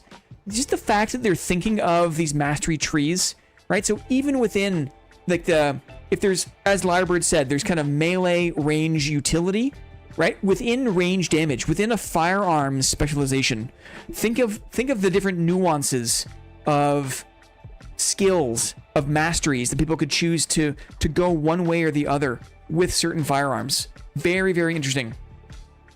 We are also continuing to add quality of life features. One example is a new bookmarking system that allows players to bookmark essentially any item in the game. Players will naturally use this for things like crafting recipes, for cosmetic schemas, and other items they wish to track. How nice is that, right? One of the first repeating firearms in history. Interesting. It had a tank and you pumped it like an air rifle. Oh, cool. Interesting. Interesting. So this is cool, right? If the kind of like recipes and cosmetics and crafting are gonna largely drive progression in the game, then having the ability to kind of like earmark or bookmark any required items early on is very nice. Very nice quality of life out the gate. Internally, we considered building separate systems that allowed players to bookmark specific categories, such as schemas or crafting ingredients, but we concluded that a more general system would be more useful. Interesting. By allowing players to bookmark and highlight anything they choose, the feature becomes purpose agnostic and adaptable to different playstyles. Oh, these guys are so thoughtful, aren't they? Aren't they? Arc Raiders that. For sure. Arc Raiders lets you kind of track anything, basically, right? Anything? Or only kind of through crafting. I'm not sure, but Arc Raiders does have that lovely convenience, does it not? It does. So good to see them implementing something similar. Quest content has also continued to expand, right? Two Hands loves the lore. Two Hands loves a good cascade of quests in a campaign, right? River OG also hello. Yes. Just finished lurking and work. Nice. Welcome in. Welcome in, Active River. I do, says Two Hands. We have added a large number of additional repeatable quests and completed a final tone of voice pass across all existing quest arcs. At the same time, work has begun in earnest on the Cauldron quest givers and the next layer of story progression within the chateau. So for those who missed it in the last missive, the way that progression works in Hunger is there are kind of like 4 stages of the chateau. And the point of the game, the purpose of the game, is to move further into the chateau by gaining renown, by improving your cosmetics, by gaining access to smaller concentric rings of the upper crust, the inner sanctum of the chateau. We start in the ramparts on the walls with like the forgotten or the abandoned, with kind of like other riffraff, right? Other misfits. The second tier, the second stage of the game is the Cauldron. I think it's kind of where the guilds and the professions will be. And the whole idea is that with every new zone you move into, it unlocks a different kind of facet of the game. So guilds and professions aren't available to players that are only in the ramparts. You have to progress through the ramparts and get access to the kind of the inner bailey, right? The Cauldron, to join a guild, to get a craft, etc. So I can't wait to see how that plays out. I don't know what the other 2 layers are, right? We have also introduced a number of high-value items, cosmetic schema, etc., for players to work towards in both the outer ramparts and the Cauldron, all purchasable with in-game currency. Cosmetics work has also progressed, with Prestige 2 cosmetics now being introduced for most living. Interesting. Prestige 2. In parallel, development has begun on several new living characters planned for post-launch introduction. So there's all sorts of plans they have to expand the NPCs, to expand the side quest givers, to make the game feel more alive. We'll see how that goes. We are also currently working on a tutorial experience designed to help new players establish some of the fundamentals of the game before entering their first live expedition. Hunger contains a large number of interconnected systems, and the tutorial is intended to introduce players to core mechanics such as movement, looting, healing, and extraction in a controlled environment before they encounter the full risk of a live expedition. Imagine a tutorial for new players available immediately. Imagine, dudes. Exactly, Lily, exactly. Much of this additional work is being completed in parallel with the back-end engineering mentioned above. One more. I almost fell. I almost fell out of my chair. The back-end engineering mentioned above. Okay? Going into the completed in parallel. It's important to have the back-end. What did I just see? Nothing? Right? While the back-end scaling architecture and server management systems are being implemented, other parts of the team are using that time to add as much value as possible to the game. That's so nice. Okay? Nothing to see here, nothing to see. As a result, a number of improvements, features, and pieces of content are being implemented now that we had originally expected would only arrive post-launch. Ooh. So, because I think this is a way for them to apologize. It's so interesting what you can kind of get out of this written information if you read between the lines. Hey guys, sorry the back-end work is taking longer than we thought. We want to make sure that the bed is made, the stage is set for potentially tens of thousands of people to enjoy this game. So we're taking more time to tune up, dial up the back-end scaling architecture, right? The back-end engineering, very important. In the meantime, while that's happening, sorry for the delay, we're also, other parts of the team are using that time to add as much value as possible. There's going to be more available to us sooner that we thought we would only have a chance to get to post-launch, which is good news, right? Good communication. That early rush of people can be very hard on infrastructure, yes, right? It absolutely fucked Legacy. Legacy scrambled on that opening weekend to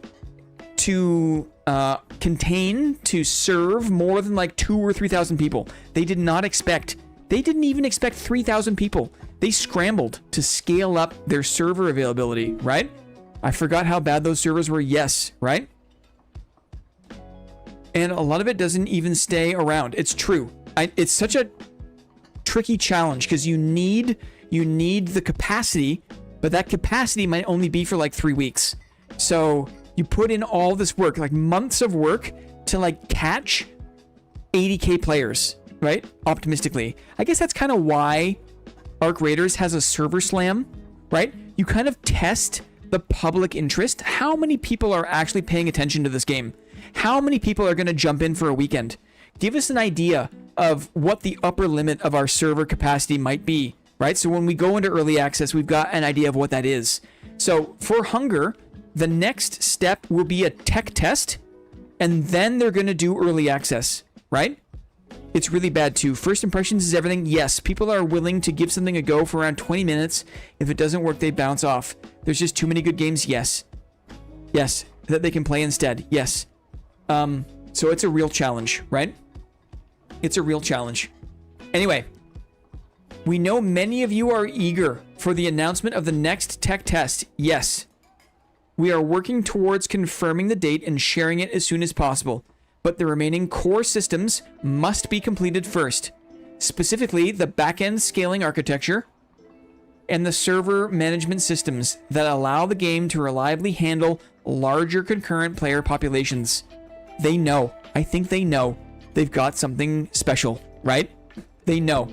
They've got enough data from their Discord, from their previous closed betas. They know that once this game starts getting pushed, a lot of people don't know what this game is all about. They don't, and there's a lot, it's going to pull. It's going to pull from the Melee enjoyers. It's going to pull from the Tarkov enjoyers. It's going to, I feel like this game has the potential to appeal, at least initially, to a very broad range of players in a meaningful way, right? They can sense the hype. Yeah. The good news is that strong progress is being made. This is a smaller development update, but it reflects the necessary work required before we move to the next stage. Guys, we are tracking this, right? I was really skeptical of this game, but it sounds nice now. I mean, who knows, right? Who knows? But I think if there's one thing we can say, they have a very mature and aware style of communication. The depth of understanding that they communicate through these written missives, right?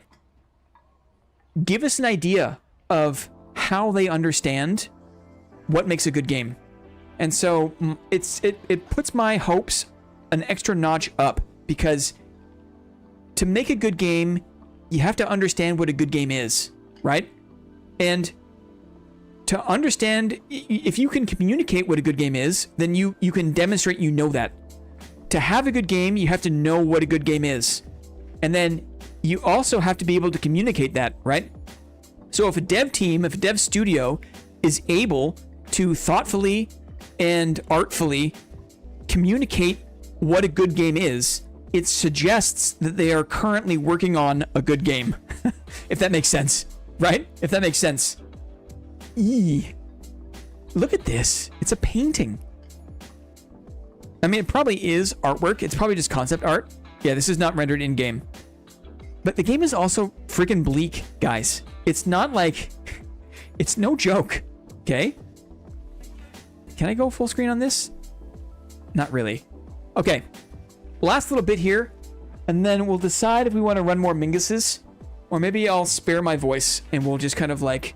We'll park the stream after this. So recently, at the end of these missives, they started including a little more of like a lore breakdown, a lore background. Is it okay that this is just kind of like, we played the game for like an hour, we did trivia, and now it's kind of like podcast where we're just reading and kind of fantasizing about how good another game could be?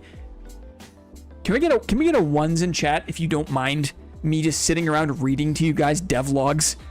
Twos in chat if you want to see me play the game, and be honest. One if you don't mind this kind of podcast style reading. Twos if you want to see me play the game. Just a quick canvas, right? User feedback. I appreciate you guys. I'm excited for this, right? I'm excited for this. And I appreciate that you guys are also sharing some of this interest. And don't mind me just... Bro, I just want to blend podcast. Appreciate you. Aw! Hooray! Hooray! Okay, well then settle in, guys. The games are noise. We're here together. We're here together. It's fun to get excited as a group. And it's fun to think that if this game allows it, 10 out of 10 podcast, I've completely cleaned my desk, the inside of my PC, and taken apart, cleaned my keyboard while listening to. Excellent. Excellent. W housework. W computer maintenance. I think if this game has any opportunity for a guild, right? Or just some kind of, even if it is just like people online partying up, doing quests, if we can get like a dozen people that fall in love with this game, like the Discord shines when like there's like a dozen people that are like fully into the same thing, right? Love this. Number one. Thanks, Mossy. Thanks, buddy. Oh, that's so nice, you guys. I appreciate the lurks, guys. I appreciate it. We're gonna have some fun, I think. I hope so, right? I really hope so. Okay. The lore of the world after the end. In continuation of sharing the lore that underpins the world after the end, we present the following excerpt from D. Bacterium. These fragments form part of the surviving accounts that attempt to understand the calamity that befell the old world. We hope you enjoy. I'm excited for this game, especially now that I got a brand new beefy PC. Ooh. Is it gas powered? Right, you got a little ripcord for it. This one's called The Bacterium Takes Hold. The Bacterium Volume 1, being a true account of the bacterium and the undoing of men. Set down in the year of our Lord, the year of our Mingus, 1815, by one who watches, nameless. It's mounting a V8, imagine. Diesel, imagine. You got a little pipe that goes out the window. Okay, lock in, guys. Lock in.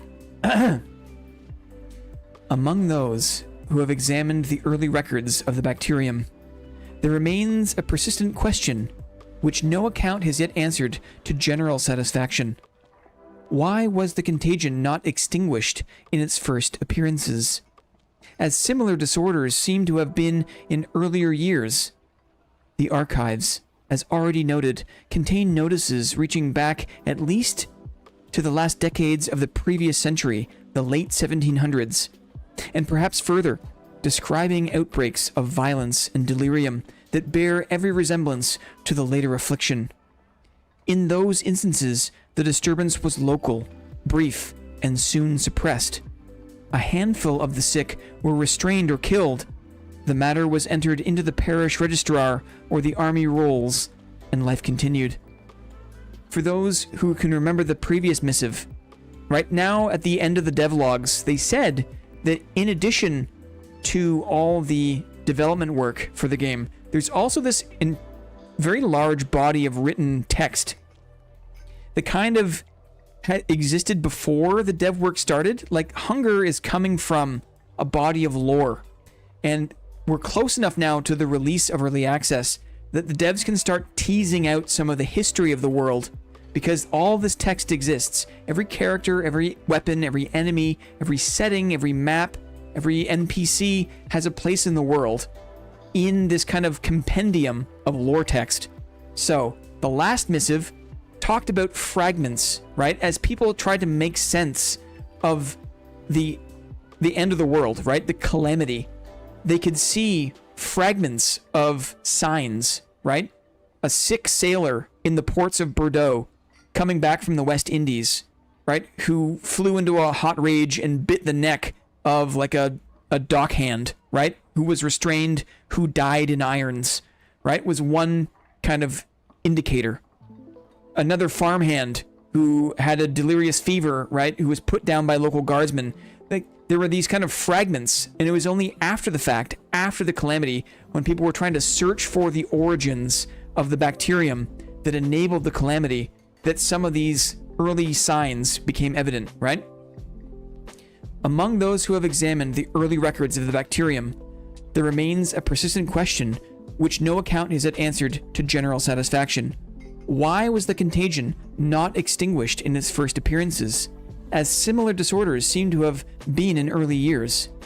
The archives, as already noted, contain notices reaching back to at least the last decades of the previous century, perhaps further, describing outbreaks of violence and delirium that bear every resemblance to the later affliction. So they're saying that we saw the virus, we saw these zombies, right? In 50 years, in dotted instances of the late 1700s. So why was it suppressed? Why wasn't it only recently that the plague, the zombie plague, kind of swept over the world, right?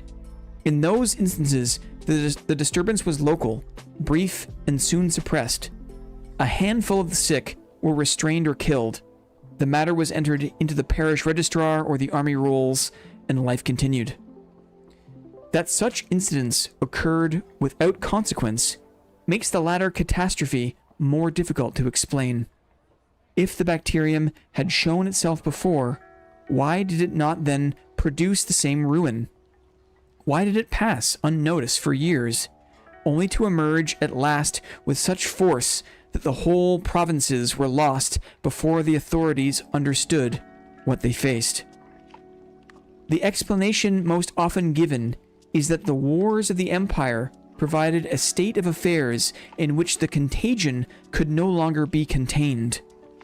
Never before had France, nor indeed the other powers of Europe, maintained armies of such size, nor kept them so constantly in motion. In earlier campaigns of the century, a field army of 40 or 50,000 men was thought considerable. By the first years of the 19th century, it was no longer unusual for a single French army to number 1,000 men under arms. And in the great campaigns, the emperor assembled forces exceeding 200,000, drawn from many nations and moved across enormous distances. Aha!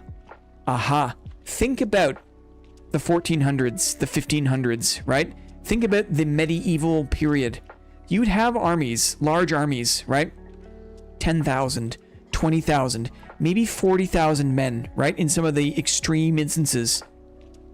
But now, as we approach the 1700s, and indeed the early 1800s, under Napoleon, the Emperor Napoleon, right? We've now got the farming tech, food preparation tech, survival tech. We can field armies of 100,000 men, right? Of 200,000 men. And what happens to the world when you pull together 200,000 men into one moving army, right? More hosts for the contagion, exactly. You're also pulling together more patient zeros, potentially, right? You're pulling people in from every province of the realm, and you're putting them in the same massive camp. So, hitherto, before that, you would never have people from Bordeaux and people from Normandy and people from the south of France, the very eastern provinces of France. You would never have them all together in the same place. They would be separated by distance, right? So there's two factors. You're pulling together disparate populations, and you're putting them all in the same dirty-ass, muddy camps, right? And trying to feed all of them, right? Those big brown bowls of gross-ass stew, right? Hard to have good nutrition for 200k. Very interesting. Nor must one consider only the soldiers themselves. Every army of the period carried with it a second multitude, seldom entered in the lists submitted to the ministry, but no less real. The baggage trains included artificers, drivers, salters, servants, laundresses, wives, children, and the innumerable invalids who gathered where men lived long in camp. Prisoners marched under guard. Laborers were impressed along the road. Merchants followed in search of profit, and refugees attached themselves to the columns for protection. Contemporary estimates suggest that for every 10,000 men under arms, there might be several thousand more moving in their train. Sometimes nearly as many as the troops themselves.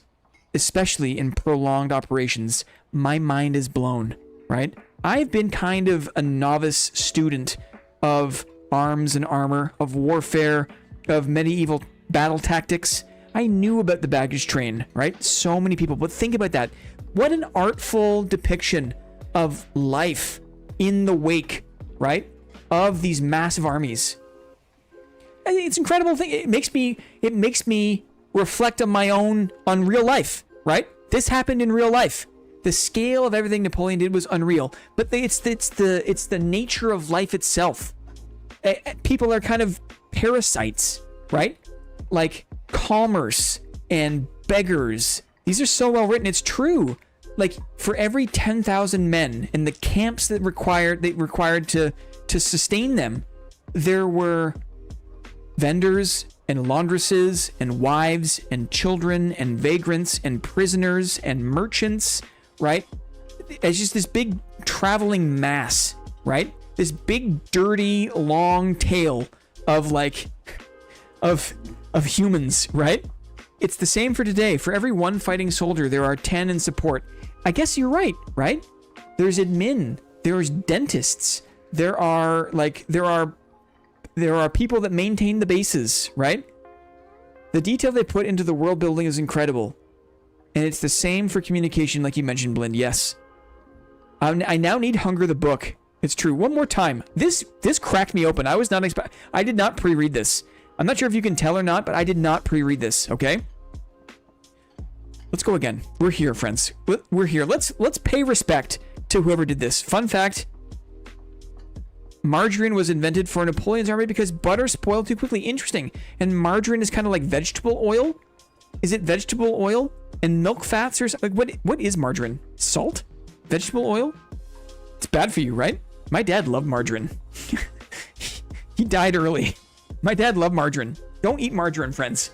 Stick to butter. Okay? Let's do a little rewind. Just because we respect the craft here, dudes. And we're here together. Yeah, it's not great for you. Okay. The explanation most often given is that the wars of the empire provided a state of affairs in which the contagion could no longer be contained. Never before had France, nor indeed the other powers of Europe, maintained armies of such size. nor kept them so constantly in motion. In earlier campaigns of the century, a field army of 40 or 50,000 men was thought considerable. By the first years of the 19th century, in the early 1800s, right, it was no longer unusual for a single French army to number 100,000 men under arms. And in great campaigns, the emperor assembled forces exceeding 200,000, drawn from many nations and moved across enormous distances. Nor must one consider only the soldiers themselves. Every army of the period carried with it a second multitude, seldom entered in the lists submitted to the ministry, but no less real. Right? These people weren't tracked. There was no metrics for these people. They weren't recorded in the lists, but they were real nonetheless. The baggage trains included artificers, drivers of livestock, sutlers, I'm not sure what that is, servants, laundresses, wives, children, and the innumerable invalids who gather wherever men live long in camp. Prisoners marched under guard. Laborers were impressed along the roads. Merchants followed in search of profit, and refugees attached themselves to the columns for protection. Contemporary estimates suggest that for every 10,000 men under arms, there might be several thousand more living in their train, sometimes nearly as many as the troops themselves, especially in prolonged operations.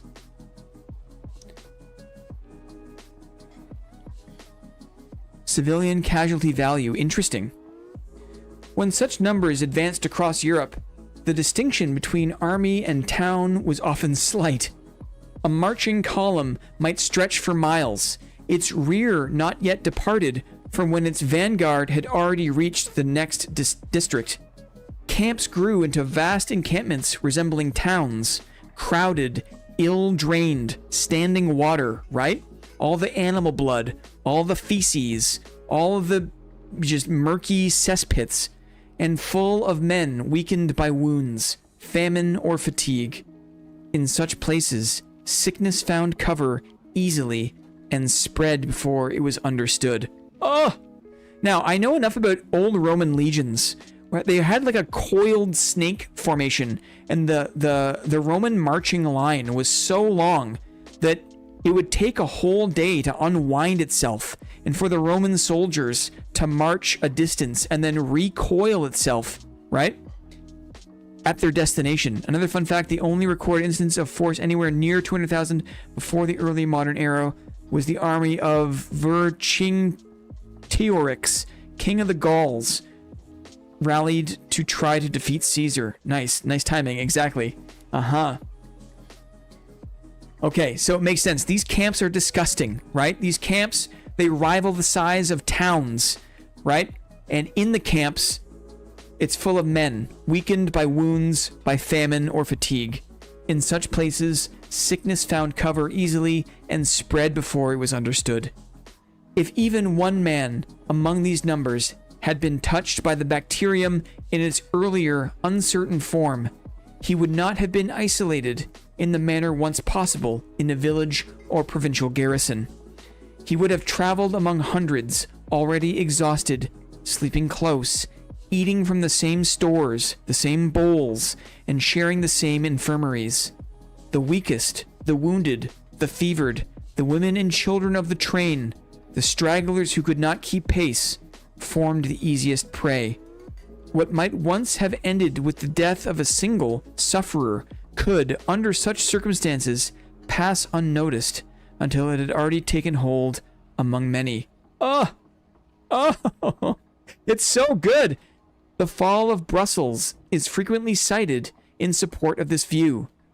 Though the full circumstances must be treated elsewhere, it is widely believed that the first true loss of the city began not with open assault, but with sickness among the remaining French garrison. The troops stationed there had been reduced in number, ill supplied, and long confined within the walls after repeated movements of the army. Reports suggest that the force left to hold the city was small compared with the population it was meant to control, and that the hospitals were already crowded with men unfit for further service. When disorder appeared among these soldiers, it was at first treated as nothing more than fever and indiscipline, such as often followed a hard campaign. By the time the nature of the affliction became clear, the inhabitants themselves had already been exposed. Brussels, by its situation, proved an unfortunate place for such an outbreak. The crowded quarters, the constant movement through the gates, and the mixture of soldiers, civilians, and camp followers allowed the contagion to pass rapidly from one to another. Where earlier incidents had involved only a few individuals, here the numbers grew faster than they could be restrained. Once the sickness had taken hold among both garrison and townspeople, the means of suppression failed entirely. A fictional timeline of the Napoleonic Wars. Yes. What is this lore for? Real life events?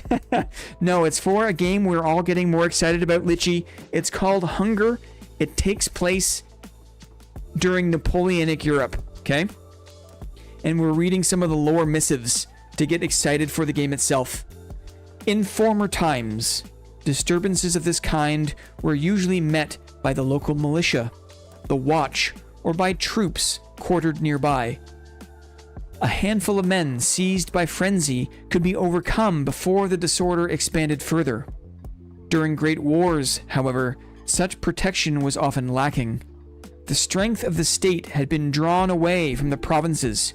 Troops that might once have remained within the kingdom were instead marching in Germany, in Italy, in Spain, or beyond. The gendarmerie, left without support, could manage ordinary crime, but not the kind of violence the bacterium produced when it appeared in numbers. Once an outbreak passed beyond the reach of a few patrols, there were often no soldiers close enough to restore order before the contagion had already spread. A second theory, less often spoken openly but difficult to dismiss, concerns the conduct of the nations themselves during those same years. Interesting, a second postulation. The wars of the empire divided governments that might otherwise have acted in concert when faced with a common danger. In earlier times, the appearance of a strange pestilence in one port or province was quickly reported to neighboring states as a courtesy, right? If only from fear that the disease might cross the frontier. Notices were exchanged, precautions taken, and each power had reason to prevent the misfortune of one from becoming the ruin of all. Interesting. But during the long struggle of Europe, such understanding could not be relied upon. Reports of disorder in a rival's territory were as likely to be welcomed as feared. If sickness weakened an enemy garrison, it was not always in the interest of his opponents to hasten its suppression. Yikes. Messages traveled slowly, were intercepted, or dismissed as inventions.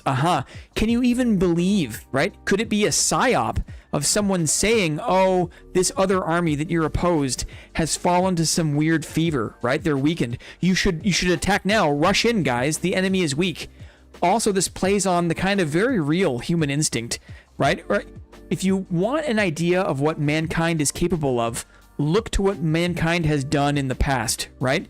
We willingly handed over blankets, sheets infected with smallpox to decimate native populations to make it easier for conquest, right? So this is in us, right? This is in us. Absolutely. Messages traveled slowly, were intercepted, or dismissed as inventions. Thus, it is conceivable that outbreaks which might have once been checked were allowed to grow simply because no nation wished to spare strength from the war in order to aid another. Yikes. To this must be added the further consequence of the same conflict. To this must be added the further consequence of the same conflict. The removal from the countryside of those very men most capable of enforcing the authority of the state. The able-bodied, the trained, the accustomed to violence, all were drawn into the armies. What remained in many districts were the old, the very young, and those unfit for service. When the bacterium appeared among such populations, there were too few who could meet force with force.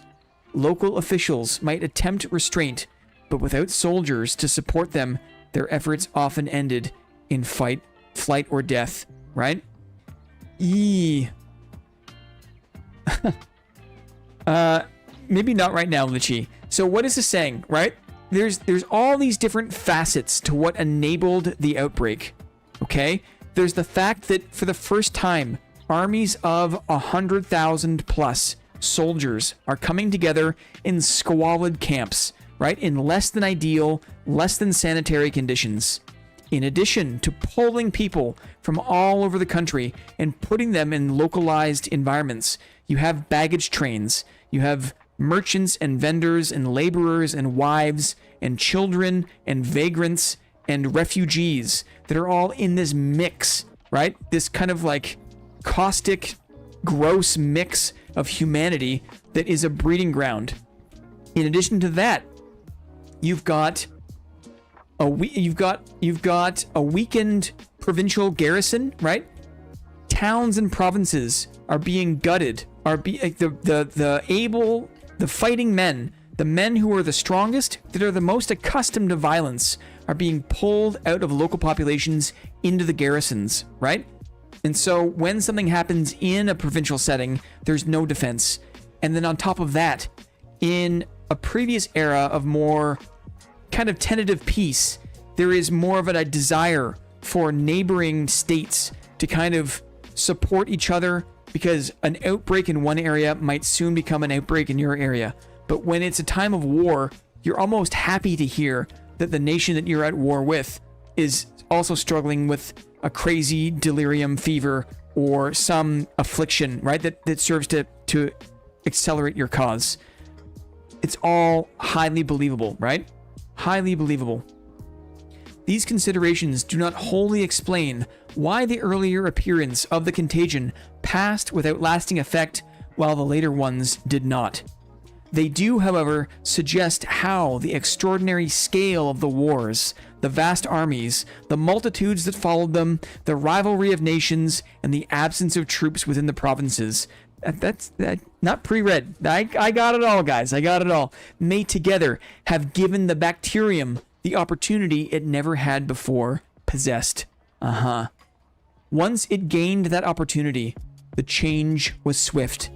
What had once been a matter for a parish entry or a surgeon's note became, within a few years, a disorder from which neither law, nor army, nor government could recover. A true collapse of human society, right? From that point forward, the progress towards what we now call the end advanced with a force that could no longer be checked. Yikes! Oh, yikes, dudes. Anyway. Mingus's missive. Reading missives. Mingus's. Let's chill. Let's chill. Let's get excited, dudes. Let's get excited. Some King in Yellow type stuff. It's so well done, isn't it? Isn't it so well done? Isn't it so nice when the craft of writing, right, can be so thoroughly enjoyed? Can't friggin' wait, man. And for me, for a streamer, right, who's a little sick of some of the same old block and counterattack gameplay here, just gets a podcast script delivered on a platter. I'm not gonna lie, it makes my job a little bit easier, right? I just get to read, we get to get excited. It's fun. True artistry. We're gonna wrap it up, dudes. I'm getting hungry. My voice is getting a bit dry. I'm gonna make a ramen for dinner, I think. This week for food, I think it's gonna be cheese plate week. I'll make a post in the Discord. But slice up an apple, slice some of your favorite cheese, put down some mixed nuts, maybe some olives, right? Let's get some cold plates, a little charcuterie to inspire you guys not the cheese. You can do donuts, Liebird. The only exception is for Liebird, who can do donuts. It is exciting that someone good at writing is working on this new game. Yes, agree. Agree. It's not the Chronicles of the Cursed Clown, guys. It's an actual team with actual lore, making an actual game that soon we will be able to enjoy together. Happy Mingus Monday, everyone. Thank you, Maddie. Thank you, Bren. Thank you, Lyrebird. Thank you, anyone else who stuck around this whole time. Congratulations to Crook. Sorry again to Zio. It was a near miss. Near miss Ziozide. And Moss got sniped for once, right? Merry Mingus Monday. There it is. Merry Mingus Monday is what it is. Merry Mingus Monday. W. M stream. M stream. M stream Mingus.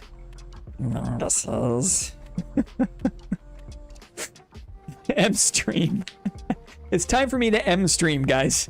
It's time for me to M stream. GG Jorkin. GG NAP. Much love, buddy. Happy Monday, guys. A classic Monday. I think we're gonna do Stone Shard on Thursday. We've got a vampire dungeon to do. We've got more of the world to explore. We have a character and a backup character if we die, right? Have a great week, everyone. Thanks, buddy. Woo, Stone Shard. It's happening on Thursday. We'll see you then. Until then, guys, have a merry week. Have a merry Mingus week. Thanks for hanging out. And we'll say goodbye, okay? We'll get ready to say goodbye. Here we go. Mwah. Happy Monday. Goodbye, Minguses. Bye.